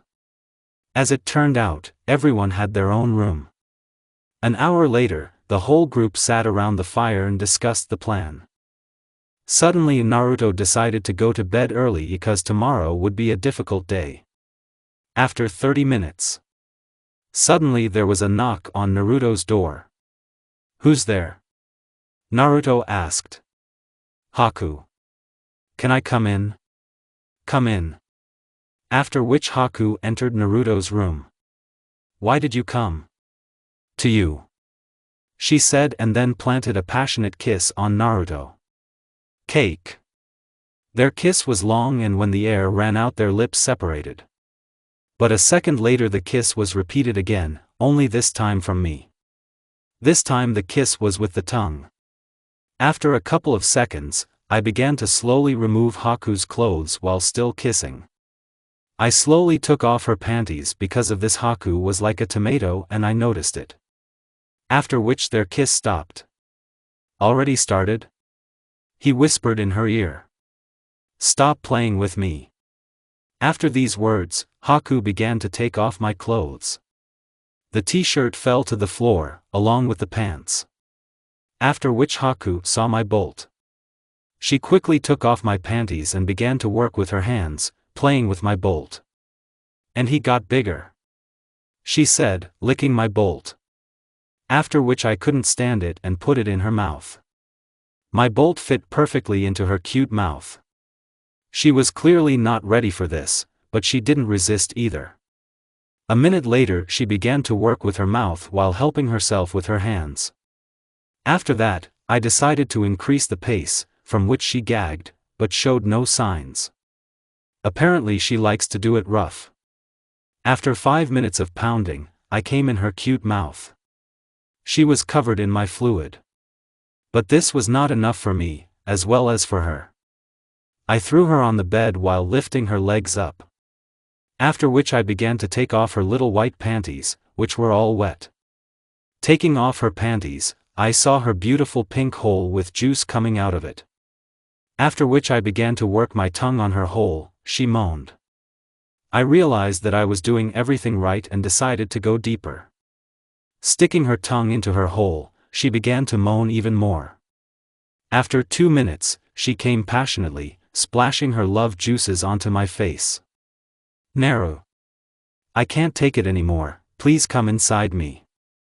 I decided not to refuse her request and slowly began to enter her, which made her moan again. I started to pick up the pace. A minute later she was already screaming with pleasure. I didn't stop there. I saw her nipples sticking out under her shirt. After which he lifted her t-shirt, which for some reason she did not take off, and began to lick her nipples. And she responded by hugging me with her legs. After I had enough of playing with her size 2 breasts, I stopped sucking them and pressed my lips to hers. The moaning stopped thanks to my kiss, only slaps were heard. After 20 minutes they both came. Haku was apparently satisfied, but that wasn't enough for me. After which I turned her over on her back with her ass facing me. Let's do it in another hole. Haku was not ready for this, so she was categorically against it. But that didn't stop me. I lubricated her second hole and slowly began to enter her. This made Haku scream in pain, but I didn't stop. It was narrow, but I was able to squeeze through and began to move slowly. Naru. Please. Pull it out. It's too big. But I didn't stop, rather, on the contrary, I picked up the pace and started spanking the ass. After 5 minutes she moved her hips herself, apparently I was right, she likes it harder. After another 20 minutes, I came in her ass, which made her scream. I hugged her and kissed her. A minute later she fell asleep in my arms. I decided to go to bed too, but before falling asleep I realized that I didn't feel anything for her. I immediately realized that these feelings were going away and decided to talk to her about it in the morning. With these thoughts I fell asleep. The end of the cupcake. Naruto woke up next to Haku, she was sleeping, and I decided not to wake her. I quietly got dressed and left the room and went to wash myself. While I was washing my face, a ghost approached me. Looking at him, I immediately realized that he was grinning. So how was your night? Asked the ghost with a mockery in his voice. Night is like night. Naruto answered. Okay, let's go to the dining room, I'll tell you the plan. said the ghost. After which both went to the dining room. When they arrived, they sat down, and the ghost showed the map and began to tell the plan. Meanwhile, at the Akatsuki base, a guy in a mask appeared in the leader's office. "Something happened?" asked Pain. "Yes, apparently our toy will soon be destroyed." "Are you talking about the Mizukage?" Pain asked. "Exactly, you probably forgot that he is the Jinchuriki of the Three Tails." "Don't worry. I've already sent Kisame and Irumi for him." Pain answered. "Good. Now go and don't interfere with my work." "How serious we are." After which the guy in the mask just as he appeared and disappeared. Day of the attack. The attack on Kiri is about to begin. Shinobi revolutionaries who are ready to die in battle have gathered around. A minute later there was an explosion. This was the signal. With an angry cry, the shinobi ran to attack and the foxes along with them. Mizukage residence. A friend flew into the office as a shinobi and started talking. "Mizukage-sama is attacking us. Damn it, prepare our people." The Mizukage shouted. "I will personally go and punish the traitors. There is Mizukage-sama." The fox made his way to the Mizukage residence, killing everyone in his path. Approaching the residence, the Mizukage himself appeared in front of him. The fox was serious. He understood that the Kage and also a Jinchuriki were standing in front of him. But he was dangerous because he had complete control over the power of the bijou. But for some reason he didn't attack. The fox decided to attack first, creating a Rasengan and running. Water release, water mirror technique. The Mizukage shouted, raising his staff. A second later, a fox clone ran out of the mirror with a Rasengan in his hand. Their techniques converged, the fox flew away after the collision and the clone that jumped out turned into water. The fox figured out how to fight him and not get caught in his technique. The fox ran away and began to make seals and shouted. Fire release, great fire destruction. After which a lot of fire flew at the Mizukage, but he was able to evade the technique. But he did not expect another attack. Fire release, fire dragon song technique. The dragons were able to get him out of the fire.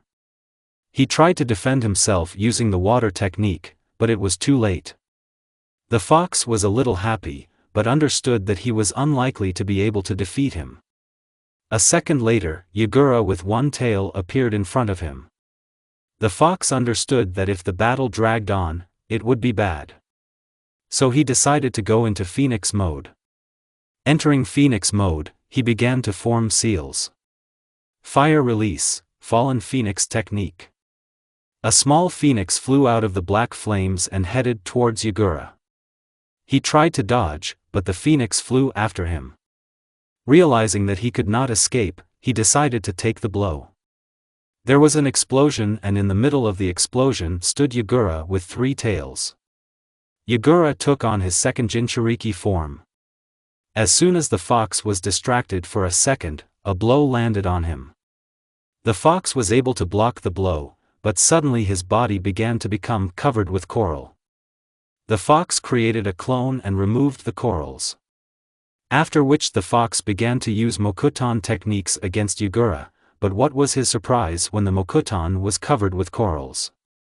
Suddenly Yagura began to create a tailed ball. The fox understood that if he did not stop it, it would be very bad. Using Mokuton, he tied Yagura, but he curled up into a ball and rammed the tree that was holding him back and rushed at the fox at high speed. The fox was able to evade the enemy's attack. Suddenly the fox vomited blood. The technique didn't hurt him, the side effects from the phoenix's power were affecting him. It's very simple, no matter how strong a person is, he still remains a person. And long-term use of the phoenix's power destroyed Naruto's body. Naruto, stop using that damn power. Kurama shouted. But without this power I cannot win. Naruto answered. You've already forgotten that the strongest of the bijou is sealed within you. Fine.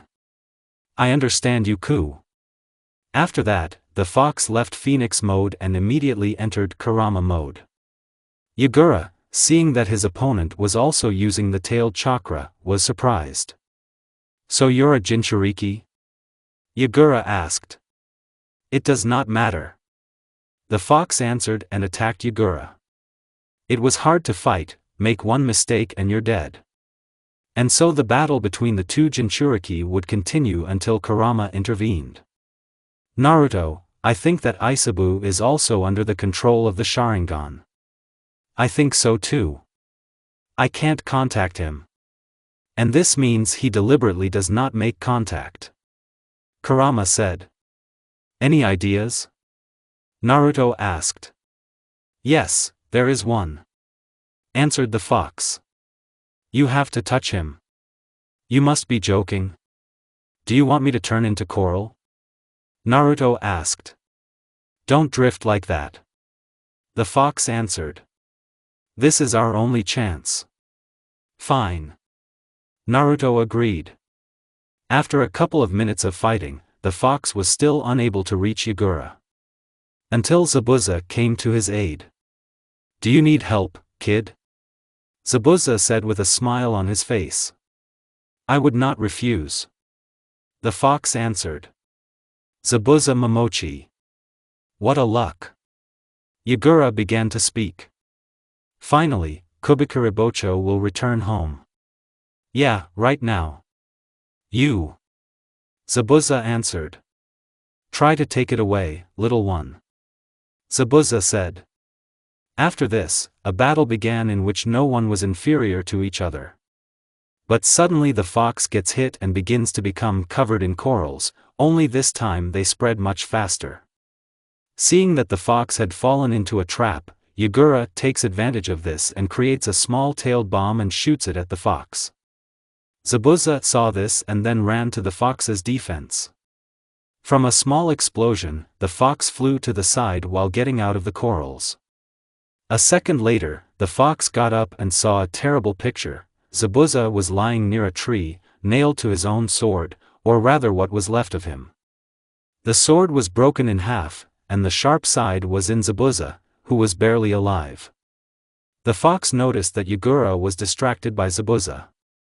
And with great speed the fox was able to touch him and get into his consciousness. When he got there, he saw Isabu with the Sharingan burning in his eyes. This meant that he was under control. Naruto quickly approached Isabu and poured chakra into him. The illusion of the Sharingan dissipated and Isabu's mind was his again. Now I have seen the light. Isabu answered. Thank you, brother. Thank him. Then Kurama pointed at Naruto. This is all his merit. So that you make friends with a person, said the surprised Isabu. He is not some kind of person for you. Kurama answered.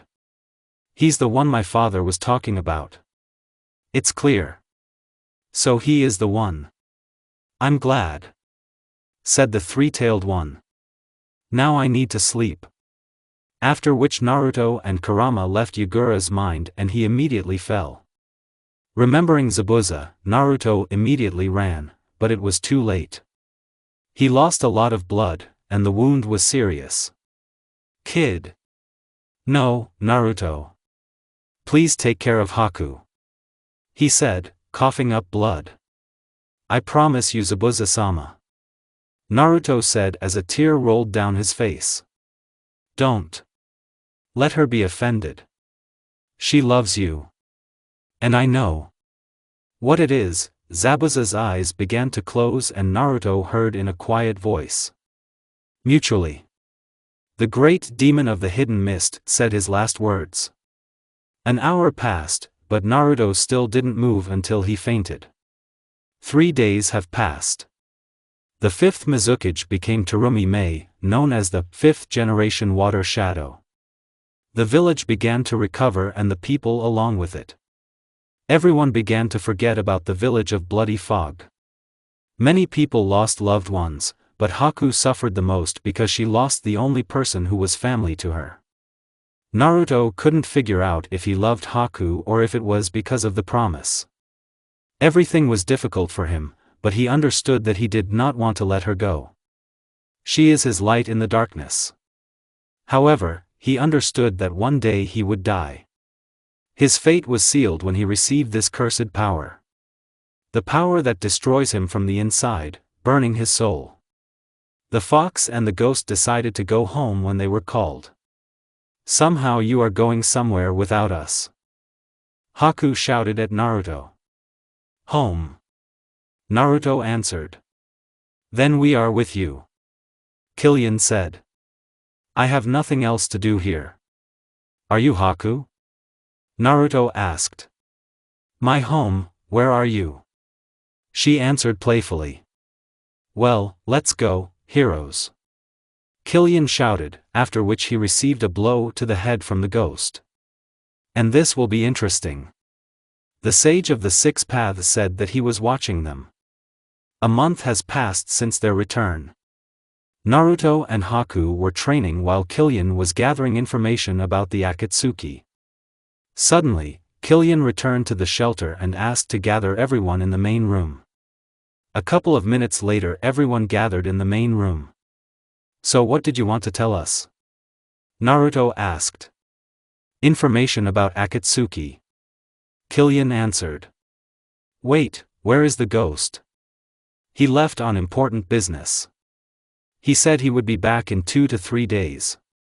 Clear. So listen, this has something to do with Akatsuki and Konoha. Killian said. After these words, Naruto tensed and Haku noticed this. Kakuzu and Haiden attacked the fire temple and killed everyone who was there. But why would they attack the monks? Naruto asked. They needed a monk named Chiriku. What's special about it? Naruto asked. Naruto, stop interrupting me. Killian screamed. Okay. This monk Chiriku was one of the 12 protector ninjas and there was a substantial bounty on his head. How many? Naruto asked. 30 million ryo. Naruto almost choked on this. So I will continue. One of the monks survived and went to Konoha. And a detachment from Konoha was sent after the Immortals. This squad includes Asuma Sarutobi, Shikamaru Nara, Izumo and Kotetsu. And where did the Akatsuki go? Naruto asked. Most likely to the delivery point. Killian answered. Show me where this delivery point is. Naruto said and took out a card. Tax. The nearest delivery point is in the land of fire. Here. It's not far from a small village. It's good that I left a stamp there. Said Naruto. Haku, let's go out immediately. Naruto shouted. Sorry Killian, I can only take one person. No, I'm not a bad soldier. He said and smiled. After a couple of minutes, Naruto hugged Haku and used his Hiration. They moved to a small village and then went towards the delivery point. When they arrived, they saw that a detachment from Konoha was fighting Akatsuki. The Konoha people lost to the Immortals and Asuma was seriously injured. But suddenly crows appeared out of nowhere and attacked Akatsuki. So that means they are here too. Thought Naruto. Suddenly, Itachi appeared among these crows along with his team, as well as Team 10. Let's go Haiden. Yes, what? Haiden shouted. The leader ordered it. Kakuzu answered. What a score. Haiden shouted. If it weren't for the order, I would have brought you all to Jashin-sama. But Naruto didn't want to let them go, so he decided to act. Throwing a kunai with the Hiration seal, Naruto appeared in front of the Akatsuki members. Are you going somewhere? Naruto asked. We climbed out. Haiden shouted. Naruto. The Konokovites shouted in unison. Ninetales. Kakuzu said. We were looking for you, and you yourself decided to come to us. I'm flattered that the Akatsuki themselves were looking for me. Naruto answered. Well, what are we going to fight? You. I won't have to be persuaded. Haiden shouted and ran towards Naruto. Suddenly, senbons flew into Haiden's neck and he should have lost consciousness, but for some reason he stood calmly. A second later, Haku appeared next to Naruto. Haku stopped wearing a mask for the rest, as did Naruto. This kind of girl won't go for a ride with me. Haiden shouted, taking out senbon from his neck. Haku, take care of this foul-mouthed man, and I'll take care of it with 5 hearts. After Naruto's words, Kakuzu was very surprised that he knew about his hearts. I understand you, Naru. Haku answered. Yes, I'll let you all in for the ritual. Haiden shouted, but after a couple of seconds he had to dodge the senbon flying at him. Meanwhile, Naruto attacked Kakuzu, and he realized that the matter was gaining serious momentum and released all the hearts. Do not disappoint me, said Naruto. Naruto then began his battle with Kakuzu's hearts. Wind release, terrifying pressure. Kakuzu attacked with a mask of wind, while creating a stream of wind of monstrous power from his mouth, sweeping away everything in its path. Shinobi from Konoha had to hide from the technology. When the wind attack finally stopped, the lightning mask attacked Naruto. Lightning release, false darkness. Lightning bolts in the shape of a spear flew towards Naruto. To Naruto's surprise, the technique was fast and destructive, cutting through trees like clockwork. Naruto was able to easily dodge this technique, but now the fire mask entered the fray. Fire element, hellish pain.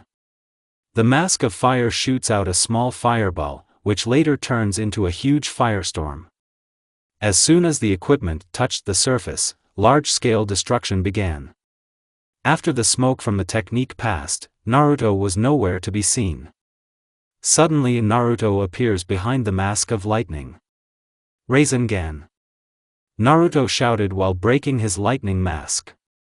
Without wasting any time, Naruto attacked Kakuzu himself and fought him in taijutsu. In close combat, Naruto won. After a couple of hits, Naruto makes a strong kick and sends Kakuzu into a tree, but it turns out to be a clone from the water. Suddenly, the mask of fire and wind unite and begin to prepare a joint technique. Naruto realized that he could not dodge and began to make seals. Fire release, fallen phoenix technique. Naruto shouted and the technicians flew at each other, followed by an explosion. A minute after the explosion, a hand flew out of the smoke and grabbed Naruto by the throat. The hand pulled Naruto straight towards Kakuzu. That's all, Kakuzu said. But Naruto just smiled and his wood clone dissipated. Suddenly a strange noise was heard from behind Kakuzu. Wind release, Rasen Shuriken. Naruto shouted and threw him. The mask of fire and wind were completely destroyed. It's funny, Kakuzu said. This battle reminded me of an old battle in which I lost. The battle you lost? Naruto asked. Yes, I fought the first Hokage. He answered with something that surprised Naruto because Madara didn't tell him about it. He also wielded Mokuton. Do you know what this means? Your heart is perfect for me, Uzumaki Naruto, Kakuzu said. It's funny to hear that from a loser. Naruto shouted and began to make seals. Fire release, great fire destruction. Water element, building a water wall. Kakuzu shouted. Steam rises and Naruto takes advantage of it. Using the Hiraishin, he moves behind Kakuzu and pierces his chest with a Rasengan. Kakuzu's body falls down dead. Seeing that Kakuzu's body was killed, the last mask enters Kakuzu, and he comes to life. It's time to finish. Naruto shouted and created a Rasen Shuriken, then covered it with black phoenix flames and threw it at Kakuzu. A second later there was an explosion along with fire. Kakuzu's body was completely destroyed. Battle between Haku and Haiden. Haku managed to lure Haiden and then she stopped. So you got caught. Haku said and created demonic ice mirrors around Haiden. What the hell is this? Asked a surprised Haiden. A second later, Ice Senbon flew towards Haiden. Haiden fought back as best he could, but after a couple of minutes he looked like a hedgehog. Immortal. Do you think that these apple needles can harm me? Haiden shouted. After a couple of minutes, Haiden was completely covered in Ice Senbon. Suddenly, Ice Senbon began to freeze Haiden's body. Hey bitch, what did you do to me? Haiden shouted. I just froze your blood. She said. The ice completely covered Haiden, leaving only his head. It's not funny anymore, Haiden said finally before his whole body turned into ice. Haku threw the Senbon and the ice fell into small pieces. Now you won't recover. She said finally. Haku ran up to Naruto and hugged him, together they disappeared in a flash. They found themselves in a shelter and Naruto immediately fell face down on Haku's chest. I'm overtired, said the embarrassed Haku. Village of Rain. Kakuzu and Haiden lost. Tobi said. Uzumaki Naruto is too dangerous and could interfere with us. I will personally go after the Nine Tails. Pain said. Sure. Tobi asked. Pain won't lose. Conan said. There is no person who could defeat God. A day has passed. Naruto felt that he could not move his hand. When he opened his eyes, he saw Haku lying on his hand. She snored sweetly while hugging Naruto. He decided that it was not worth waking her up, so he slowly got out of bed and went to wash himself. After washing up, Naruto went to eat and met his teacher. Teacher, are you back yet? Naruto asked. Yes. Madara answered briefly. Now can you tell me where you went? Naruto asked. Behind your body. Madara said. Naruto was surprised. You mean behind your body? Asked a dumbfounded Naruto. Have you already forgotten that I'm from the future? I still didn't have enough to fight with myself. Edo Tensei? Exactly. What have you done with your body? Naruto asked. Destroyed. Madara answered. Wait, if you destroyed your body, then why are you still here? Naruto asked. In what sense does this mean? Well, you are from the future. Since you destroyed your body in the past, you could not be summoned in the future. It wasn't Edo Tensei. Don't worry about it. Let's go and eat. Okay. Naruto and Haku were training at the training ground when suddenly Madara approached them. Naruto, Pain has gone to Konoha to lure you out. What? I won't let him destroy Konoha. Naruto shouted. Do you have seals near Konoha? Madara asked. Yes. Then you and Haku teleport there, and I'll try to get to you as quickly as possible. Fine. Naruto said, and he and Haku began to get ready. A few minutes later Naruto, Haku and Madara got together. If you start a battle with Pain, be careful. Madara said. Don't worry, I can handle it. Naruto said and took Haku's hand, and then they disappeared in lightning. Good luck, Naruto. It looks like Uzumaki Naruto is not here. But I'm sure he will come. Why do you need Naruto? Asked 5. For the sake of world peace. Pain answered. But the world has made dishonest fools out of you. Stop talking nonsense. War brings pain, wounds and death to everyone. You will understand me when you know Pain. Pain said and flew into the sky. Shinra Tensei. A minute later, all of Konoha was destroyed. What's happened? How? Why? Alice began to cry. Naruto, please come back. Suddenly, 2 people appeared in the middle of the crater.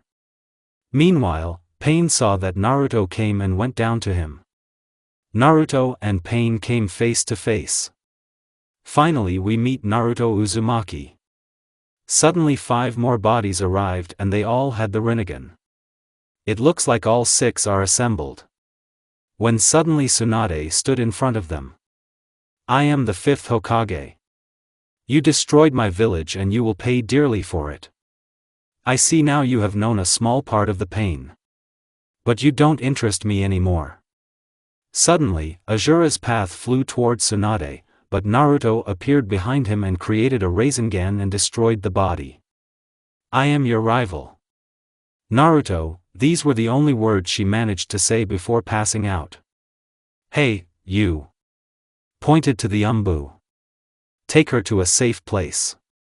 Said Naruto. And now you. Pointed to Pain's bodies. Prepare to die. Haku, please protect the Hokage. But Naru. Trust me, my love. Fine. Just don't you dare die. She said before disappearing. Summoning technique. The path of the beast summoned a rhinoceros who ran towards Naruto. Naruto used Mokuton to bind the beast. But the path of the beast summoned 2 more bulls and a dog. Naruto created clones and sent them to the beasts. Both clones created giant Rasengans and sent them into the sky. After which he created a Rasen Shuriken and sent it into the body, which summons animals. The path of the beast and the path of man were destroyed, but the remaining bodies managed to escape from the technology. Once again, Naruto created a Rasen Shuriken and sent it at Pain, but the Preta path completely absorbed the technique. Naruto creates a curtain of smoke and then a Rasen Shuriken flies out of the smoke. The path of Preta comes to the defense and as soon as he wanted to absorb the Rasen Shuriken technique he turned into Naruto. Naruto's fist, soaked in chakra, hits his face with all his might. Preta's path breaks, but that's not all. Suddenly another Rasen Shuriken flies out of the smoke, only it was covered in black flames. It will hurt you too. Pain said. I wouldn't say that. After the words, the clone from the tree dissipates. When the technique reached Pain, it dissipated. Finally my strength is back. But suddenly the original Naruto appears and destroys the Naraka path. The battle has been going on for too long.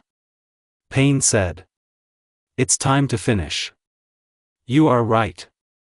After these words, Naruto wanted to attack Pain. Shinra Tensei. Naruto flew a short distance and then Pain began a conversation. You are very strong. I have not yet met those who could destroy 5 bodies. Are you talking about the 6 paths of the Rinnegan? Pain was surprised. How did you know that? Asked Pain. I know a lot of things, Nagato. Nagato was very surprised that he knew about him. I don't know how you know this. But it does not change anything. Pain said. Banshu Tenin. And Naruto began to be attracted to Pain. Pain took out a black pin and was about to hit, but suddenly Haku appeared, which is why Pain had to cancel the technique. I won't let you kill my Naru. Said Haku. You are not my rival. Pain said. Why did you interfere? Naruto shouted. I told you not to interfere. I'm sorry. But I can't just watch a loved one die. Haku said and created mirrors around Pain. Shinra Tensei. Pain shouted and all the ice mirrors broke. Banshu Tenin. After these words, Pain began to attract Haku. Naruto immediately entered Kurama mode and attacked Pain with great speed. But Pain planned it that way, he immediately switched to Naruto and attacked him. Due to the fact that Naruto fought on emotions, he made many mistakes and one of the mistakes became decisive. Pain pierces Naruto's shoulder and then both of his arms while pinning him down. Do you have anything to say? Asked Pain. Bastard, I'll kill you. Naruto shouted. Don't you dare touch Naru. Haku shouted and ran to help. No, run! Naruto shouted. I know I'm acting selfishly, but you showed me the right path. That's why I'm not afraid to die protecting you. Because I love you. With these words, she attacked Pain. Shinra Tensei. Pain shouted. After this attack, Haku could barely stand up, but she still stood up. Stop! Naruto shouted. But Haku did not stop and continued to fight. Another strong blow and Haku falls to the ground bleeding. A second later, pain pierces her heart. Love leads to sacrifice, which leads to hatred. And then you will know pain. Subconscious. Do you want power? Do you want to take revenge for your love? Yes, give me this power. I'm ready for anything. All you need to do is burn away the remnants of your humanity. Naruto, don't listen to him. Kurama shouted. I don't want to feel anything anymore. Fine, give me your hand. Reaching out his hand, Naruto burns the remnants of his humanity. Do you want power? Do you want to take revenge for your love? Yes, give me this power. I'm ready for anything. All you need to do is burn away the remnants of your humanity. Naruto, don't listen to him. Kurama shouted. I don't want to feel anything anymore. Fine, give me your hand. Reaching out his hand, Naruto burns the remnants of his humanity. But suddenly a golden gate appears in front of Naruto and breaks the connection between Naruto and Phoenix. It's good that you managed to do it, said the old man who levitated in front of Naruto. Damn Hagoromo! Phoenix shouted. What's going on here? Naruto asked. Naruto Uzumaki is the hero who will save the world, the child from the prophecy, and also the reincarnation of my son Azura. The sage spoke. But first, let's change the situation. And a second later we found ourselves in a clearing. I am Hagoromo Otsutsuki, known to you as the Sage of the Six Paths. And I'm Naruto Uzumaki, he said while in shock. I was watching you. And I can understand your pain, but still you shouldn't lose your humanity. Haku. She died because I was too weak. While saying this, Naruto began to cry. I understand everything, but I think she didn't want you to become insensitive and a cold weapon. She wanted you to live and be happy. To be happy? Live? What is the point? Without her, I have no reason to exist. Naruto shouted. She was my light in the darkness. Then I think you should ask her yourself. Then Haku appeared in front of Naruto. Haku? I couldn't believe Naruto. Is this really you? Rubbing his eyes from tears, Naruto said.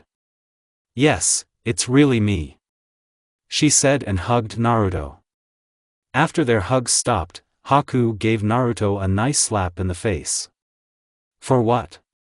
Naruto was perplexed. Because he tried to destroy his humanity. She screamed. Completely stupid? Forgive me, but you died before my eyes. And for me the meaning of life was lost. Naruto said sadly. You fool, she said and kissed him. I will always be with you. Here. And she pointed to her heart. As long as you remember me, I will always be with you. And kissed him again. Sorry for interfering, but my time is running out. Hagoromo spoke. Yes, sure. What is required of me? Naruto asked. First, let's patch up your soul. After that, Hagoromo put his hand on Naruto's chest and there was a surge of emotion for Naruto. But don't be so happy. The soul cannot be restored so easily. In what sense does this mean? Naruto asked. It's like a glass. When you break it, you can glue it back together, but the cracks will remain. Clear. The power of the phoenix destroys you and your soul, so I don't recommend using its power. And yes, I was able to lock it, but it didn't last long. You will need to conquer your dark side," said the sage. "Defeat the dark side?" Naruto asked. "Your teacher will tell you everything. Also accept my gift." Then black spheres appeared behind Naruto's back. "What it is?" asked a surprised Naruto. "Truth-seeking balls. But that's not all, now you have the power of every tailed beast." Hagoromo said, "Now I have to go." After which Hagoromo and Haku began to disappear. "Take care of yourself, Naru, and be strong," Haku said lastly while blowing a kiss. The pins that had captured Naruto simply melted and Naruto was able to stand up. Standing up, Naruto entered the mode of the Sage of the Six Paths and truth-seeking balls appeared behind him. In addition, his chakra reserves became incredibly large, and this is not counting the Phoenix chakra. Pain also noticed this and a conversation began. "What kind of power is this?"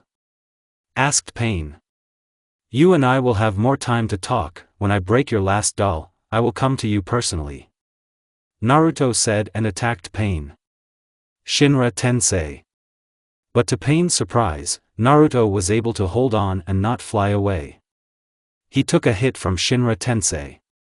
It's amazing how his strength has increased. Is this really the strength of the Nine Tails? Pain thought. When suddenly a quick and strong blow sends Pain to the side. It's pointless to simply waste energy. Too far away, I won't be able to use it. You need to retreat closer to yourself. After which Pain began to retreat beyond Konoha territory and Naruto followed him. After a couple of minutes of pursuit, Pain stopped. Now the world of God is close enough. Chibaku Tensei. Nagato, you're going too far. Your body. Shut up, Conan. I have to concentrate. Meanwhile, a black sphere appeared in Pain's hands, which he sent into the sky. The sphere began to attract everything that was nearby and Naruto was no exception. A minute later, Naruto was buried under a pile of rubble.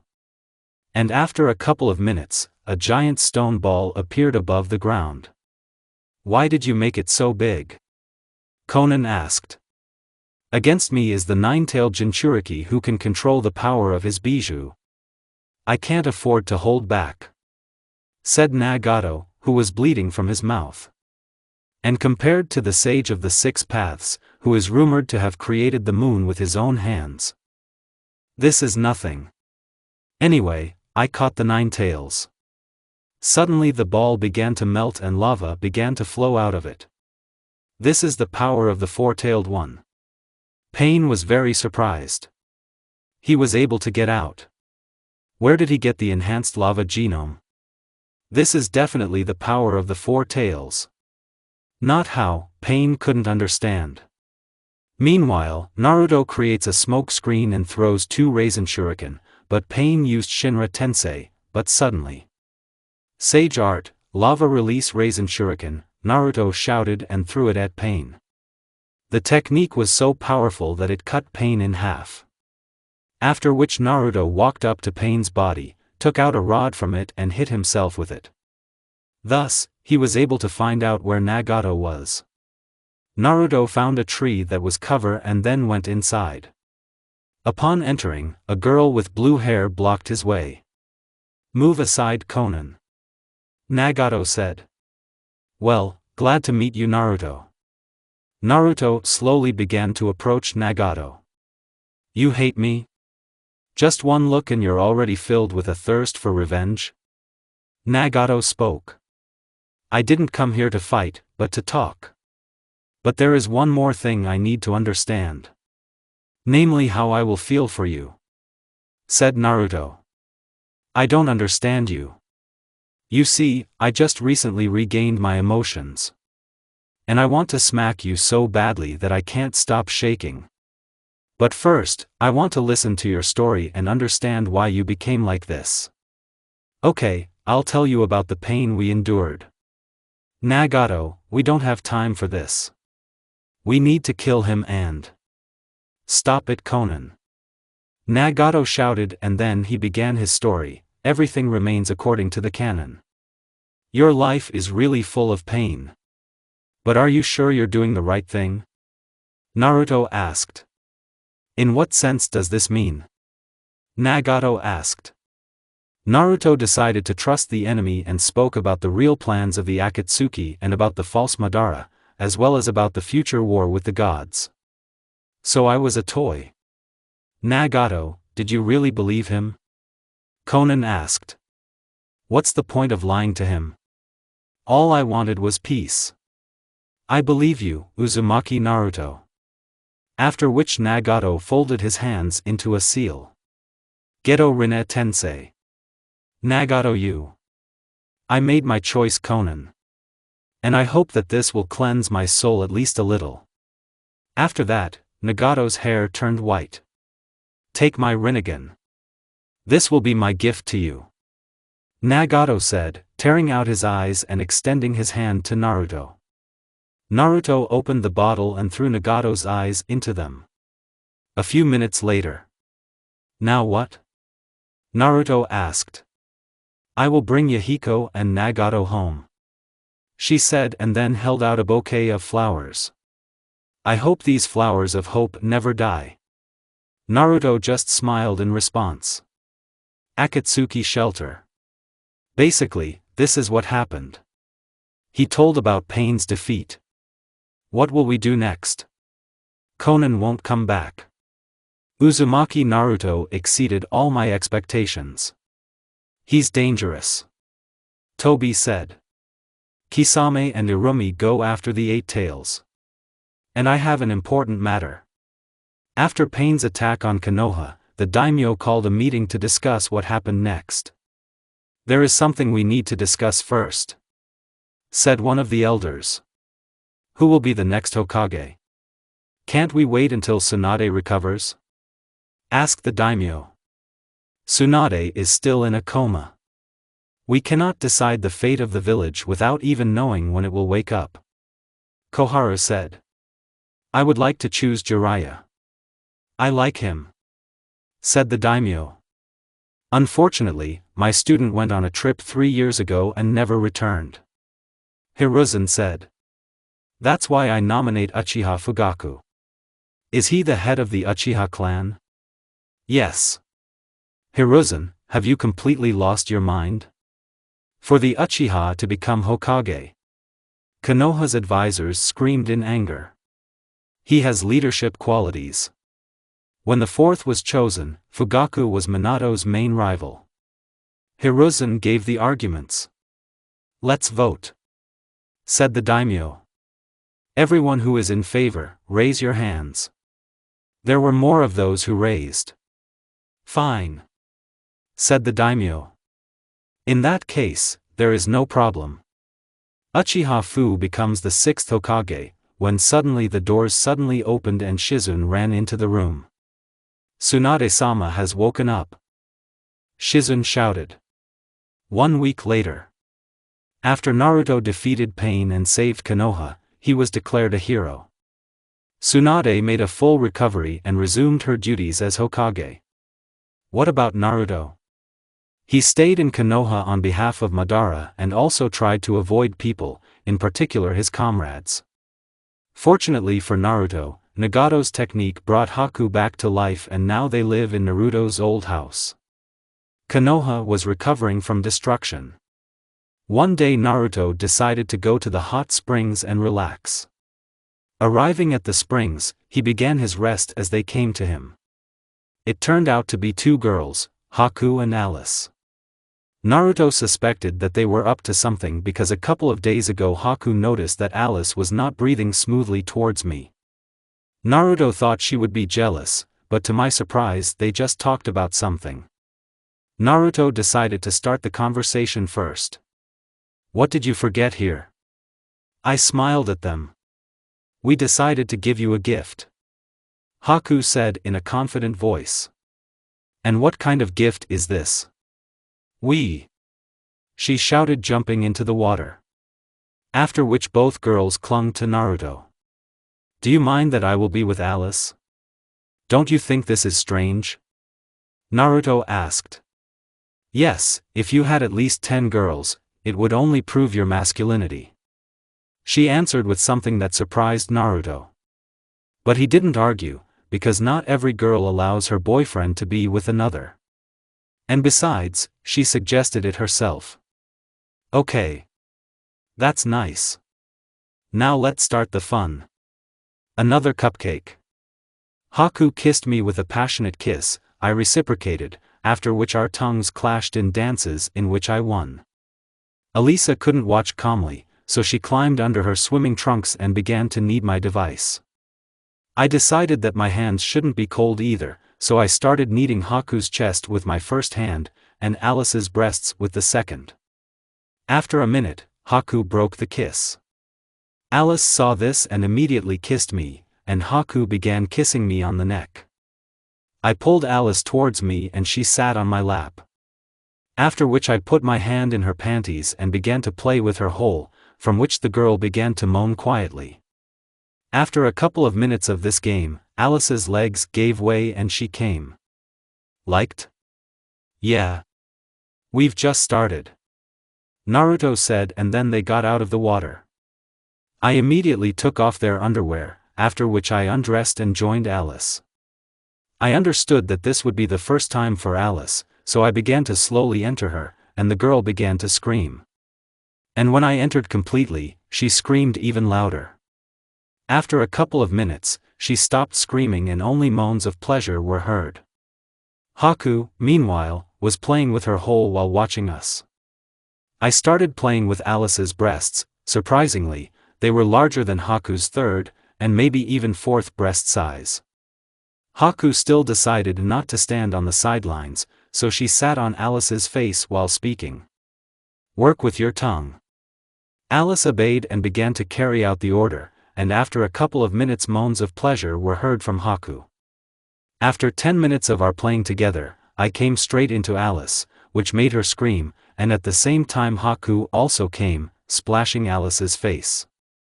Alice lay there and could not move.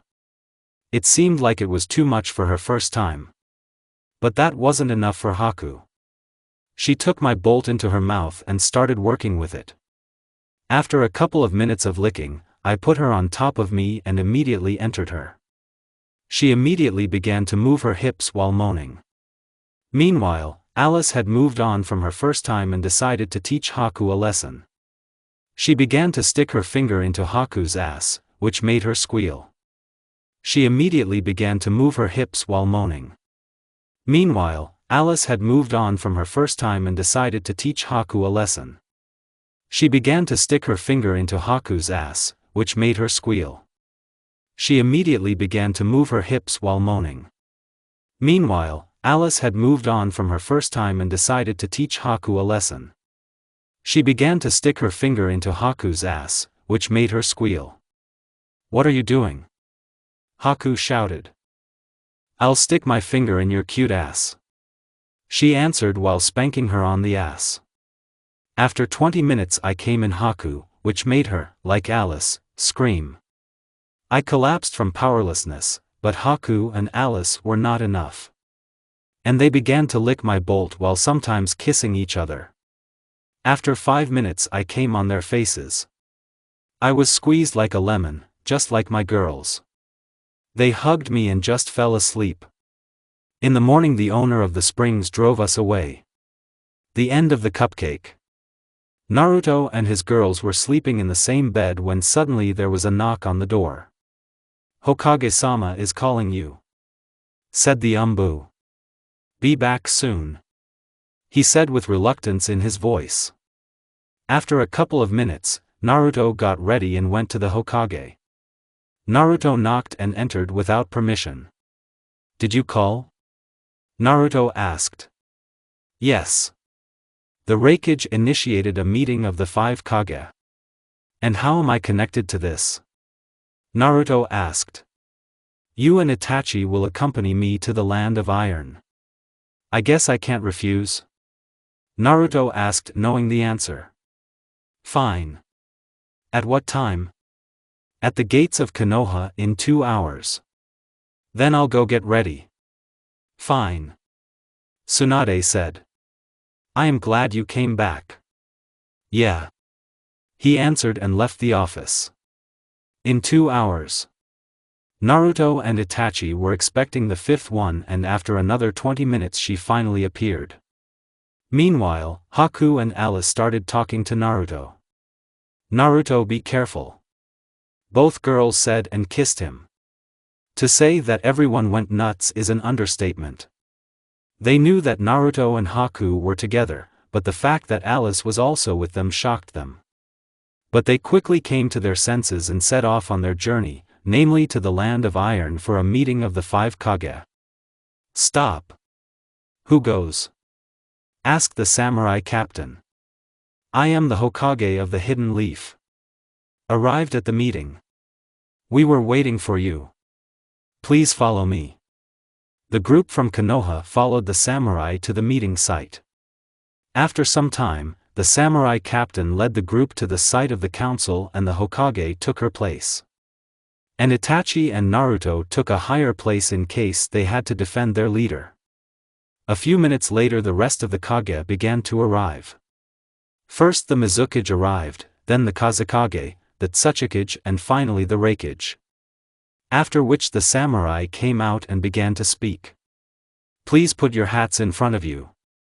Everyone listened to him and did what he said. This meeting of the 5 Kage is being held at the request of the Reikage Dano. Said the leader of the samurai. My name is Mifune, I will be the mediator. So, I announced the beginning of the 5 Kage Council. And so I guess I'll start. Listen. The Kazekage began to speak, but as soon as he wanted to say something, the Tsuchikage began to speak. The composition of the 5 Kage has changed noticeably. It is very commendable to receive the title of Kage at such a young age, Kazekage Dano. Your father was a good mentor, but it seems like he didn't teach you etiquette. I think you're right. That's why I'm here as Kazekage. Gaara said, why, causing the Tsuchikage to laugh.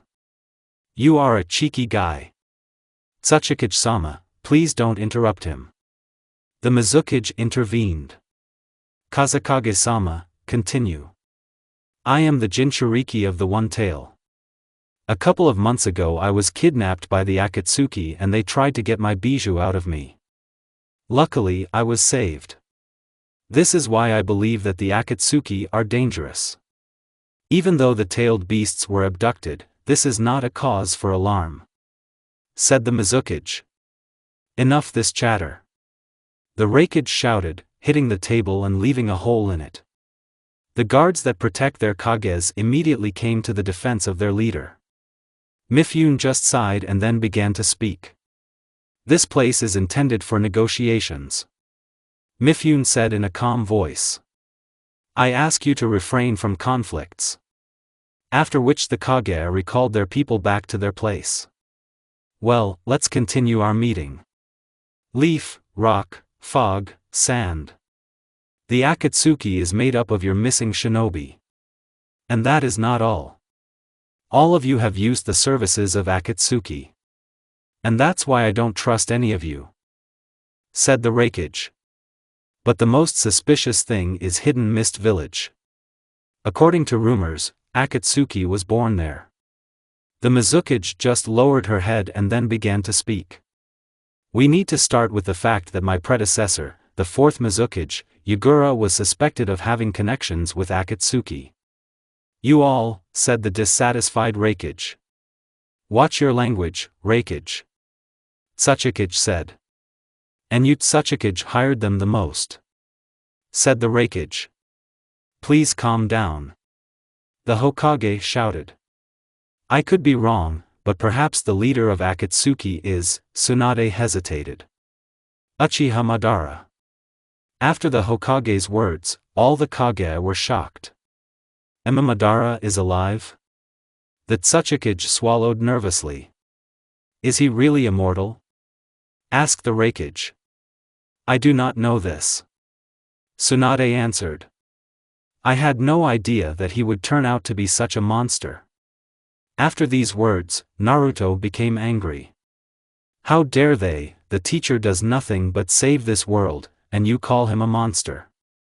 I'll kill the old fart. After which Naruto approached the Tsuchikage with great speed and ended up behind him. What did you say about Madara? Naruto asked while releasing a monstrous bloodlust. Snot. The Raikage shouted when suddenly two people appeared in the middle of the room. A girl with ashen hair and a guy in a mask, aka Obito. Hello. The ash-haired girl screamed. Akatsuki. They said in unison to the Kage. Let me introduce myself, my name is Arya and I am a goddess. She said and smiled. But the Raikage entered lightning mode and attacked the girl, but she didn't even move. She blocked his blow with one finger and sent the Raikage into the wall, breaking it in the process. What an animal. So where did I stop? Oh, definitely give me Uzumaki Naruto. Do you think we'll give Naruto up that easily? Tsunade shouted. He is one of the two remaining Jinchuriki that Akatsuki did not get. The girl just laughed at this. Do you think I need this fox that sits in it? No, you are wrong. I need the power of my brother, Phoenix. Who are you? Naruto asked. And how do you know about the Phoenix Force in me? We are family. And as for who I am, I kind of introduced myself. This is not a real name, said Naruto. Yes, you are right. I am one of the children of the Almighty. I am the eater of gods. Are you? This is just my vessel. Weak human flesh. I see. So why do you need the power of the Phoenix? Naruto asked. With the help of my brother's power, I will regain my divine form. She answered. In general, give me the last Jinchuriki and I won't touch you. So do you need the power of the Phoenix or the Jinchuriki? Why not all at once? She smiled. You want too much. When suddenly a ghost appears in front of Naruto. Sorry, I was delayed, I had some work to do. You. The girl bared her teeth. Why do I feel my sister's strength in you? The girl asked. Who knows? It's clear you're not from this time. The power of the devourer of gods is sealed within you. And my student has the power of the dark phoenix sealed within him. The phantom said. I'm tired of your chatter. Obito finished the deal for me. She ordered. Yes, milady. Since you don't want to resolve everything peacefully, then I have no choice but to announce the Fourth Shinobi War. Obito said, and he and the girl disappeared. After several hours of chatting, the Kage finally decided to create a shinobi alliance, and the Hokage became the leader of the shinobi alliance. Samurai will also enter this war. The next council and discussion of war tactics will take place in Konoha in a week. A week later. In front of Konoha stood an 80,000-strong army of shinobi and samurai that became part of the alliance. Captain of the 1st Division, also known as the Raikage's right-hand man, Darui of Hidden Cloud.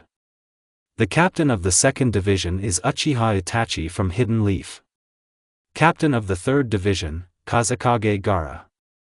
The captain of the 4th Division is Mifune from the Land of Iron. And finally, the captain of the 5th Division, as well as the commander-in-chief of the entire army. Uzumaki Naruto. At the same time, Arya resurrects the dead shinobi using Edo Tensei. The main military force included 100,000 Zetsu clones created using a combination of Bijou Chakra and the power of Hashirama Senju. A month later, the Shinobi Alliance clashed with the White Zetsu army. After which the battles began. The 5th Squad under the command of Naruto pushed back the enemies and sealed the resurrected shinobi. The battle went on for about 5 to 7 hours without stopping. There were much more White Zetsu, but in Naruto's delight there were difficult shinobi and, as a result, they dominated the enemy. After a couple of hours, the White Zetsu army retreated and the alliance was able to rest. After some time, Naruto, thanks to Kurama's ability, was able to understand that the white Zetsu were disguised as shinobi. The 5th Division did not suffer any casualties. Thanks Kurama. But everything was not so rosy for other units, they had a bad time.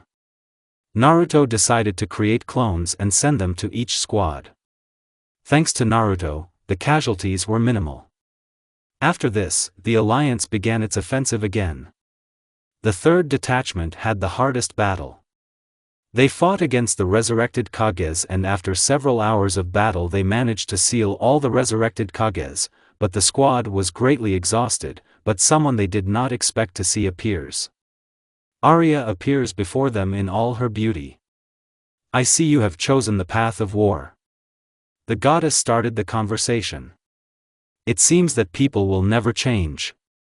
Pathetic little people." At the same time, Gaara tried to catch her with sand, but to no avail. "Damn it, I thought it wouldn't work." Gaara said. "Fine. It's time to teach the bugs a lesson," Arya said, and then slowly walked towards the 3rd squad. "Attacks!" Oanoki shouted. After which the squad ran towards Arya, and a moment later they clashed in battle with the goddess. Arya killed everyone in almost a second, and they could not hurt her, and they couldn't even hurt her. After 100 shinobi had been killed, Arya was still able to be wounded. It was Temari who threw it away with the help of the wind. "You underestimate us," Temari shouted. "Ha! Very good," Arya said. "But this is not enough," she said, and began to make seals. "Fire element, divine flame of the gods," Arya shouted, and blue fire rushed towards the alliance. "Water element, water wall," the shinobi shouted. The elements converged and steam rose. After a minute of calm, Arya jumps out, followed by more than a dozen fireballs. Once again, Arya began to kill shinobi one by one without any problems. But suddenly the sand began to interfere with her, preventing her from killing someone. "Now I'm ready and I won't let you kill someone," Gaara shouted, and began to attack her with his sand, which she easily dodged. "Sachikage-sama, please buy me some time," Gaara said. "Fine." Gaara then entered his subconscious and asked Shikaku for help. Suddenly a one-tailed creature appears, and Gaara was standing on its head. "Go Shikaku. Let's have a blast." While Inoki was fighting against the goddess, Shikaku and Gaara had enough time to prepare the technique. Suddenly a huge amount of sand appears and heads towards Arya. She couldn't dodge so much sand, and the sand covered her. After which the sand began to take the shape of a pyramid. "Seal of the Desert Multi-Stage Imperial Burial," Gaara shouted. "Ahaha, now it's over." Shikaku laughed. The whole squad rejoiced, but this did not last long. Suddenly, the sand pyramid collapsed and Arya appeared in front of them, protected by a pink Susan. "What?" Inoki was perplexed. "This is the power of the Mangekyo Sharingan." After which everyone looked at Arya, who had a Rinnegan visible in her eyes. "How tired of you are," Arya said, and began to make seals. A shadow fell on the alliance, and everyone looked up, and the desire to fight immediately fell. A giant meteorite flew towards them, which few will survive. "Haha, it can't be. So this is the power of a god," Gaara said. "We're finished. Don't you dare give up," Oanoki shouted. Without even trying. After which Inoki flew towards the meteorite. And Gaara and Shikaku used sand to hold the meteorite, and they succeeded. The alliance breathed a sigh of relief and began to rejoice. "Very good. But what will you do with the second one?" She laughed. After which the second meteorite falls on the first, and almost the entire 3rd division comes to an end. Having learned that the goddess has appeared on the battlefield, the remaining Kage decide to join the battle and move to the 3rd squad, or what is left of it. And so the 5 Kage stand in front of the goddess and prepare for battle. But unfortunately they lose, and Arya takes the one-tailed one from Gaara. At the same time, Naruto's squad enters into battle with Kisame and Irumi. Kisame was about to attack when suddenly a Susanoo blade pierced his chest. What? Kisame didn't understand. So you betrayed, after which Kisame died. What does it mean? Naruto asked. Could you take me to Madara? To say that Naruto was shocked is an understatement. What does she know about the teacher? Why did she kill her partner? What even happened? Naruto was perplexed. Suddenly one of the shinobi conveyed information that the Kage had been defeated. Naruto gave the order to move on, and he himself went to the site of the Kage battle and Irumi followed him. On the way, they were attacked by Obito along with 6 Jinchuriki. Where did you get the Rinnegan? Naruto asked Obito.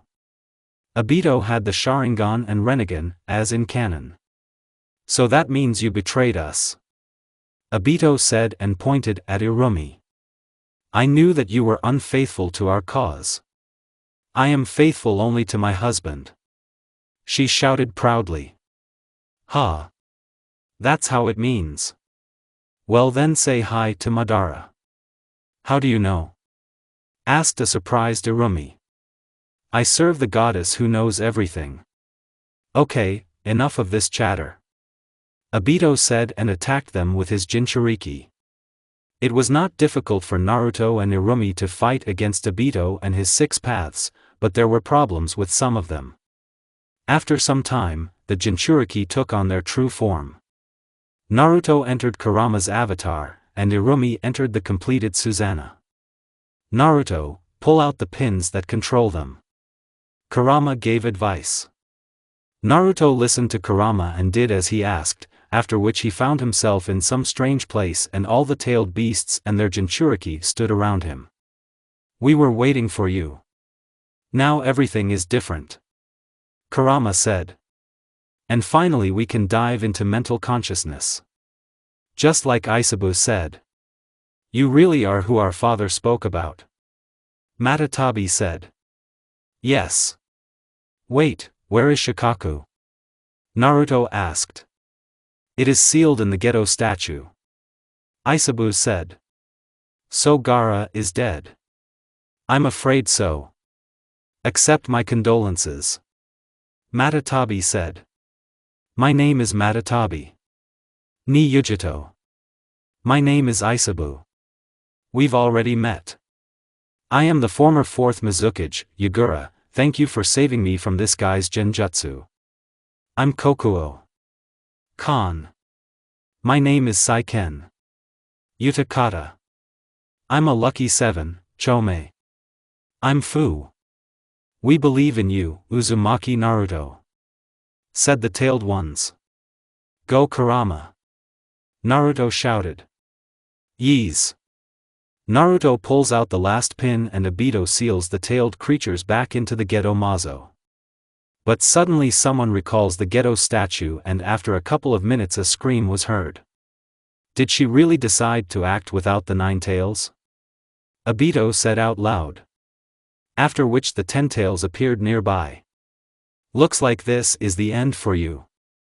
Obito said and with the help of Kamui he moved to the head of the 10 tails. Don't they need you Kurama? Naruto asked. They need my chakra. And I know where they got it from. Kurama answered. I once fought with 2 guys, the Golden and Silver brothers, and in the end I ate them. But they survived and began to eat me from the inside and after 2 weeks I spat them out. Because of this, they can use my chakra. Now it's clear how they were able to awaken the 10 tails. The entire Shinobi Alliance arrived on the battlefield and then began an attack on the 10 tails, but everything was unsuccessful when suddenly Obito absorbs the 10 tails and becomes his Jinchuriki. Obito appears in front of the Alliance in his new form and immediately attacks Naruto and Irumi when suddenly a kunai flies in front of Naruto and the 4th Hokage appears before him. Minato teleports Naruto and Irumi away from Obito's attack. "Oh, oh. Father?" said a shocked Naruto. "Yes, Naruto, it's me." He smiled back. After which the first and second Hokage appear next to them. "And you are fast," Tobirama said. "First Sama, second Sama, and even fourth Minato-sama." The alliance was happy. "But who resurrected you?" "Orochimaru," answered the fourth, "to quickly end this war." "Damn, where does he wear it?" Naruto mumbled. When suddenly a ghost appears. Irumi immediately pounces on the ghost, removing his mask and kissing him, sending Naruto into complete shock. After a minute of a long kiss, she pulls away from him. And Madara appears before everyone. "I missed you, my husband," Irumi said. Husband. Naruto was perplexed. "Teacher, explain yourself." "Immediately." "Hush. I'll tell you everything now," Madara said. Flashback from Madara's perspective. Several years have passed since my arrival. I watched Konoha and how it prospered. Suddenly I felt a familiar chakra and headed towards it. Upon arrival, I saw that a girl from my clan was fighting against Ambu. I decided to observe and not engage in battle. Watching, I was extremely surprised because the girl awakened Mangekyo at such an early age. 18 years old, I saw potential in her. But no matter how strong she was against 20 people, she could not withstand.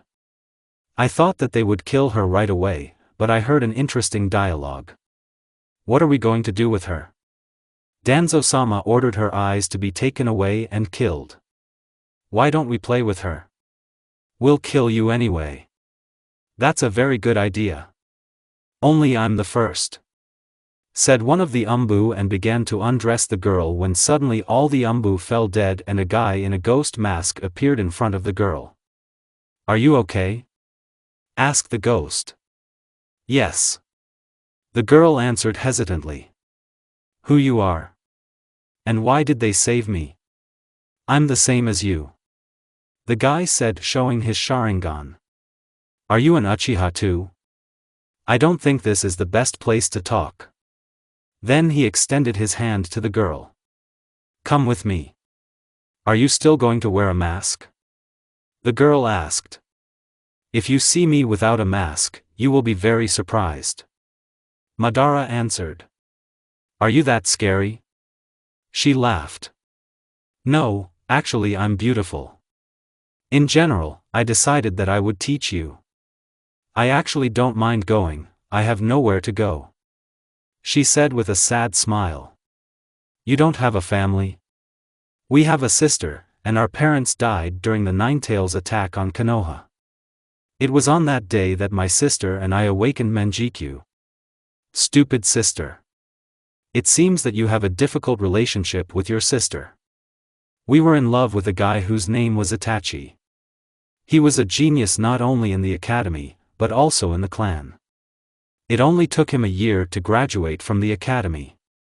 And after some time, she and my sister started dating, from which our relationship with my sister was completely ruined.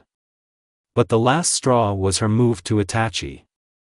I couldn't stand it and decided to escape from Konoha, but on the way I was attacked by rude Umbu." "I see." A couple of days later, Madara began training Irumi in using the Sharingan. This went on for a couple of years. Madara fell in love with Irumi and they began a relationship. After Madara revealed himself to her, she wasn't surprised. And after another year, the Akatsuki began to gather people for the organization. According to Madara's plan, Irumi was supposed to join the ranks of the Akatsuki and, when the right moment came, betray them. End flashback. Everyone was surprised by Madara's story, but most of all they were surprised that Madara was so young. Hashirama started first. "Glad you've changed, Madara." "I'm sorry, Hashirama, I was such an asshole." "Yes, you still are." Hashirama started laughing. And you are still the same. Madara smiled. Of course, I'm glad to see you reunited, but it's like we're at war here. Tobirama intervened. Nerd. So Hashirama and I take the goddess upon ourselves. Madara said. And Obito is on you. Good teacher. Said Naruto. Teacher? Minato was perplexed. It's a long story. Naruto answered. Naruto, Minato, and Tobirama attacked Obito. Using Hiration they were elusive, but the fastest of them was Naruto thanks to Kurama's mode and the technique of the Flying Thunder God. He was elusive. Obito could not keep up with him. Suddenly Obito screamed and his body began to change. You are too weak, Obito, said the goddess. Obito lost control of the Ten-Tails power and the power began to consume him. This was the perfect moment to get the tailed ones out of him. Naruto, you know what's next. Tug of war. Kurama shouted. Pull and then all that will remain of him is the empty shell of the Ten-Tails. After which Naruto falls into Obito's subconscious and they have a conversation, as in the canon. In short, Naruto therapy. And Naruto manages to pull the tailed ones out of Obito. Happened. Naruto shouted. Finally freedom. Said the tailed ones. Forgive me, Rin. Kakashi, Obito spoke with his last breath. Suddenly Sasuke runs towards Obito with the intention of killing him when Itachi stops him. Suddenly, Minato appears in front of Obito with a kunai. When we pulled chakra out of you, I saw what was in your heart. It seems my son was lecturing you. He got it from his mother. Minato smiled. Sensei. Bad man. Couldn't save Rin, and I myself killed my friend, Obito said his last words before his death. It's not your fault, Obito, said Minato, who began to cry. It's all my fault. I'm a bad sensei. When suddenly explosions began above the skies. No, it's too early. We would have another 20 years before they arrived. Madara spoke. What happened, Madara? Hashirama asked. The clan of gods and the Otsutsuki clan are locked in battle. And our planet became the place of battle. Gods or Otsutsuki, or rather the bodies of the defeated, began to fall from the sky. Our affairs are bad. The entire Shinobi Alliance looked to the sky and watched the battle of the gods. The heavens thundered from this and no one could believe that this was happening in reality. Madara, what's going on? The incomprehensible Hashirama shouted. These are gods. Madara himself could not understand why their battle began 20 years earlier. Teacher, what's going on? Naruto said that, ran up to Madara. Has it really started already? Naruto asked. I'm afraid so. Until they paid attention to us. But that's it for now. Madara answered. Suddenly 10 giant meteorites flew towards them. A curse. Susanoo. Madara shouted and a giant samurai appeared in front of the alliance. Madara immediately flew to smash the meteorites. Meanwhile, Naruto created a pair of tailed Rasen shuriken and sent them into the meteorites. And after a couple of attacks, the meteorites were completely destroyed. After all the meteorites were destroyed, Madara landed next to Naruto and removed the Susanoo. Looks like we've been spotted. Madara said. Not far from them, a portal opened and 3 members of the Otsutsuki came out of it, Momoshiki, Kinshiki and Urashiki. You too? Pointed to Madara and Naruto. Are you the strongest on this planet?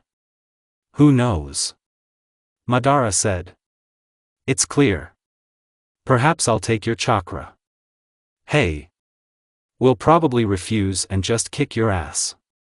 Fire element, great fire destruction. Madara shouted. But Momoshiki simply absorbed this technique. Madara immediately found himself near Momoshiki and began using the Rinnegan to turn him into a chakra fruit. Momoshiki was very surprised that someone not from his clan was capable of such a thing. "Mr. Momoshiki, no!"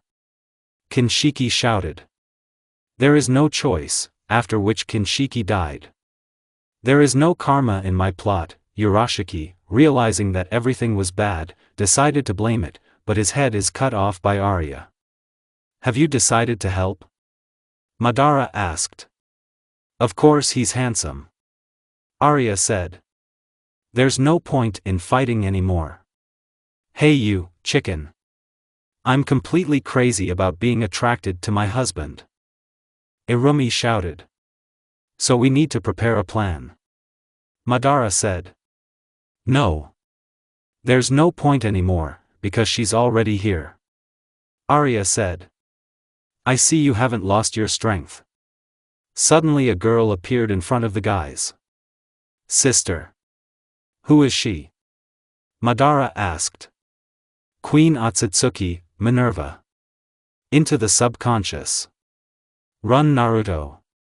Phoenix shouted. "Why did you suddenly decide to speak? She is very strong. Her strength is almost equal to mine. But you can defeat her?" "Not now.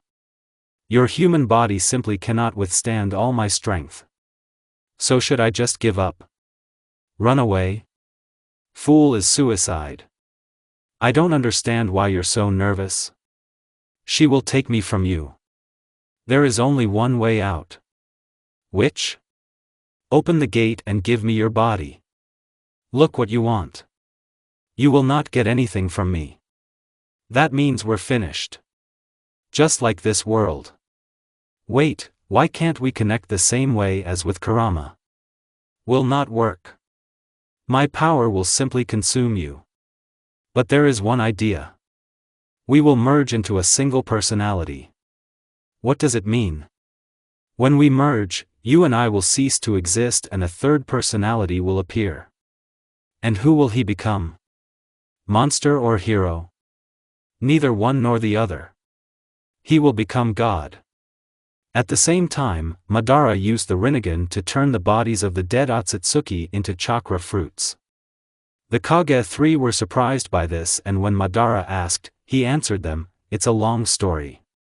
Madara gave the chakra fruits to Hashirama, Tobirama and Minato, after which they became like Otsutsuki.